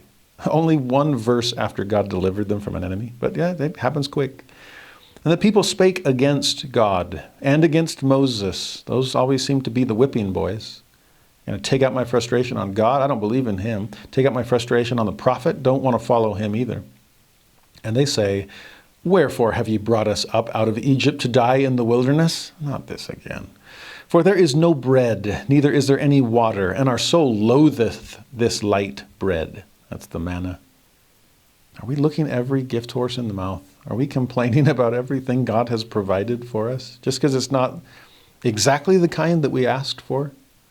What do you mean there's no bread? I give it to you every morning. Oh, not that light stuff. What do you mean water? I smote, I know, sorry.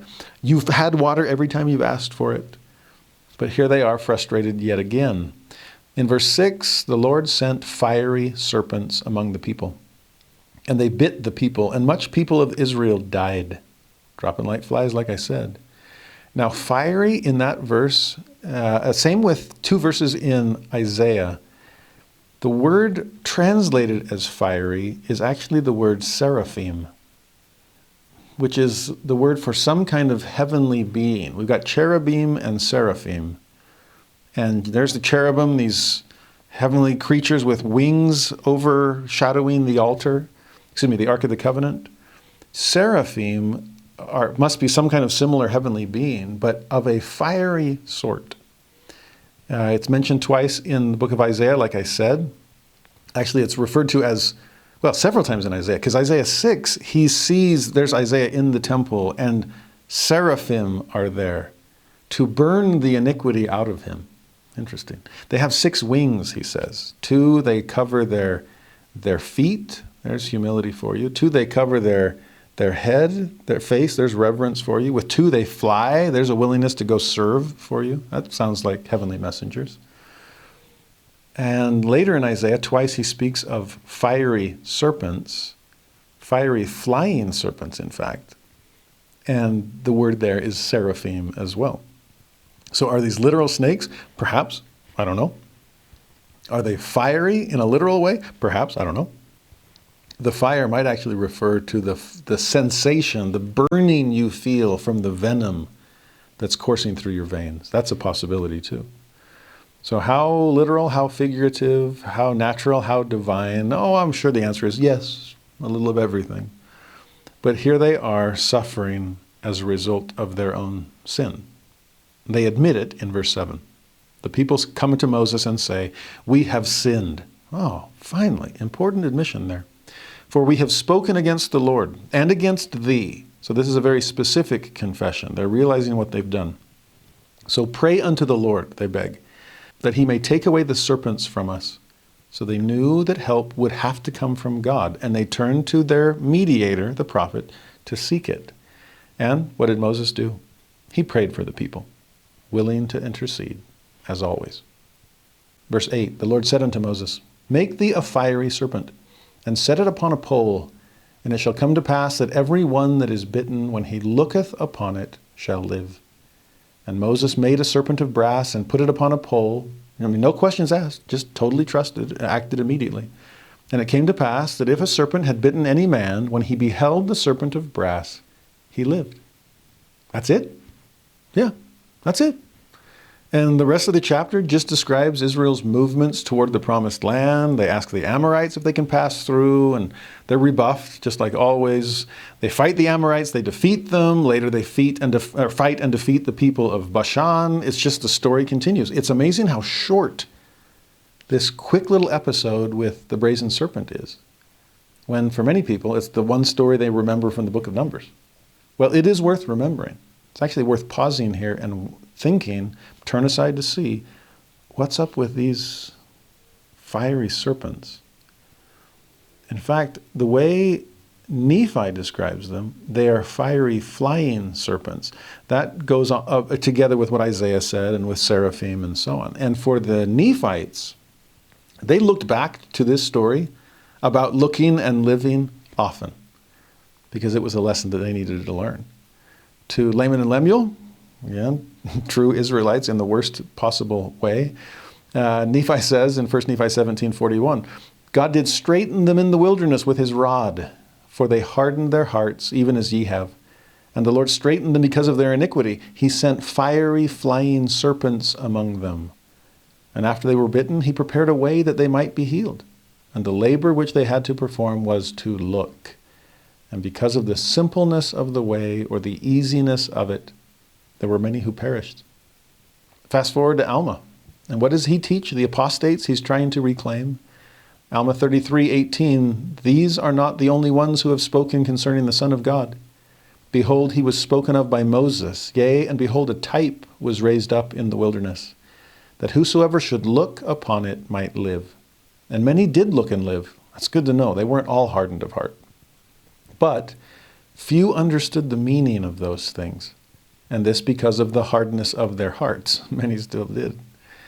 But there were many who were so hardened that they would not look. Therefore they perished. Now the reason they would not look is because they did not believe that it would heal them. From Alma, it sounds like there were various levels of hardness of heart. Some so hard they refused to even look. Some soft enough they looked, but still hard enough they didn't quite understand what they were looking at. And then soft enough to look and live because they understood what they were looking toward. Fast forward one more time and you get Nephi, son of Helaman, who says in Helaman 8, yea, did he, Moses, not bear record that the Son of God should come? And as he lifted up the brazen serpent in the wilderness, even so shall he be lifted up who should come. And as many as should look upon that serpent should live. Even so, as many as should look upon the Son of God with faith, having a contrite spirit, might live, even unto that life which is eternal. It's beautiful what Nephi and Alma and Nephi, the later Nephi, are teaching their people and teaching us about this beautiful story. Because Moses doesn't, at least not according to the book of Numbers, Moses doesn't explain what this is all about. Neither does he say it to his own people. Maybe he did, and it's just not on the page. But he certainly doesn't say anything to us about it. It's just, they looked and they lived, and now we can move on and keep trying to make our way to the promised land. I'm grateful for this clarity. This is looking to the Lord and living. And what is it that keeps us from that? Not believing that it would work? It's too simple. It's too easy. When I was in the MTC, I got the best talk, the best piece of reverse psychology I think I'd ever received.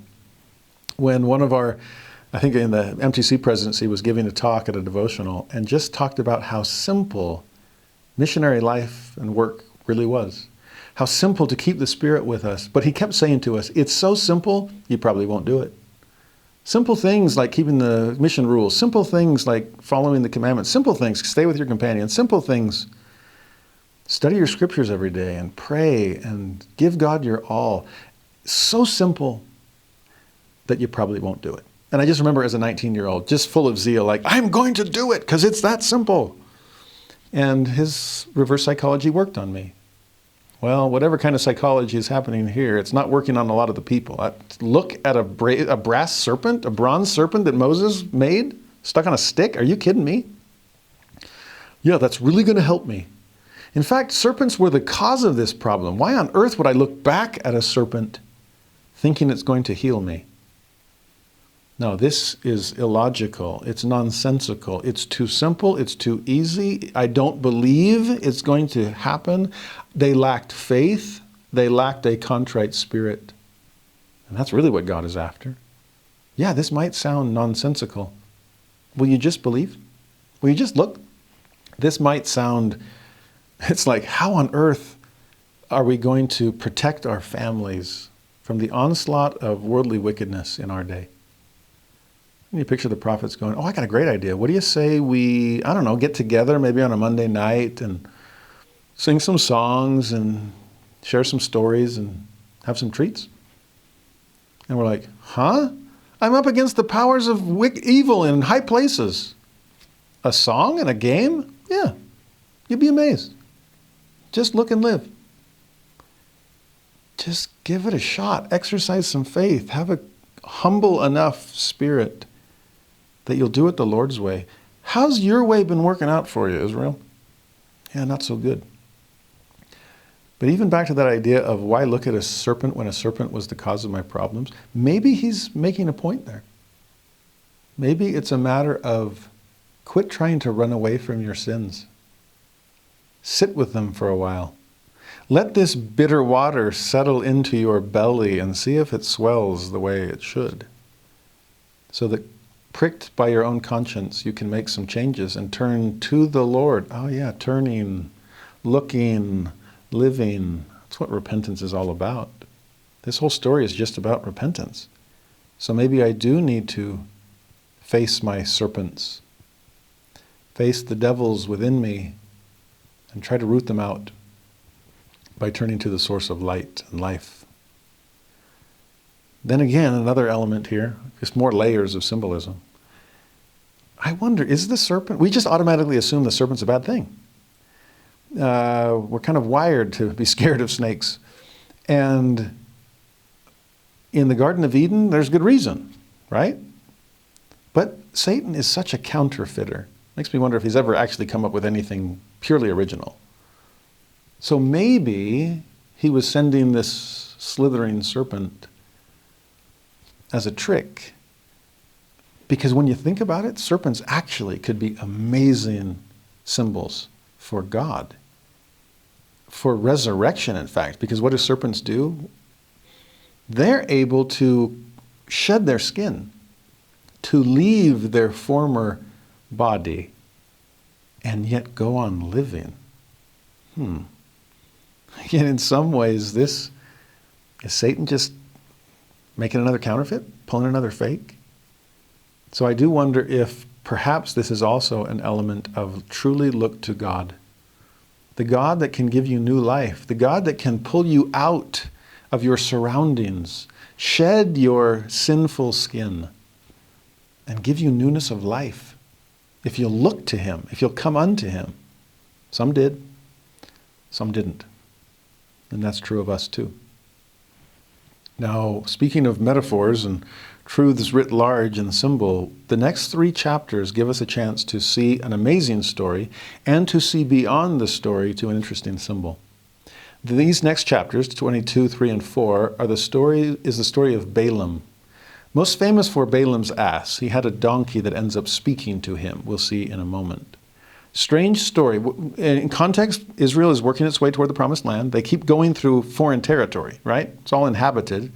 Edom doesn't want us. What about the Amalekites? What about the Bashanites? There's all these different tribes, and they're passing their way through. Well, Balak is the king of Moab. And Moab is another one of those places it's on the eastern side of Jordan, it's east of the Dead Sea. And Israel is coming around that way to come into their promised land. And Balak, king of Moab, is really nervous about it. He's heard what's happened to the Amorites. He's freaked out about that. So he says to some of the elders of Midian, I don't know if they're kind of teaming up on this. He says to them, this is chapter 22, verse 4, "Now shall this company lick up all that are round about us, as the ox licketh up the grass of the field." A little like, "Te comeremos como pan." We're going to eat you like bread. There'll be bread for us. Well, they're going to lick us up like an ox licking the grass. You see, it's all about perception. The Israelites felt like grasshoppers, so people looked at them like grasshoppers. Here, these people perceive Israel for what they really are. This is the mighty people of God. Do we see ourselves as that? So, Balak sends messengers to Balaam. Balaam is probably how you pronounce it in Hebrew, but we'll call him Balaam for English speakers. Now, who's Balaam? It's hard to tell, because on the one hand, he keeps invoking the name of Jehovah. He prays and blesses in the name of the God of Israel. But he's not an Israelite, and that we need to keep clear. He's some kind of diviner, you could say soothsayer, you could say wise man, so to speak. Someone at least that other people see in him. He's got some kind of connection with the gods. And when he says something, it tends to happen. So let's trust him. In fact, let's hire him. Later in this story, it says he's from Aram, so Aramea. There's where Aramaic, the language, comes in, which is some kingdom north of Israel, modern-day Syria, Turkey, Iraq. In the story, though, think of Balaam as a metaphor for Israel. He's not an Israelite, but he's speaking on behalf of the God of Israel, like an Israelite should. He knows the talk. He knows what God to invoke. You'd think that he's one of the go-to guys, chosen people. But, as Paul warns us, not all of Israel is of Israel. And that's definitely the case with Balaam. But think of him as a metaphor as we go through this story. Now, in verse 6, the king of Moab, Balak, sends the messengers. They say this to Balaam: "Come now, therefore, I pray thee, curse me this people, for they are too mighty for me. Peradventure I shall prevail, that we may smite them, and that I may drive them out of the land. For I wot that he whom thou blessest is blessed, and he whom thou cursest is cursed." Wonderful. You're my kind of guy, Balaam. I've heard great things about you, that, man, when you say the word, it happens. So would you mind coming down, and there's a group of people that I'm scared to death of, and I could use some divine help, and so you're my middleman. If you'll come and curse them, I'll pay you for it. Which to me is so interesting about Balak, that really, rather than seeking God's help to make you better, you're trying to seek God's help to make them worse? That's interesting. So often we fall into that. If I can pull down somebody else, then I rise up just by way of comparison. Oh, no confidence in his own ability. So let me just try to shred my opponent. Verse 7, the elders of Moab and the elders of Midian departed with the rewards of divination in their hand. So here's the payment price. They come unto Balaam and spake unto him the words of Balak, which is the definition of priestcraft. I'm going to pay you to do something. Something that involves God in some way, but is leading people away from God instead of towards him. We have to beware of that. Even the thought that money can influence God's will, man, they're missing the boat. But I might be able to influence Balaam's will. There's an option. Well, Balaam tells him to spend the night so he can have some time to turn to the God of Israel. I guess there's probably a bunch of gods he's used to working with. It's going to take me a while to go through my contacts. But once I'm tied in with their God, then I'll let you know what he has to say. And sure enough, God says to him, he actually gets on the other line. Verse 12, thou shalt not go with them. Thou shalt not curse the people, for they are blessed. Now with that, the story could and should have ended, with Balaam simply saying to them, oh, sorry, can't take your offer because it's not going to work anyway. These really are God's people, and he's going to bless them. So, sorry. Actually, Balaam does go ahead and tell them that. So far, so good, right? There are times where Israel heeds the words of the Lord, but how long does it last? And sure enough, in verse 15, Balak sends yet again princes, more and more honorable than they. And they came to Balaam and said to him, thus saith Balak the son of Zippor, let nothing, I pray thee, hinder thee from coming unto me. For I will promote thee unto very great honor. I will do whatsoever thou sayest unto me. Come therefore, I pray thee, curse me this people. See what Balak's up to?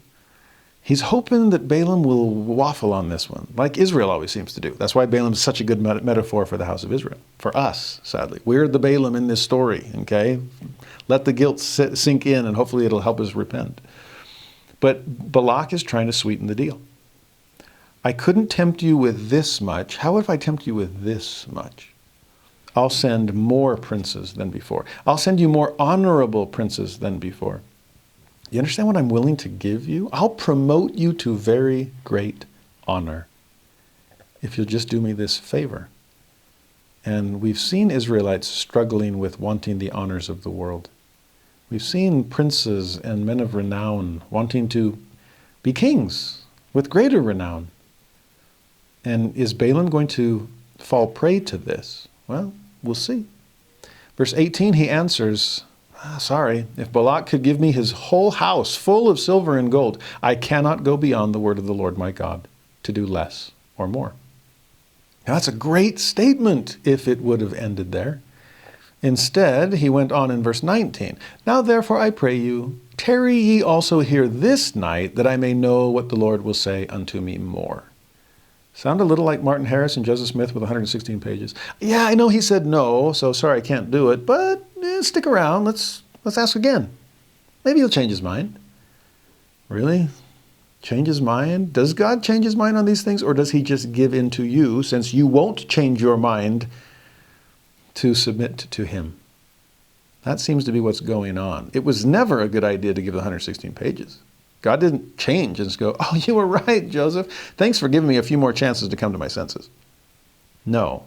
But at a certain point, I think God, like most parents, realizes, you keep pestering me, fine, do it your way, because you're going to end up doing it your way anyway.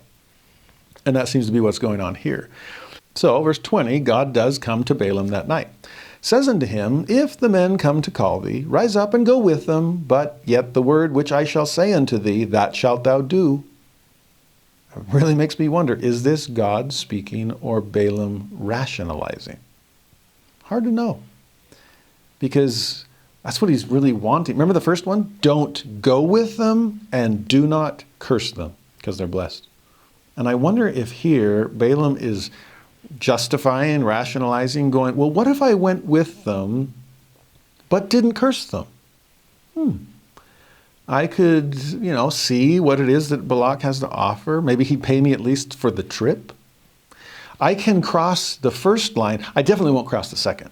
Okay, so stick around, wait around, and God's like, oh, is that what you're thinking? Fine, you're trying to speak for me. Well, now you're really speaking for me. You're telling yourself that this is all okay. But that's his plan. I'm going to inch my way closer and closer to the line, but I won't cross it. Okay, I'm good. I'm good like that. I won't do anything that God doesn't tell me to do, even though I'm doing something God told me not to do by going with him. Verse 22, God's anger was kindled because he went. And the angel of the Lord stood in the way for an adversary against him. Which again is why I wonder if that was, it doesn't sound like God is giving him that earlier message. I think this really is Balaam just putting his words in God's mouth. We sometimes do that. We sometimes struggle with, is this my idea or is this God's? And sometimes when but it's what I really want to have happen. That just might be confirmation bias. That just might be self-induced. And it's not the Spirit. Okay, when the Spirit is truly there, there is discernment. There's a difference. Well, God's angry, sends this angel, right? And here's where the story becomes famous for us, the story of Balaam's ass. He's riding a donkey. Now, I've wondered if Balaam is symbolic of Israel and symbolic of us, hard-hearted, stubborn, want to do our own way, then who's the donkey that they're riding? Who's the beast of burden that is doing most of the work here that Balaam is relying upon? Ooh, is Moses the donkey here? Even worse, is God the donkey here? Have we just made him our beast of burden? Get me where I want to go? Otherwise, I should have just stayed in Egypt the whole time. Interesting. Well, Balaam's riding this donkey. The donkey sees the angel. Balaam doesn't. This angel that was standing as an adversary has a drawn sword. And so recognizing this, not the way to go, the donkey turns off the road into a field. And Balaam's so frustrated. I didn't pull you in this direction. What are you doing? That Balaam starts to smite it. Okay, hit it with its stick. So again, back on the road, the donkey's moving forward, and the angel appears a second time. This time, a little better placement because it's in this narrow gap between walls. So, yeah, no big chance to be able to turn away into a field this time, Balaam's donkey. So what's it do instead? He still sees the angel, still sees the drawn sword. We're both going to die here. And so he just turns however much he can and smashes himself into the wall. Smashes Balaam's foot against the wall. And that really gets Balaam frustrated. So he starts beating it again. And they continue the journey. Third time the charm, or 3 strikes, you're out. You be the judge. The donkey sees the angel yet again, sword in hand, again in a place that there's no escaping from. Have you noticed that often God will put you in a place where there's no more avoiding the consequences of your dumb decisions? This is the waters of the Nile turning to blood, and we'll just dig around it and make our own wells. That's fine. I'll just turn aside. Nope. You're now face to face, head to head with consequences. You're staring the piper in the face, and he demands to be paid. So what's the poor donkey going to do? There's nothing I can do. I guess there is one other option. I will just collapse right here just on the ground. And I'm not going to go forward or back or left or right. I'm just going to go straight down and fall with Balaam on top of me. Now, Balaam's super ticked. For him, it is 3 strikes and you're out. And so what does he do? He keeps beating this poor beast of burden. And then verse 28, the Lord opened the mouth of the ass.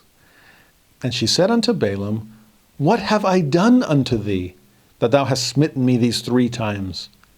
And Balaam said unto the ass, which is hilarious to me, totally unfazed. Like, wait, how did you speak? No, he just says, well, I'll tell you why.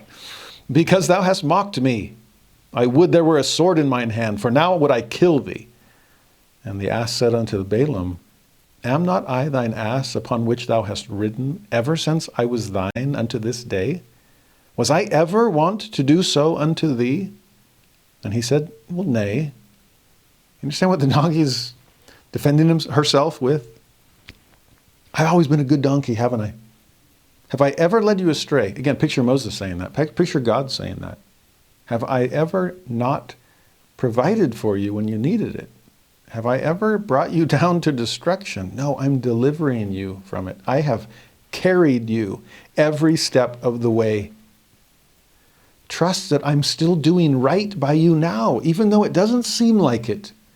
It's amazing how fast we turn on God despite all of his evidence of caring and loving and lifting. But no, not in this. He's cursing me. He's falling down on the job. He's leading me in wrong directions. He's hurting me. No, he's not. He's saving you because he sees things that you cannot. That's what a seer does. Well, as I've wrestled with this story, sometimes comically I think to myself, you know, if God can make one donkey talk, he can definitely make another donkey shut up. And maybe there's stronger words for donkey here. Because this does shut the mouth of Balaam for a while. What's going on here? Because what happens next in verse 31, the Lord opened the eyes of Balaam. Just like he opened the mouth of the donkey. Just like he'd opened the eyes of the donkey all the way through. Now finally Balaam sees what the donkey saw all along. He saw the angel of the Lord standing in the way and his sword drawn in his hand, and he bowed down his head. Nice time for some humility. And he fell flat on his face, just like the donkey had fallen flat moments before. You see, the angel then tells Balaam, this donkey saved your life 3 times. Why would you beat it for that? And Balaam responds in verse 34, I have sinned. I knew not that thou stoodest in the way against me. Now therefore, if it displease thee, I will get me back again. Now, sounds good, sort of, what he said. I'm so sorry, I have sinned. We notice that even Israel had admitted that a time or two. And yet acknowledging sin and overcoming sin are 2 different things. And here when Balaam is saying, I'm sorry, I did the wrong thing. I'll tell you what, if you really don't want me to go forward, then I guess I'll go back home.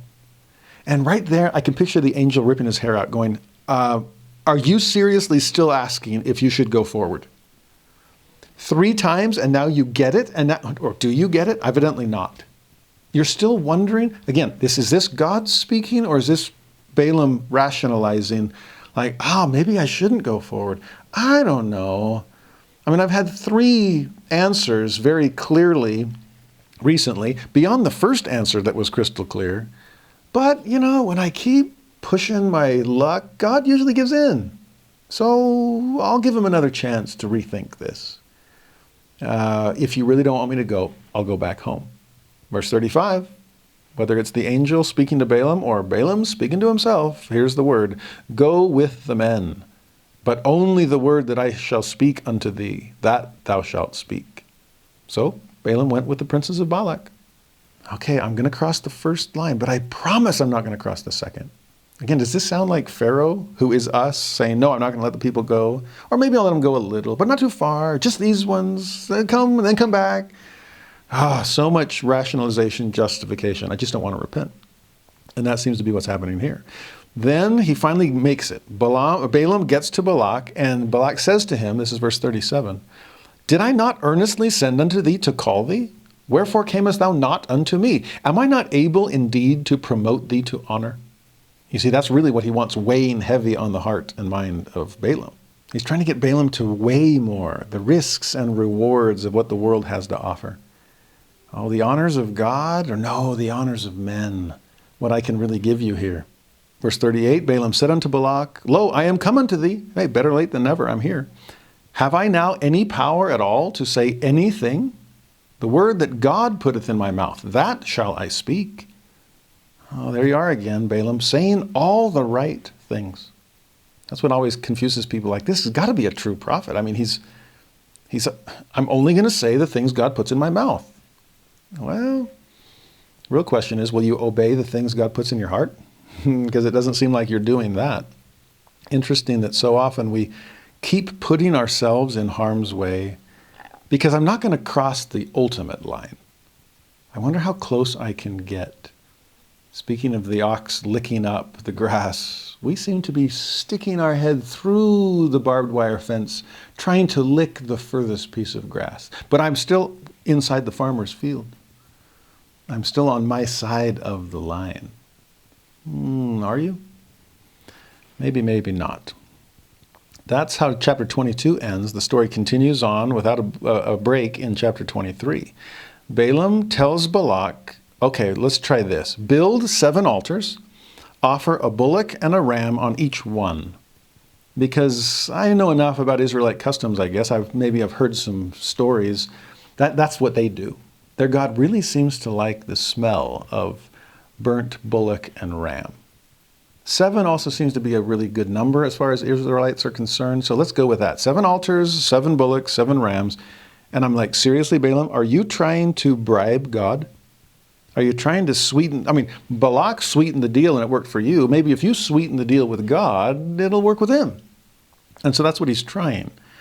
Well, God says to Balaam to say to Balak, this is verse 7, you said to me, come, curse me, Jacob, and come, defy Israel. But how shall I curse whom God hath not cursed? How shall I defy whom the Lord hath not defied? For from the top of the rocks I see him. From the hills I behold him, even from this great distance. Lo, the people shall dwell alone, and shall not be reckoned among the nations. They'll be set apart. They're a peculiar people.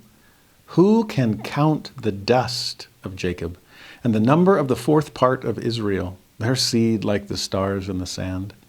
Let me die the death of the righteous, and let my last end be like his. That is a beautiful passage of praise and of blessing and of honor. That's almost as good as the priestly prayer and blessing we saw earlier on in the book. And it's coming from Balaam to the people of Israel. Beautiful. Well, is it? I mean, he ends up blessing who he had intended to curse. And is that on him or is that on God? There's great stories in early church history where people were opposed to the Latter-day Saints, and they would send, this happened in England several times with Wilford Woodruff and others, they would send the constable to go arrest the Mormon missionaries. And, these constables wanted to keep the peace, but they didn't want to drag them off of the pulpit or the stand. And so they're like, well, I'll stay and wait for the sermon to be done, and then I will escort them off to prison. And repeatedly, it would happen that by the end of the sermon, the constable wasn't there, didn't arrest them. Instead, they went and asked to be baptized by them. That didn't work quite according to plan. That backfired, and the same thing is happening. It backfires on Balak. Balaam, what are you doing? I'm paying you to curse Israel. Why on earth would you bless them? And Balaam's like, well, I opened my mouth and let it be filled, and that's what God filled it with. I can only say what God said. Well, at least that part seems to be true. In verse 11, Balak said unto Balaam, what hast thou done unto me? I took thee to curse mine enemies, and behold, thou hast blessed them altogether. Well, sorry, can't help it. This actually reminds me of Acts chapter 5, when the Sanhedrin, the Jewish leaders, are just up in arms against Peter and John and all those who are preaching of the resurrected Lord. I thought we got rid of him. He just keeps coming back. And Gamaliel very wisely says to his fellow Jewish leaders, refrain from these men. Let them alone. For if this counsel or this work be of men, it will come to naught. But if it be of God, ye cannot overthrow it, lest haply ye be found even to fight against God. That seems to be Balaam's response. I'm just saying what God is requiring me to say. You want to fight against him? Be my guest, but you're fighting against the true God. I get that. Well, again, Balaam says, I can only say what God puts in my mouth. So Balak says, well, maybe it's the angle here is off. Let me take you somewhere else. And so he takes him to a different place in hopes of getting a different result. Do we sometimes do that? No, I don't want to do it that way. Let me ask God from a different angle. Let me approach this problem. And again, he builds 7 altars, offers a bullock, a ram on each one. Let's keep sweetening the deal. And verse 19 to 24 is the next round of what was meant to be a curse and ended up being a blessing. God tells Balaam to say to Balak, God is not a man that he should lie, neither the son of man that he should repent. Hath he said, and shall he not do it? Hath he spoken, and shall he not make it good? In other words, God can't be bought. He can't be bribed. He's not like me. He's not like anyone. Behold, I have received commandment to bless, and he hath blessed. I cannot reverse it. He hath not beheld iniquity in Jacob, neither hath he seen perverseness in Israel. Now, either they repented and the Lord remembered it no more, or maybe from Balaam's outside perspective, like, well, they haven't done anything really wrong, nothing that I'd consider bad. Either way, the Lord his God is with him, and the shout of a king is among them. God brought them out of Egypt. He hath, as it were, the strength of a unicorn. That's actually a wild ox, better translation. Surely there is no enchantment against Jacob, even the kind that I'm trying to weave. Neither is there any divination against Israel. According to this time it shall be said of Jacob and of Israel, what hath God wrought? If I remember correctly, those were the first words that were tapped out in Morse code as they passed over the lines, the wires of the telegraph. What hath God wrought? It's incredible what he has accomplished, not us. And that's the sense you're getting from this next round of prophecy and blessing from Balaam. Now, how's Balak going to feel about that? You can guess. Verse 25, he says to Balaam, neither curse them at all, nor bless them at all. Just forget the whole thing, okay? But even Balak doesn't forget the whole thing. He takes Balaam to yet another location, and let's just try one more time. It's amazing how persistent we are in trying to avoid realizing we're on the wrong path. And now chapter 24 begins. Verse 1. When Balaam saw that it pleased the Lord to bless Israel, he went not, as at other times, to seek for enchantments, but he set his face toward the wilderness.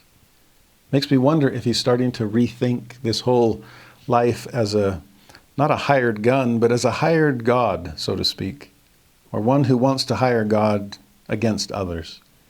He's not going to divine like before. He's not going to seek for enchantments. He starts wandering off in the wilderness. At least sets his face there like, no, I think I'm done here. I've seen the error of my ways, and I'm going to go home. Maybe sacrifice and worship and prayer and prophecy isn't what I thought it was. Maybe it's not about me changing the mind of God. Maybe it really is about God changing my mind. Go read the Bible dictionary entry on prayer, and it gives us that clarification.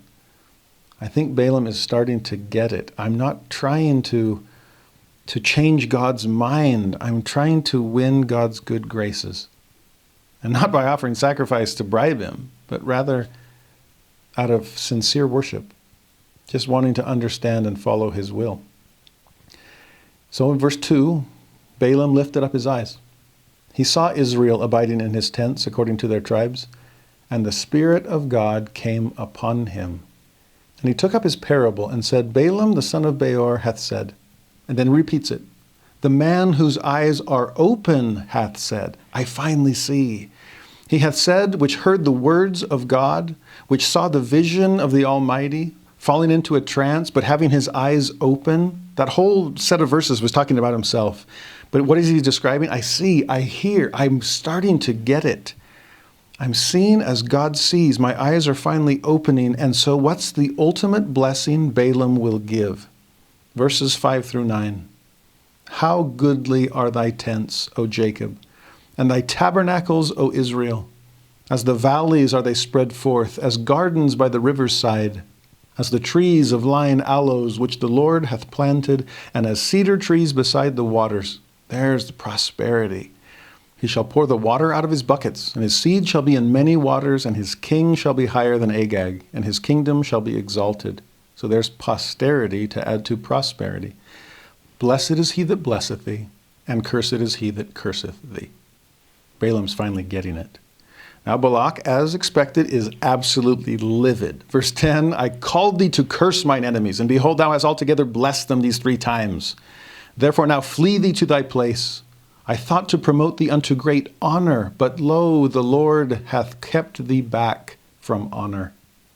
That is such a powerful phrase.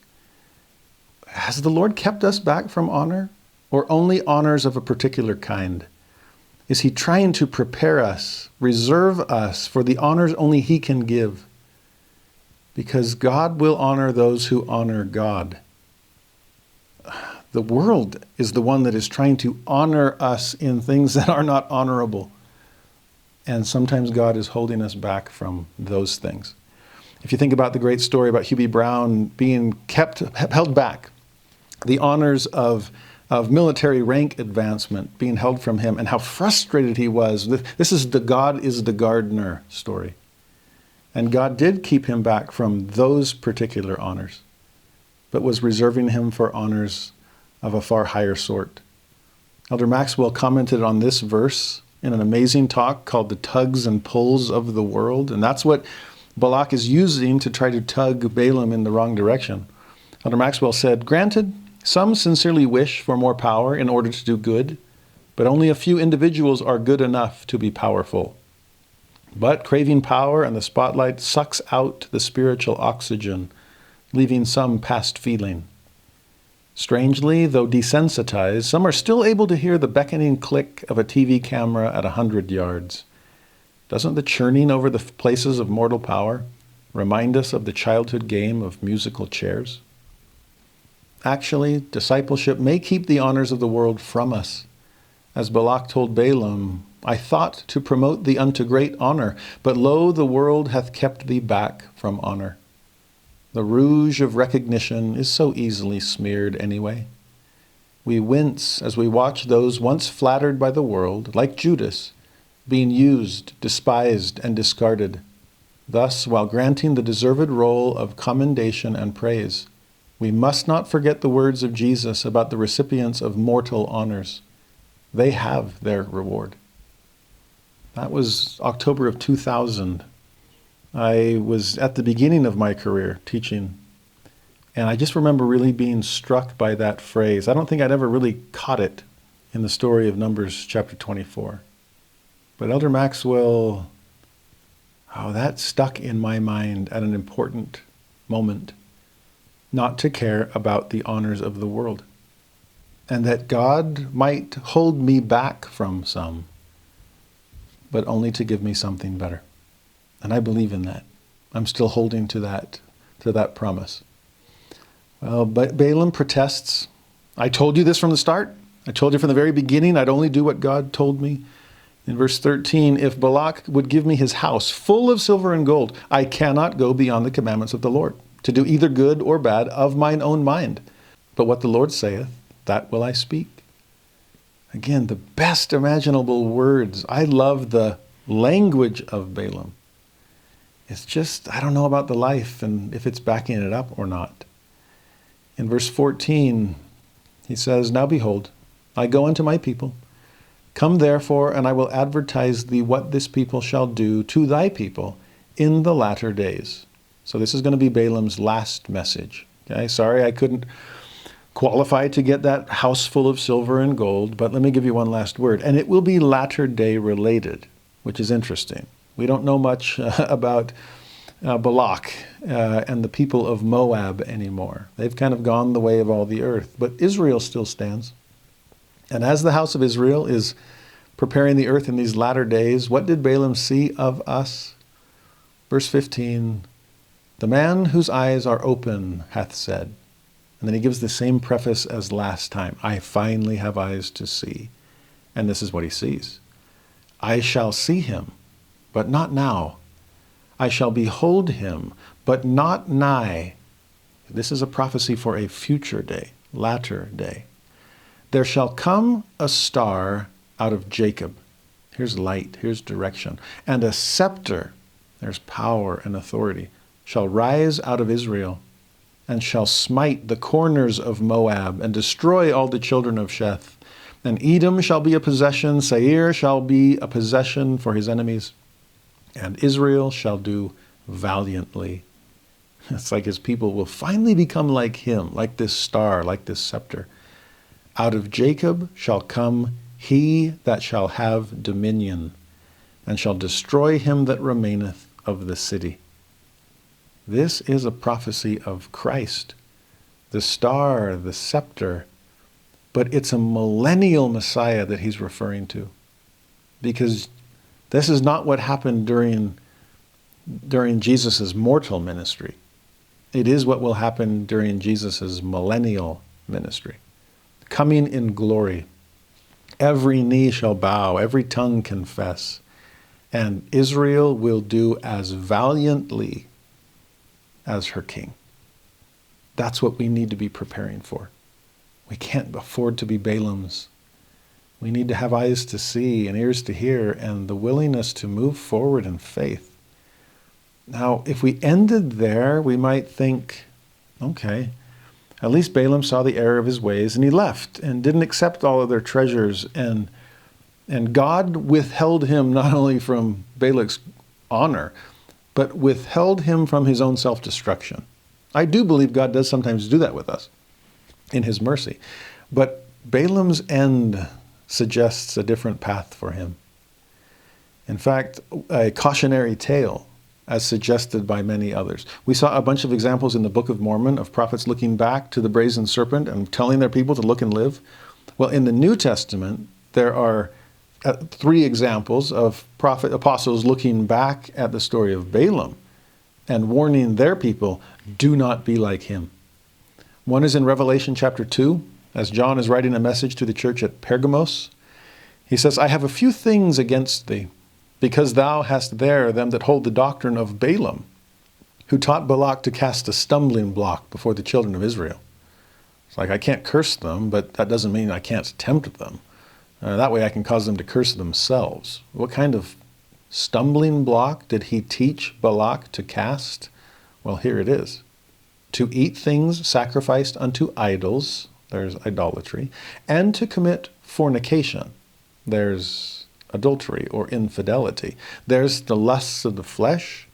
There's wanting the wrong things from the wrong sources or at the wrong times. There's worldliness.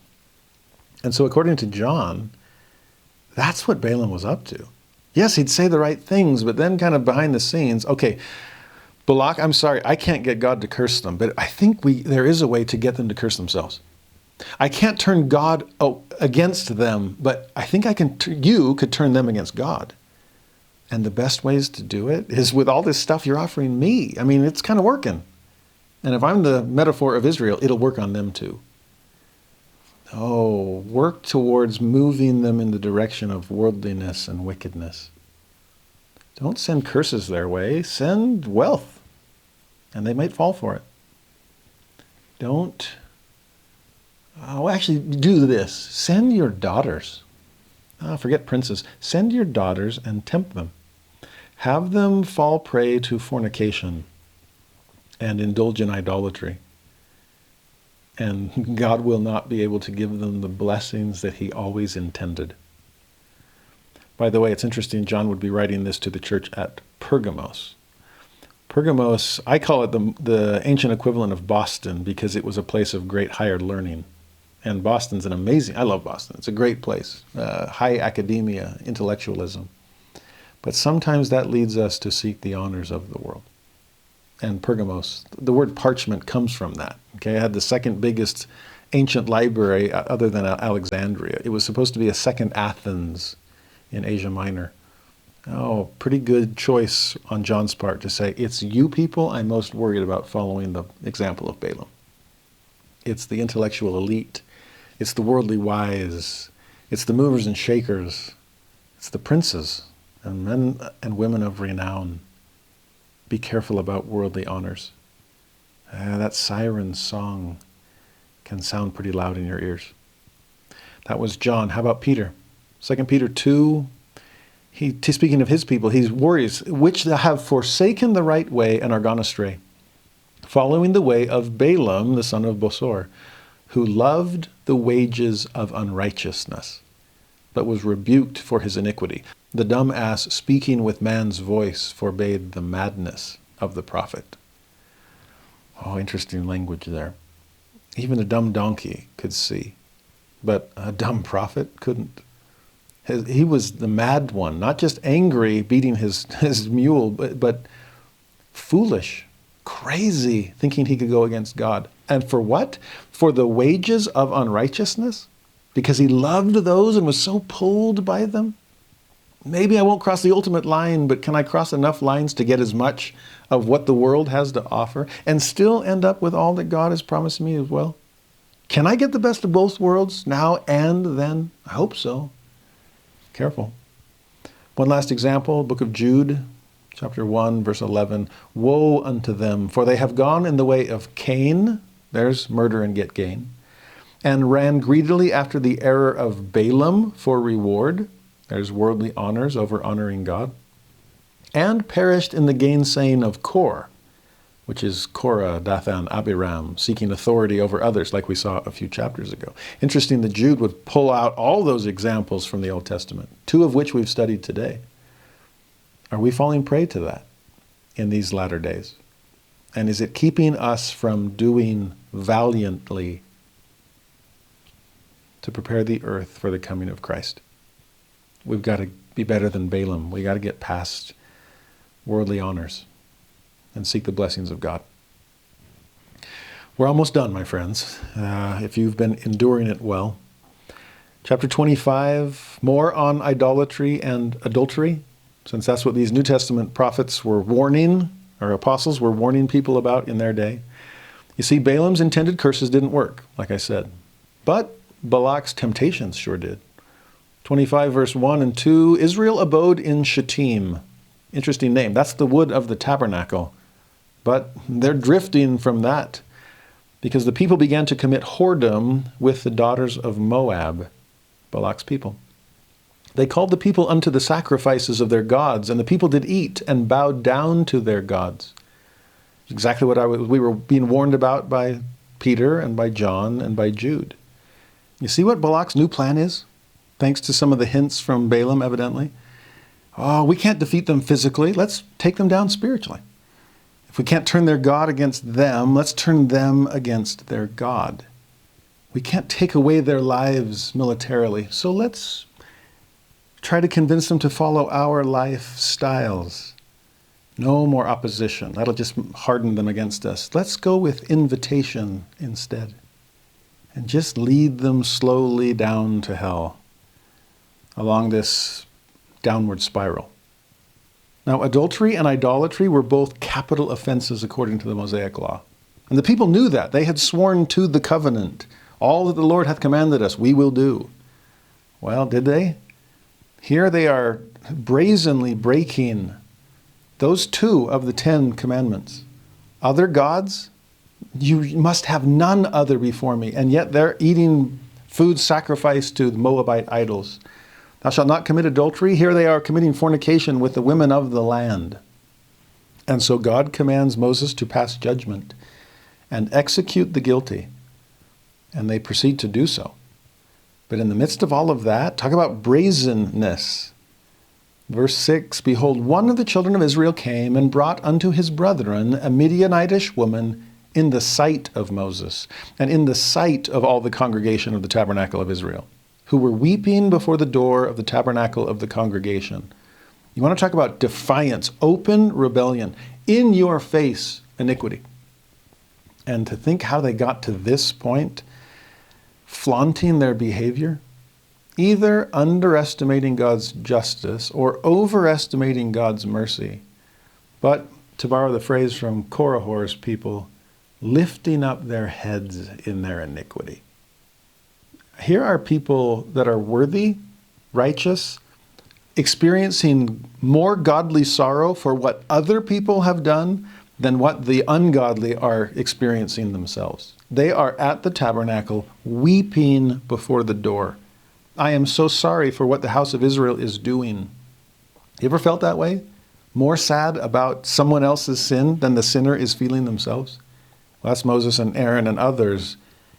And here comes this Israelite dragging a Midianitish woman alongside in their face and in everyone's sight. I couldn't care less about the consequences of sin. I don't think this is sinful. How could they get to that point? Look at this detail. Verse 14 and 15. The Israelite man was a prince of a chief house among the Simeonites. And the Midianite woman was a daughter of a head over a people and of a chief house in Midian. Makes you wonder if their pride is lifting them up above the thought of consequence. Oh, I'm sure I can buy my way out of problems. Got to pay the piper? Fine, I got plenty to pay him with. I'm important here. I'm a chief, I'm a prince, I'm in charge. And so the commandments of God are beneath me. It is sad, I think, even in our society in these days, the rich and the powerful sometimes feel like law and justice, consequence is for the lowly, the lesser. And that's perhaps what's happening here. Well, verse 7, when Phinehas, the son of Eleazar, the son of Aaron, the priest, so this is Aaron's grandson, when he saw it, he rose up from among the congregation and took a javelin in his hand. He went after the man of Israel into the tent where this fornication was going to take place. He thrust both of them through, the man of Israel and the woman, through her belly. So the plague was stayed from the children of Israel. I should have done spoiler alert, graphic imagery here. That's a brutal verse. And even though it says the plague was stayed, this is like, remember when Moses is so concerned that God's going to consume all of Israel because of Korah and Dathan and Abiram, and Aaron rushes out with this incense and true fire to compensate for the strange fire, and a plague is stayed, although 14,700 men died as a result of it. In this one, Aaron's grandson comes rushing in to try to honor justice and end this plague that was spreading throughout Israel. And he did, but only after 24,000 died in that plague. So the consequences of sin, what they're bringing upon themselves, starting to make sense why there would be so many carcasses in the wilderness and a new generation wholly replacing the previous one because they are dropping like flies based on their own wickedness.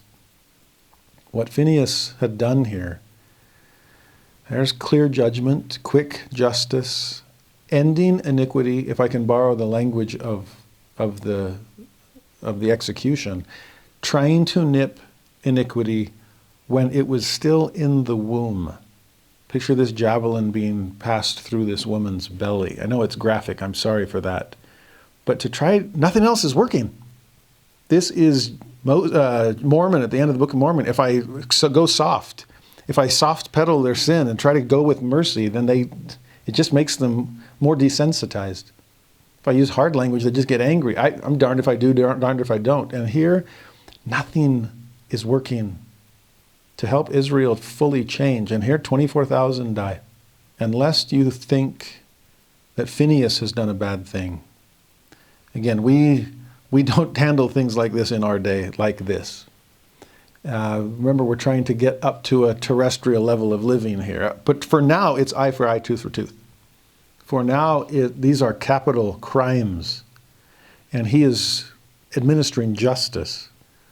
In this case, look at verse 11. God honored Phinehas because he was zealous for my sake. God gave him a covenant of peace and the covenant of an everlasting priesthood because he was zealous for his God. Now, please don't, like I said, don't take this literally in terms of, how do I apply this to myself? No vigilante justice here. There is a fine line between zealous and overzealous. A fine line between being bold and being overbearing.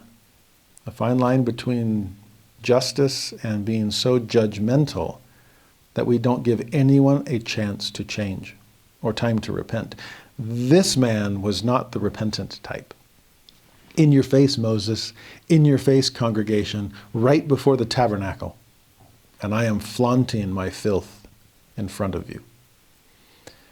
The chapter then comes to a close. 16, the Lord spake unto Moses, saying, Vex the Midianites, and smite them, for they vex you with their wiles, wherewith they have beguiled you. Beguiled? There's Eve and the serpent.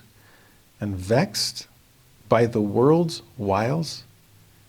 Oh, Balak was far more successful than he initially dreamed of being. And Balaam's influence was worse than he imagined. The day will come where he pays for that with his life as well. We see that in Numbers. Moving on to chapter 26, though, time to renumber Israel. Like I said, people have been dropping like flies for the last 25 chapters. Back in chapter 1, we had our just over 600,000 fighting men. But a lot of time has passed, and a lot of deaths.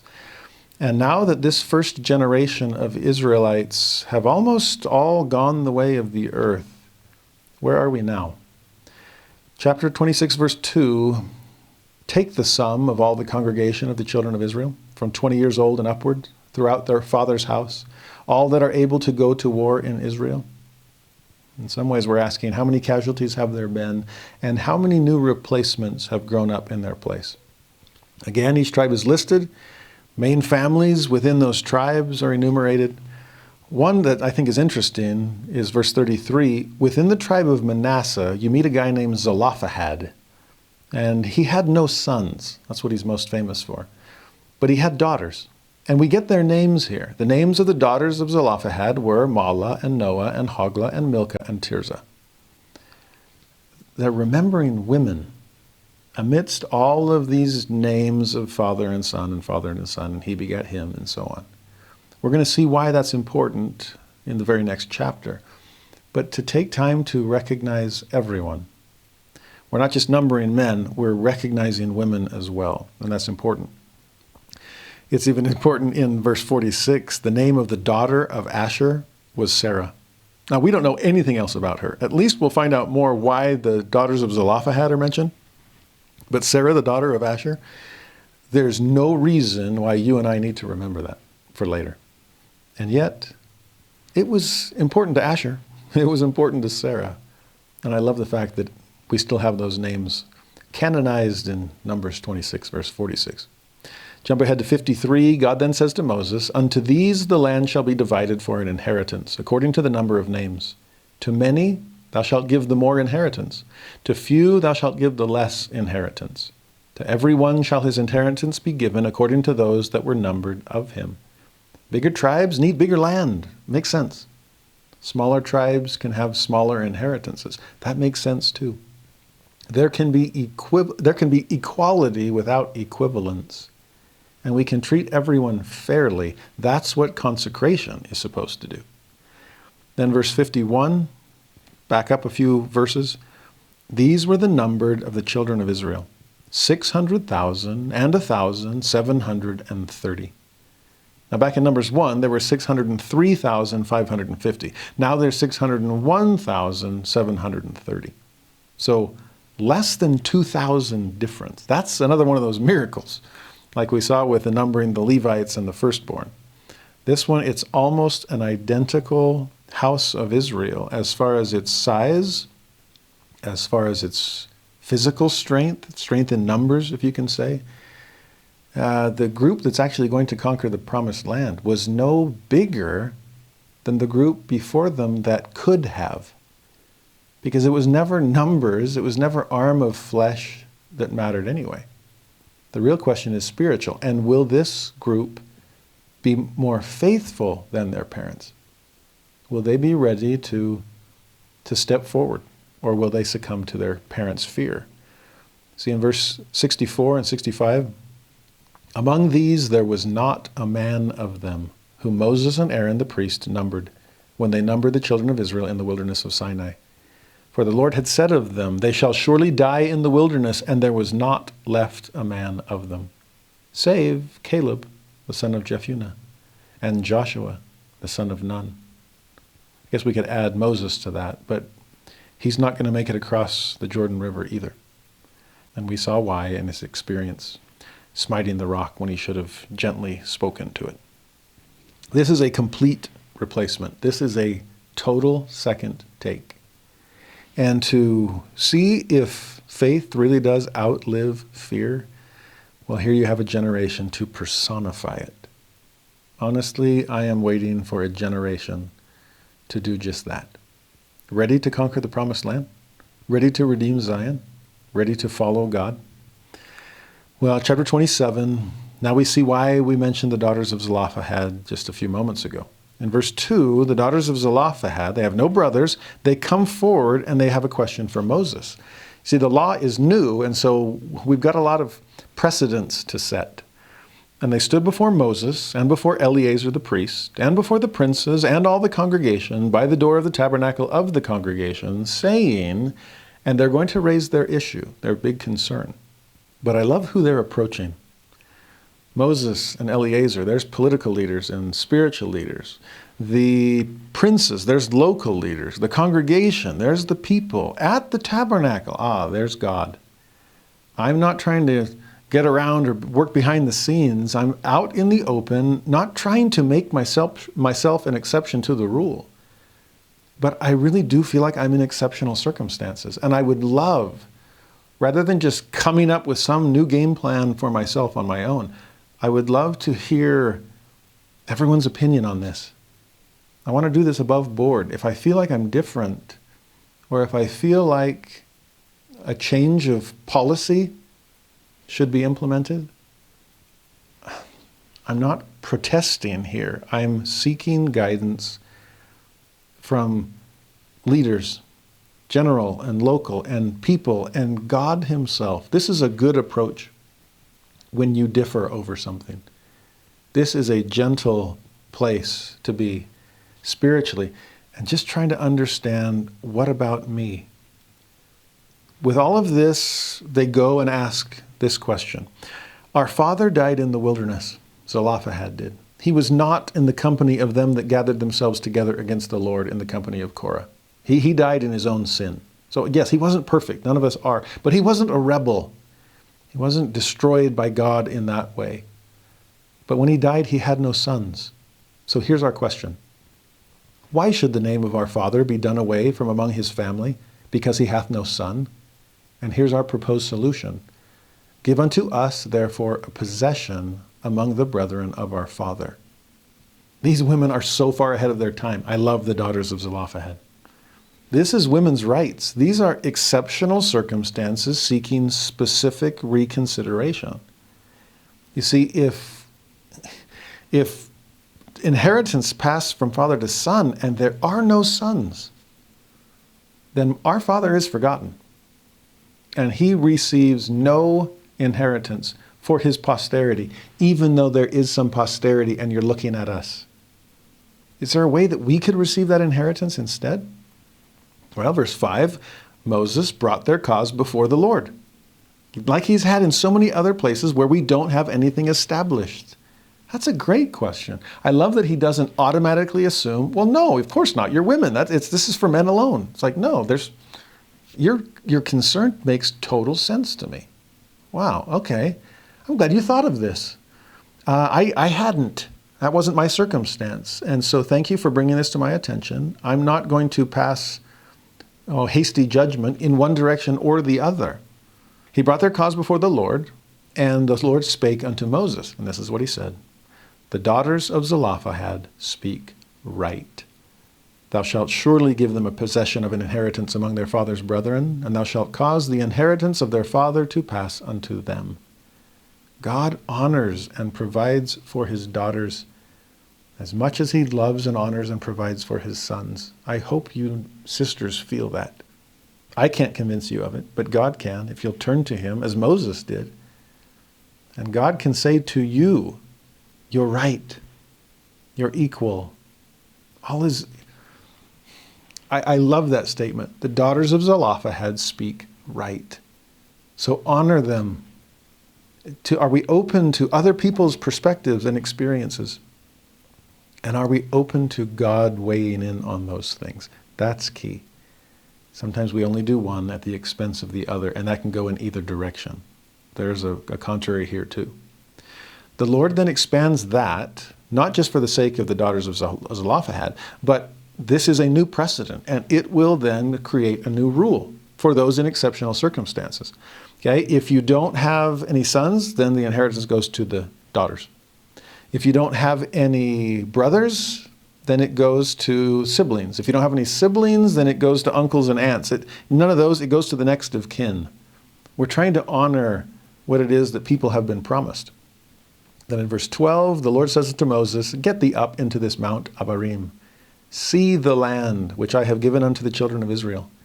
And when thou hast seen it, thou also shalt be gathered unto thy people, as Aaron thy brother was gathered. And in case you forgot why, for ye rebelled against my commandment in the desert of Zin, in the strife of the congregation, to sanctify me at the water before their eyes." Moses, I know what you did was understandable, but it's still not excusable. And I'm not punishing you eternally, but there is a consequence. Where much was given, much is required, and you don't get to go into the promised land. I'm not going to go back on my word on that, but I do want you to see it. You deserve at least that much. In fact, now that I think of it, wait another millennia or so, and I'll meet you at the Mount of Transfiguration. How's that? You and Elijah will appear to Jesus and Peter, James, and John, and you'll finally get to come west side of the Jordan River. Deal? For now, anyway, come see. I want you to see where you've been headed this whole time, to catch a glimpse of your glorious destination. Verse 16, Moses responds, "Let the Lord, the God of the spirits of all flesh, set a man over the congregation, which may go out before them, and which may go in before them, and which may lead them out, and which may bring them in, that the congregation of the Lord be not as sheep which have no shepherd." It almost feels like Moses, where are you coming from with that? Do you understand what God just said? Moses, you're not going to go into the promised land, but I want you to see it. And there's no, "Oh, thanks so much for letting me see." Or, "Come on, can I really not go across?" He doesn't push back. He doesn't protest. He doesn't try to justify or explain himself or ask for reconsideration. He completely trusts God and trusts his judgment, trusts his limits, which lets you know just how close to God Moses really is. And who does he think about instead? Not a word about himself. Instead, he simply says, what about the people? I know it won't be me, and that's okay. But they need someone. This was the shepherd of the sheep of Jethro, and a good shepherd for the flock of God. Please give them a new shepherd. They'll need someone. And God agrees. Verse 18, the Lord says to Moses, "Take thee Joshua, the son of Nun, a man in whom is the Spirit, and lay thine hand upon him. Set him before Eleazar the priest, and before all the congregation, and give him a charge in their sight. And thou shalt put some of thine honor upon him, that all the congregation of the children of Israel may be obedient." Here we see the passing of the baton. Now we still have Deuteronomy next week. And so all of next week's is kind of this final message from Moses, to the people, to renew, reconfirm everything that he's taught them through a lifetime. But we're getting to the end of Moses' story chronologically, historically. And so the thought of Joshua taking his place, we'll see him in 2 weeks, right, when the book of Joshua comes.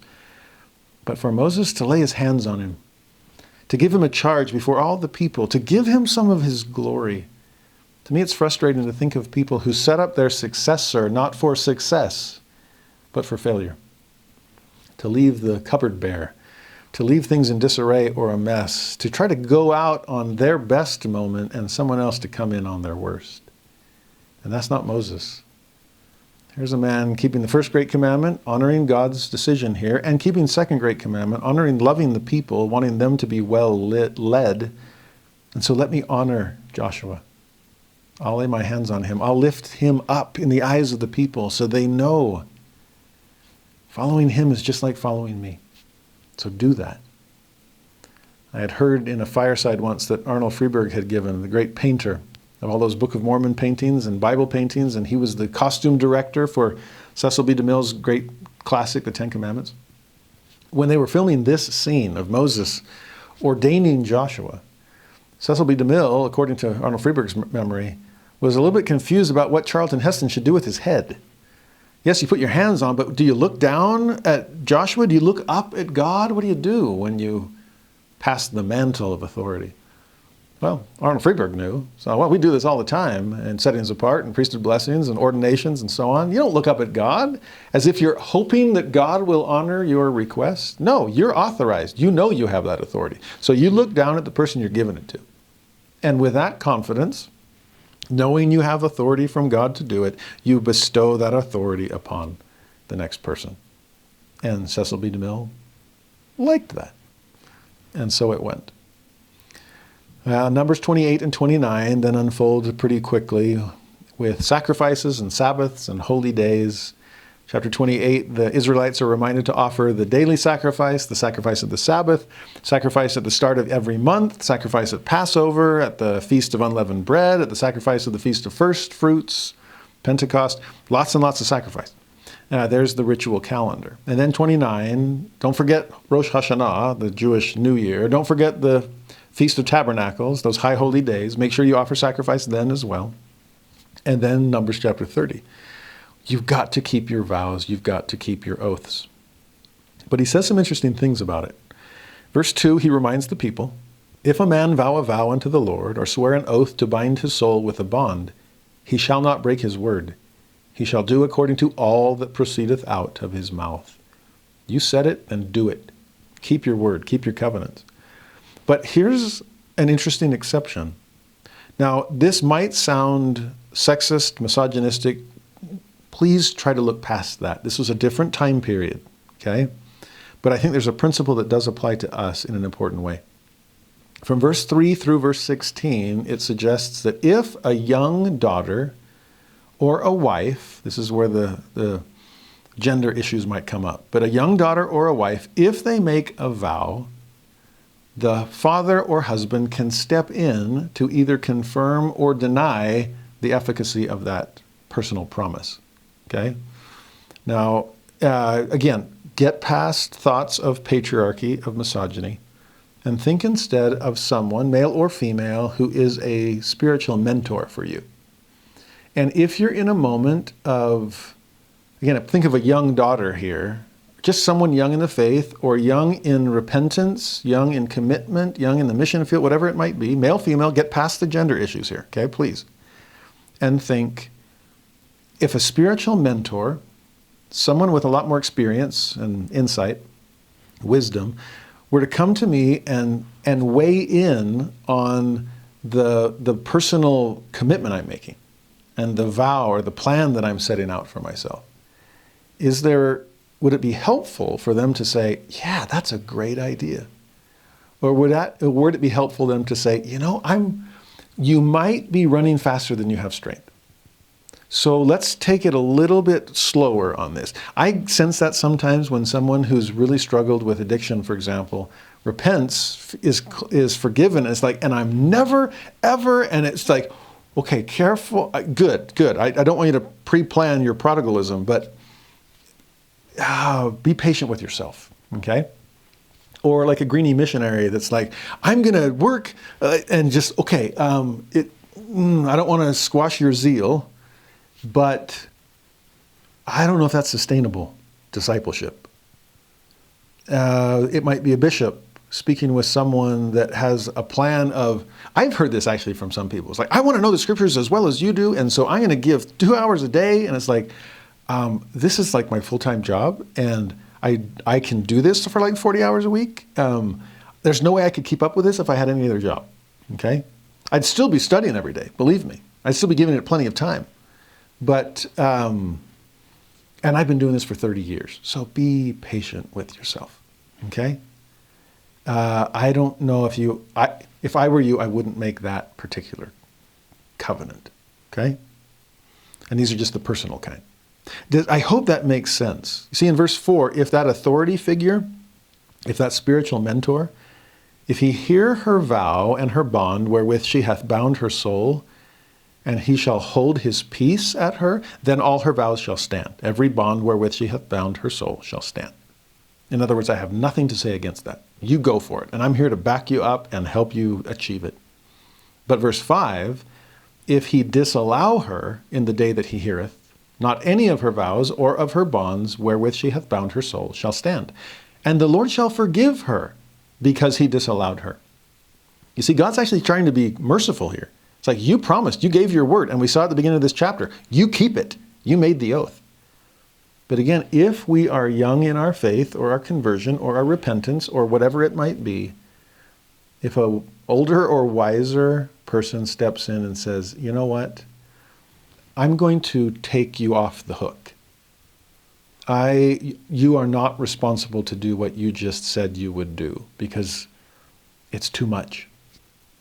And so will you please trust me on this? And let's build some momentum and work our way to that point. Okay, you'll get there. You'll get there. I just don't want you to burn out too early or set yourself up for failure when I'd really love to set you up for success. God would. In verse 9, he says, every vow of a widow or of her that is divorced, wherewith they have bound their souls, shall stand against her. And again, get past the gender and just think, if you're a widow or a divorced person, and don't take those literally, just think someone without any spiritual mentor. I'm on my own, and sometimes we choose to be. I don't want to take anybody's advice. I don't want to talk to the bishop about this. I don't want my senior companion weighing in. Okay, then you're on your own. You really are. And you said it. You will be held responsible for keeping it. Yikes. Maybe I do want to go talk to somebody. You think so? Good idea. Verse 13, every vow and every binding oath to afflict the soul, her husband may establish it, or her husband may make it void. And again, that's just any spiritual mentor willing to offer you an outside perspective. It's so hard that sometimes, especially in repentance or things, are we being too hard on ourselves or too easy on ourselves? Striking the balance between justice and mercy when we're the one, we often err on one side or the other. And sometimes it's so helpful to have a bishop, someone else weigh in and say, yes, what you did was wrong, but you're beating yourself up over this way too much. Be a little bit more merciful. Or, yeah, you're being a little too easygoing on yourself. That was a serious sin. We got to work on this, okay? So get that outside perspective on things. And then flip it all around, okay?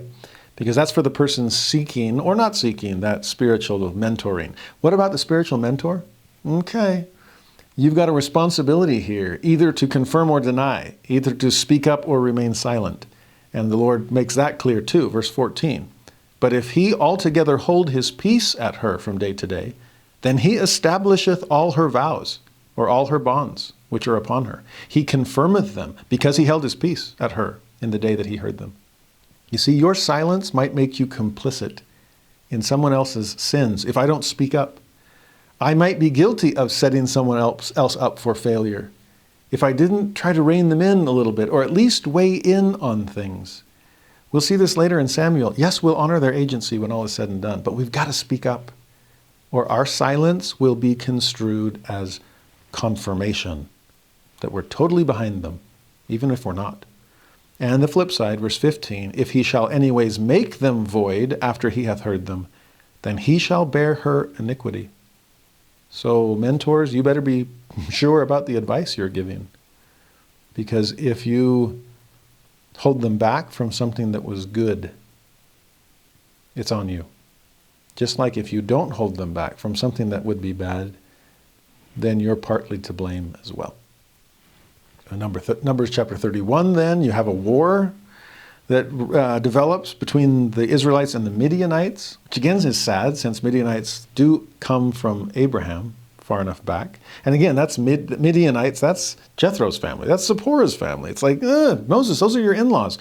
But there's sub-tribes within, and there's conflict over time and so on.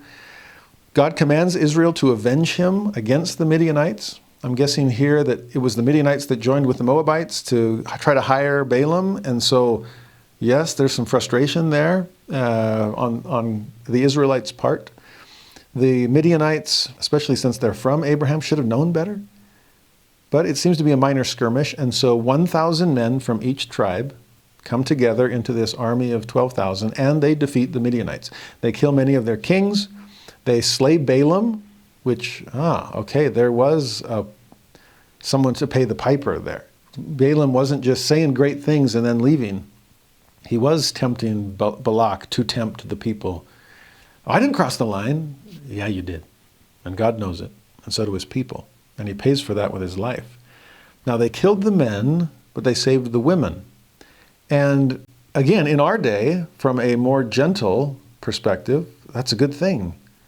However, from a ancient Israelite perspective, with life for life and eye for eye and tooth for tooth and capital punishment for capital sin, not just capital crime, that was a mistake on their part. That was either misplaced mercy, if we're giving them the benefit of the doubt, or some kind of unjustified injustice because, hey, I can take all these wives for myself. And that's not justifiable at all. Either way, Moses is going to be angry, and sure enough, he was. Verse 15, Moses said unto them, have ye saved all the women alive? Behold, these women caused the children of Israel through the counsel of Balaam to commit trespass against the Lord in the matter of Peor. And there was a plague among the congregation of the Lord. Don't you remember Phinehas's javelin? What are you doing? Don't you remember over 20,000 deaths in the plague? And now you're just inviting them over? What are you doing? Idolatry and adultery have to be stomped out. We have to avoid even the appearance of those evils. And so we should have avoided them entirely. This was the wickedness that caused so much death in Israel. And now we have to respond with eye for an eye justice. They do so. The soldiers are then cleansed after the war, ritual purification. Offerings are made to God from the spoils of that war. And then at the end of the chapter, verse 49, they, the captains in Israel, said unto Moses, thy servants have taken the sum of the men of war which are under our charge, and there lacketh not one man of us. So despite their mistakes, there were no casualties on the Israelite side. This is Helaman and the 2,000 stripling warriors, and God preserved them all. Chapter 32 comes then, and I love this chapter because it teaches a principle that to me helps us balance another set of contraries between unity and diversity, or between community and individuality. And that's a tough one. I think in the past, it was one size fits all, and this is the only way it's going to be done, and you have to fit the mold. And that was so restrictive and constraining that the rising generation especially has fully rebelled against that. And instead of correcting it, they have overcorrected it to the point of there should be no conformity to anything. And it's not just one size fits all, it's there's no size and you just do you, and it's 100% individuality, and who cares about community?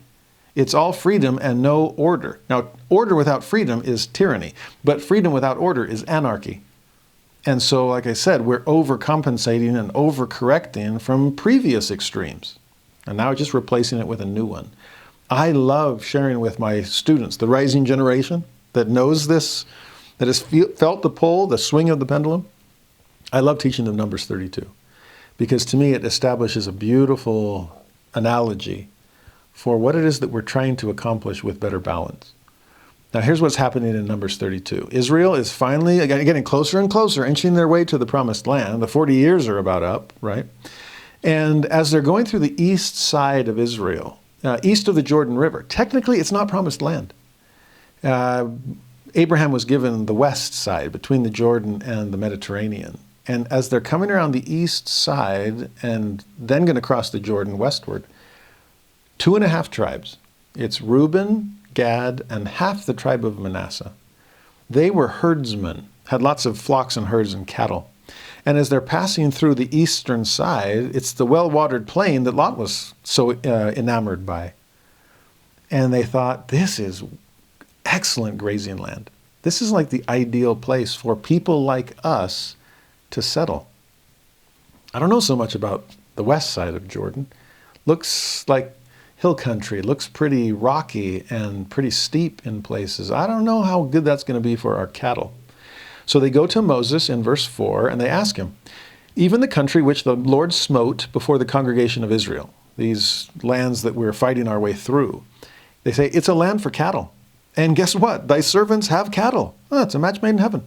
Wherefore, said they, if we have found grace in thy sight, let this land be given unto thy servants for a possession, and bring us not over Jordan. Can we stay on the east side of the river, even though technically it's not the promised land? I don't know about that. That's thinking outside the box. In fact, it's living outside the boundaries.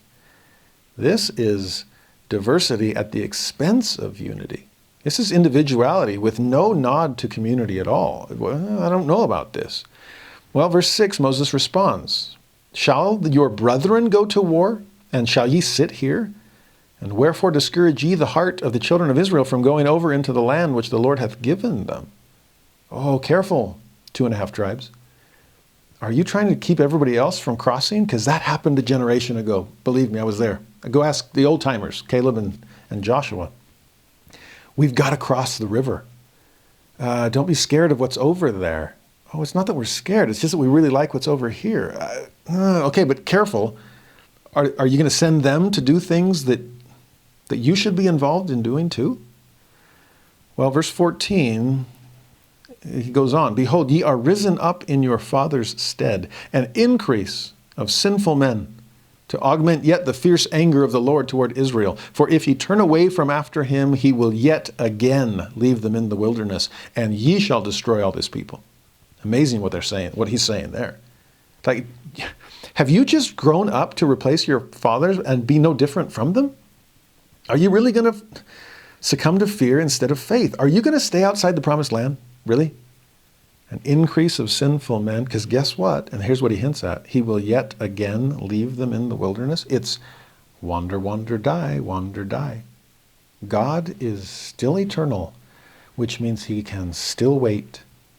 And if this generation isn't prepared, I don't know if Joshua and Caleb can live another 40, but God can. And I guess it will be the grandkids that come in. Now, you picture Reuben and Gad and half of Manasseh going, whoa, no, that's not what we're asking, okay? We don't want to just grow up and replace our parents and be no better than they were. We do want to conquer the promised land. We're just hoping that this can kind of be an annex to the promised land. Can we think outside the box, but include this as kind of an extension of the box? That's all we're asking. So here's the plan. They make this promise. We'll build settlements here on the eastern side for our wives and children, okay? Because they're not going to be fighting the battles anyway. So if you'll give us permission to stay, let us set up camp, some settlements for them. But then us, we're not asking the same thing. Verse 17, we ourselves will go ready armed before the children of Israel. We'll join them. We'll cross the Jordan. We'll fight the inhabitants of Canaan until we have brought them unto their place. We'll make sure everybody gets what God has promised us. And our little ones will dwell in the fenced cities because of the inhabitants of the land. The only reason we need some time to build some settlements here is they're still in enemy territory, like we all are, and I just want to keep them safe. But I'm not abandoning our post or our mission to conquer the promised land. They go on, we will not return unto our houses until the children of Israel have inherited every man his inheritance. For we will not inherit with them on yonder side Jordan or forward, because our inheritance is fallen to us on this side Jordan, eastward. We won't come back to take our inheritance until we've made sure that everyone else obtains their inheritance first. Now, do you understand what they're asking here, what they're offering here? And Moses actually, wow, that actually sounds like a pretty ingenious plan. Yeah, you guys are a little different. Reuben and Gad. Manasseh, you're an interesting bag because some of you want the west and some of you want the east. And okay, wow, there's a lot of difference, even within the house of Israel and even difference within sub-tribes. Can we do more as members of the church to recognize the differences among us and within us? Not just us against the Gentiles out there, which even that is overwrought. But there's so many different kinds of Latter-day Saints. And the question is, how do we avoid the dangers of both extremes? Initially, Moses just assumed, you're trying to break every commandment? and just forget the covenants and just do your own thing, and who cares about the promised land? And they're like, no, no, no, no. We value the covenant. We value the promised land. But I just wonder, is there room for us here? We promise to join the community in conquering the land of promise. We just pray that there is room for diversity within that unity and room for individuality within that community. Well, Moses agrees with their plan. They conquer the promised land first. There's unity. And then these 2.5 tribes return east of Jordan to settle into their diversity. Still part of the unified house of Israel with an expanded promised land, bigger than what anybody thought before. And I just love that. I've often asked my students, when you're seeking diversity, is it going to come at the expense of unity? Do you want to stay east of Jordan, kind of east of Eden, without any nod to what is required on the other side? Because on the other hand, if you are willing to fully embrace the covenant and conquer the land of promise, you'll be amazed at just how much wiggle room there is inside. Elder Maxwell used to teach this beautifully, that God is not trying to ask you to eliminate individuality. He's trying to get you to eliminate the parts that really aren't individually yours at all. Oh, there's too much conformity even among the nonconformists. It's just conformity to a different standard, and it's not the standard of God. Oh, there is room for difference. I'm grateful for it. It brings such flavor to the meal. Different body parts, but all members of the body of Christ. And I love Numbers 32 in the way that it portrays that. If you're in solid promised land and can't stand the thought of somebody living east of the Jordan, pay attention to just what they're doing to live their covenants and to be part of the house of Israel. And if you're the type that, it's so suffocating west of Jordan, if you intend to live your life on the eastern side, just make sure you're still house of Israel. Just make sure that the promised land and its parameters is still part of your discipleship of Christ. Because on either side, there's danger of not finding the proper balance. I think the Lord even warns about that in verse 23. If ye will not do so, behold, ye have sinned against the Lord, and be sure your sin will find you out. You can't trick God. Be sure you do what you promised. And if you're just faking your openness to diversity or faking your nod to unity, well, God's going to find that out, and that will not be a balanced contrary there. It'll be an unproven one. A couple more chapters. Briefly, in Numbers 33, the whole Exodus is reviewed with all kinds of this place to this place to this. Verse 1 and 2 is the quick overview. These are the journeys of the children of Israel, which went forth out of the land of Egypt with their armies under the hand of Moses and Aaron. And Moses wrote their goings out according to their journeys by the commandments of the Lord. Are we writing down our journeys? Are we recording our spiritual experiences in some way to help us see and remember the hand of God in our lives, for other people to reflect upon? This is how you got here? Wow. This is what brought you to the promised land. A lot of twists and turns there, Grandpa. Yeah, guilty as charged, but I made it. You will too, grandson, granddaughter. All the journeys are then reviewed, and it's amazing how long the list is. This is a very long chapter, and it's just place, and most of them you've never even heard of. We didn't get the stories of the movements from this place to that. We got the big stories instead. But what I love about it, if you were to number them all, it's like, wow, those poor Levites, those poor Israelites, they had to break camp and reset up camp like tons of times. And part of me is like, well, good. You'll get really, really good at it. The more you take it down and put it up, you'll know the layout of the tabernacle like the back of your hand. And since it's the pattern to follow, since it's the template/temple after which you're supposed to pattern your life, good that you become extremely familiar with it. All those trips to the temple for a repeat of your own endowment. Oh, I hope it's starting to stick and you're starting to remember things. They would. Then the Lord speaks to Moses again at the end of this chapter, verse 51. Speak unto the children of Israel and say unto them, when ye are passed over Jordan into the land of Canaan, that'll be you, not me, Moses would say, then ye shall drive out all the inhabitants of the land from before you, and destroy all their pictures, better translation, their stone figures, their false idols. Destroy all their molten images, there's more idolatry. Quite pluck down all their high places, these are hill shrines that sometimes lent themselves to immorality. And ye shall dispossess the inhabitants of the land and dwell therein, for I have given you the land to possess it.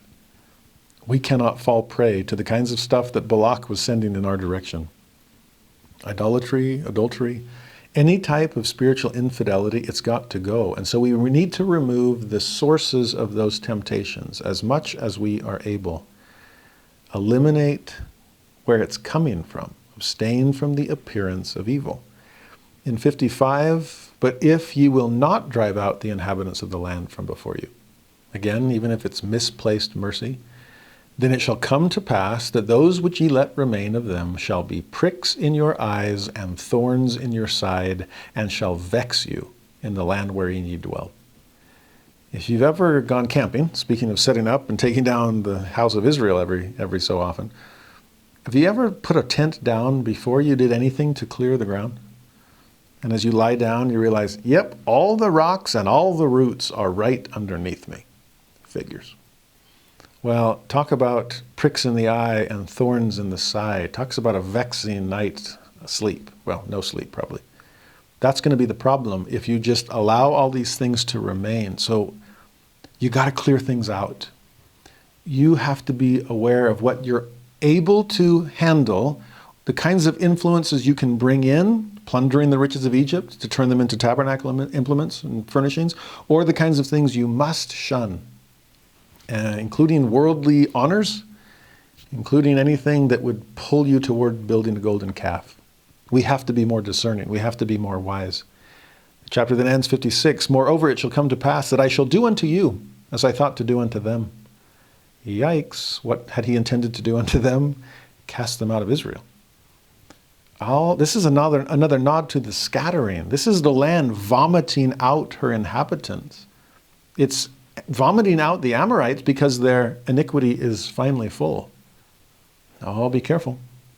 It'll vomit you out too, if you're not worthy of it. The promised land will be reserved for a people of promise. So let's keep our promises. Chapter 34 then designates all the inheritances in Canaan. We won't read it, but it explains to Moses the borders, north, south, east, and west, and extend it on for the 2.5 tribes that will be on the other side of Jordan. God then names one prince in each of the tribes so that they can kind of subdivide their land into inheritances. Chapter 35 then includes some Levitical cities and some cities of refuge. I mean, we're really laying out the geography of the promised land, even though we're not in it yet.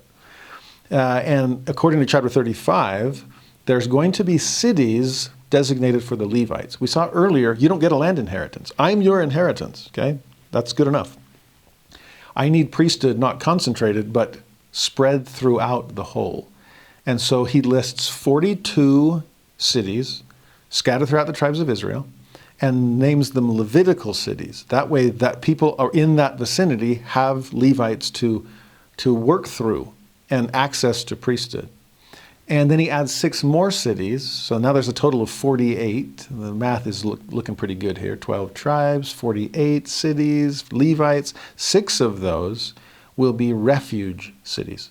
Because the idea here is, if someone is guilty of involuntary manslaughter, they killed someone, but it was an accident, and they're devastated about it. But in a day of eye for eye and tooth for tooth and honor killings and vengeance, that's a scary place to be, even if you're innocent. So we're going to have 6 cities in Israel where you can run and hide. You hear that in like Middle Ages, where they would run to the cathedral, the church, and yell, "Sanctuary! I'm on home base. You can't tag me." And that's what's being set up in Numbers chapter 35. In verse 11, that the slayer may flee thither, which killeth any person at unawares. And they shall be unto you cities for refuge from the avenger.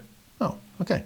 Wasn't bad of me to talk about the avengers today with Dr. Strange. Great, it's right there. Okay, refuge from the avenger.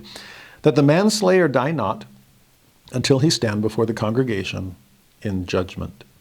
So you're going to have to face consequence. Are you really? Was it involuntary?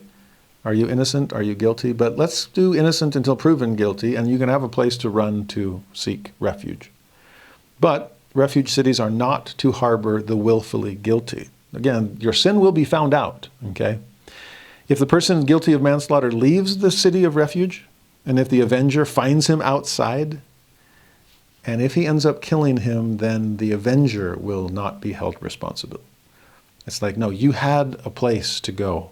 We're trying to keep the natural man out of each of you and protect the avenger from avenging himself. You should have stayed. And if you had, things would have been better. Well, we're not going to hold the avenger responsible now.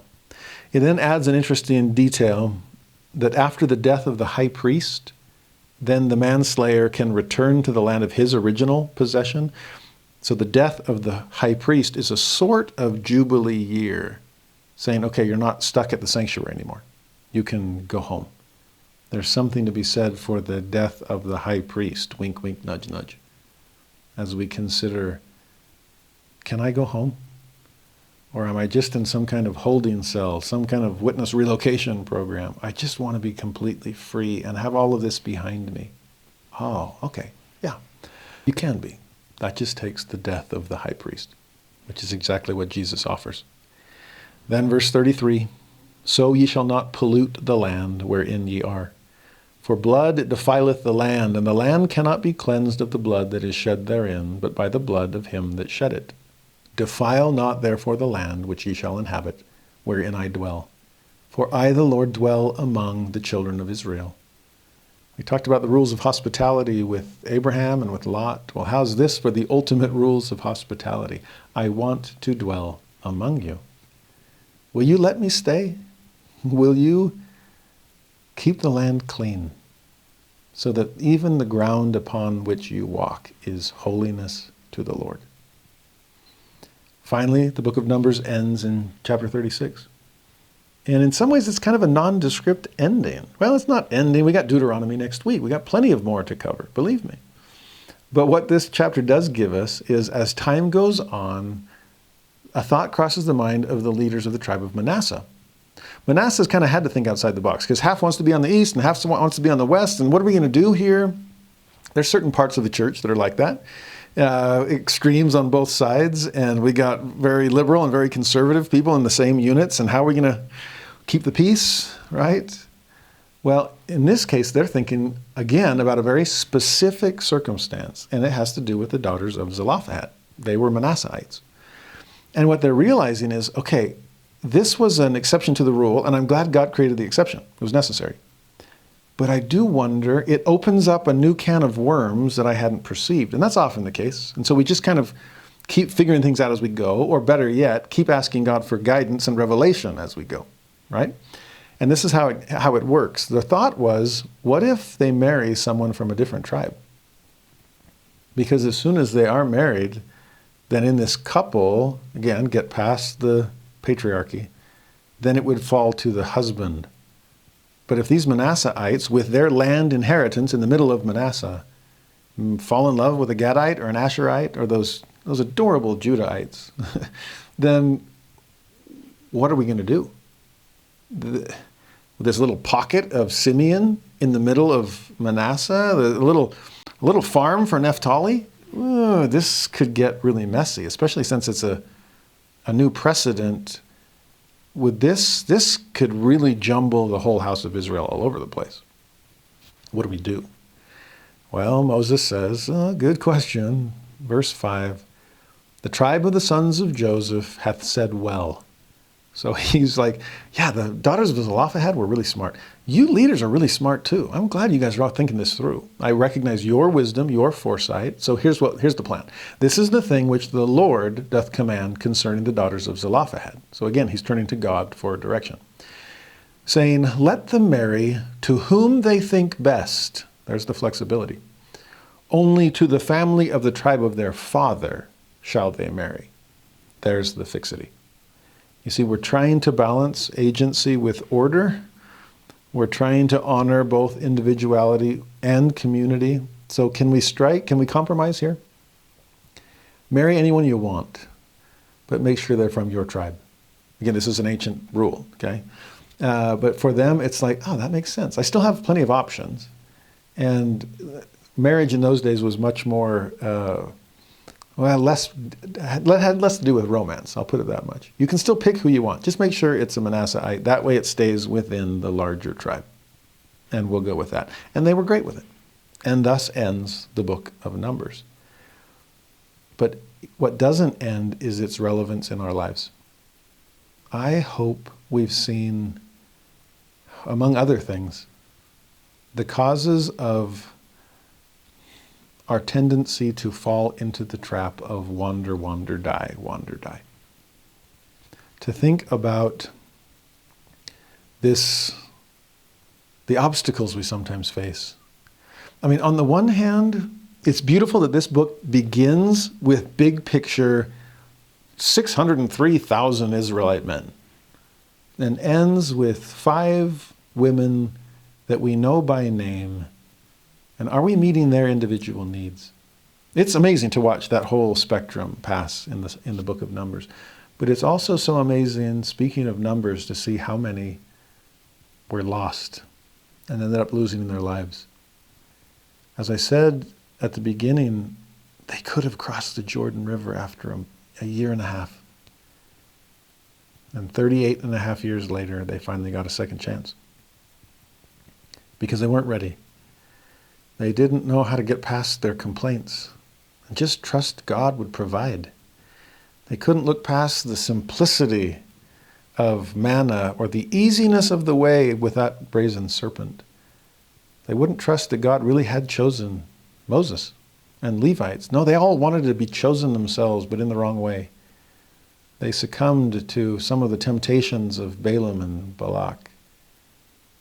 They heeded the fear of the 10 rather than the faith of the 2. And this is what happened.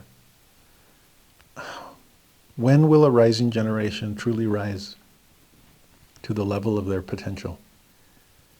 When will a prophet finally be able to say, actually, this really is the greatest generation? And there'll be no generation greater forthcoming because this is the one that's ready to part the veil and allow the Savior to come. I hope I'm alive to see it. I think God does sometimes let us climb the mount and at least look across the river and see what we're someday going to obtain. I just want to be alive to participate. I'm tired of wandering. And I just want to come into the promised land.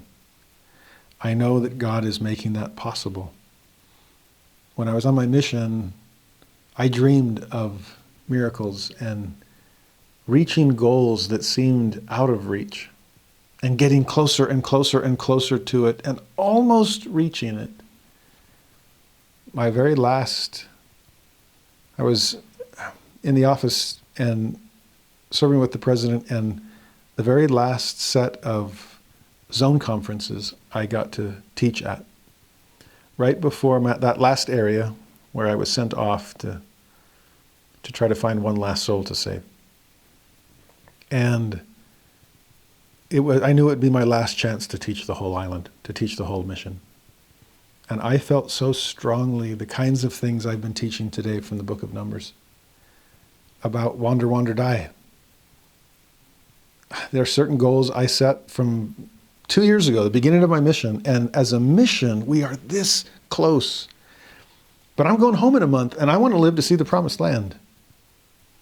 And I just taught these kinds of principles. I taught my fellow elders and sisters about Wander, Wander, Die. I wanted us to have faith and to trust divine promises and to keep the Word of God and teach with all our heart, might, mind, and strength. At the time, I stumbled across a hymn in the hymn book that has been one of my favorites ever since, although we hardly ever sing it. It's from the sealed portion of the hymn book, sadly. Evidently, it was included in Pratt's collection, but I don't even know what that is. Is that Parley and Orson? Did they have a little hymn book that they were sneaking around behind Emma's back? I don't know. But it's a hymn. It's number 50 in our hymn book. It's called Come Thou Glorious Day of Promise. Not sure who wrote it, but they nailed this concept. And so may I close with these magnificent words of prayer. And it's a prayer that I offer to God on all of our behalf. Come, thou glorious day of promise. Come and spread thy cheerful ray, when the scattered sheep of Israel shall no longer go astray. When hosannas with united voice they'll cry. Lord, how long wilt thou be angry? Shall thy wrath forever burn? Rise, redeem thine ancient people, their transgressions from them turn. King of Israel, come and set thy people free. Oh, that soon thou wouldst to Jacob thy enlivening spirit send. Of their unbelief and misery make, O Lord, a speedy end. Lord Messiah, Prince of Peace, o'er Israel reign. I am a little bit haunted by those words. Lord, how long wilt thou be angry? How long do we have to wait for the Melchizedek priesthood and its ability to present us to the presence of God? How long do we have to wait to cross the Jordan River and finally enter the promised land? How long do we have to wait to have the strength to redeem Zion and build the new Jerusalem as required? How long will we make the Lord wait before Christ can come? I testify of him. I am grateful for his patience with us. And maybe I could stand a little more patience myself. But there's a part of me that just wants to cross the river and come. Will you come with me? Will you come into the promised land? Will we prepare the world for the second coming of Jesus Christ? As Alma said of the first coming, so I feel about the second. Would to God that it might be in my day. But be it sooner or later, in it I will rejoice.